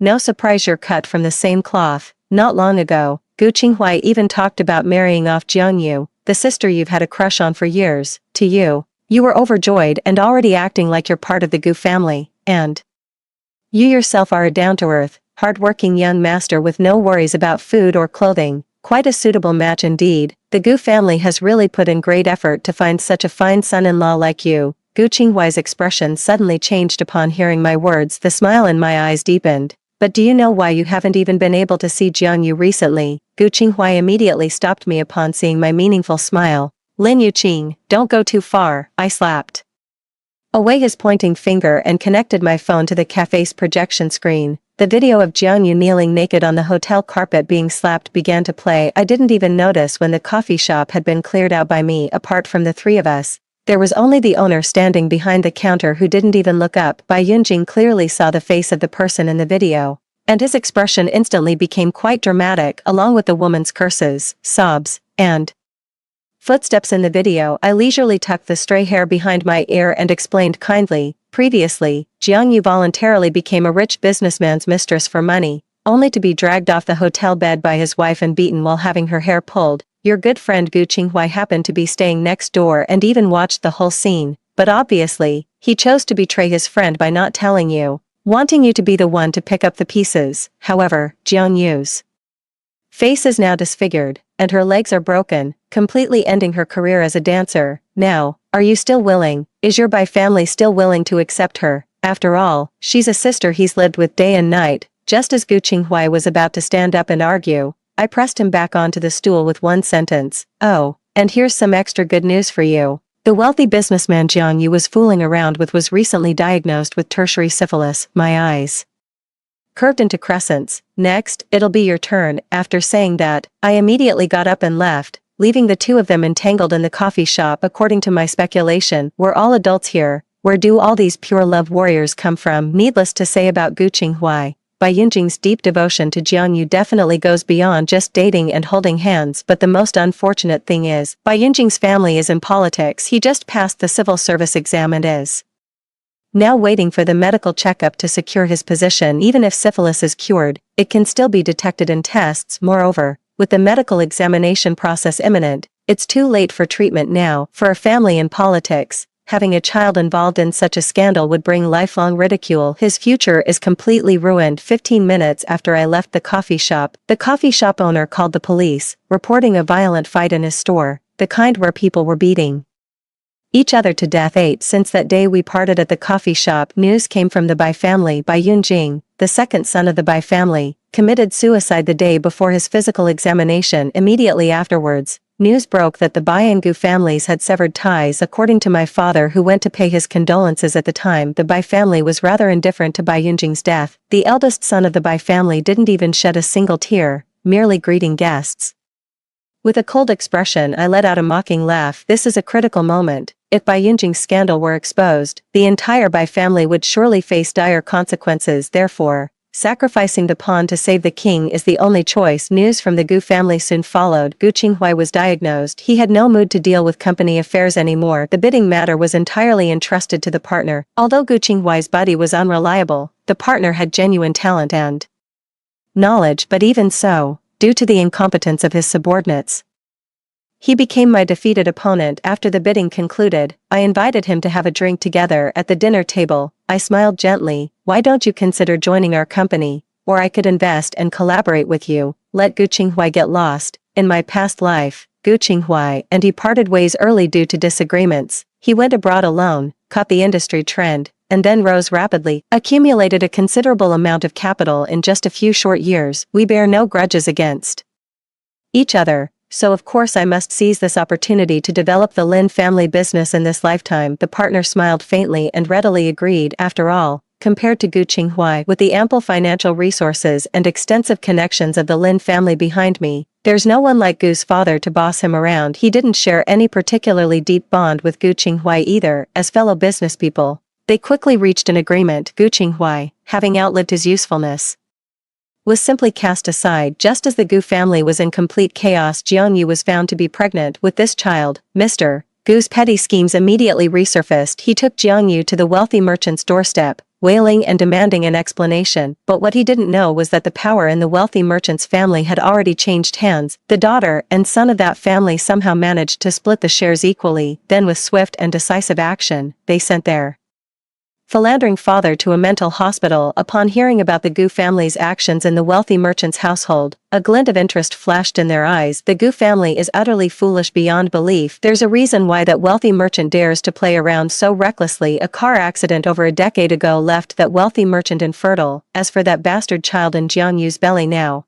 even I don't know who the father is. Gu Qinghuai's, Bai Yunjing's, these have nothing to do with me anymore. In the end, that family of clowns was driven out, and their reputation became notorious in the capital. The sharp nails dug into the flesh, causing a sharp, stinging pain. My father recognized my abilities and officially began grooming me as his successor. Meanwhile, the business with my partner's company was flourishing more and more. No wonder he was such an elite in his previous life, capable of building such vast fortunes. This time around, I let him manage everything independently while I just handled investments, and we still made a killing. In his previous life, Gu Qinghuai jumped off a building because of stomach cancer. By the time he discovered it, it was already in the late stages. Judging by the current timeline, if I warn him early enough, he might still be saved. But why should I do that? I will make him lose all reputation and die in agony from illness, letting him taste what I endured in my past life. Spring passed and autumn came. Time slipped away swiftly. 2 years later, my father felt I had grown fully capable and decisively stepped back,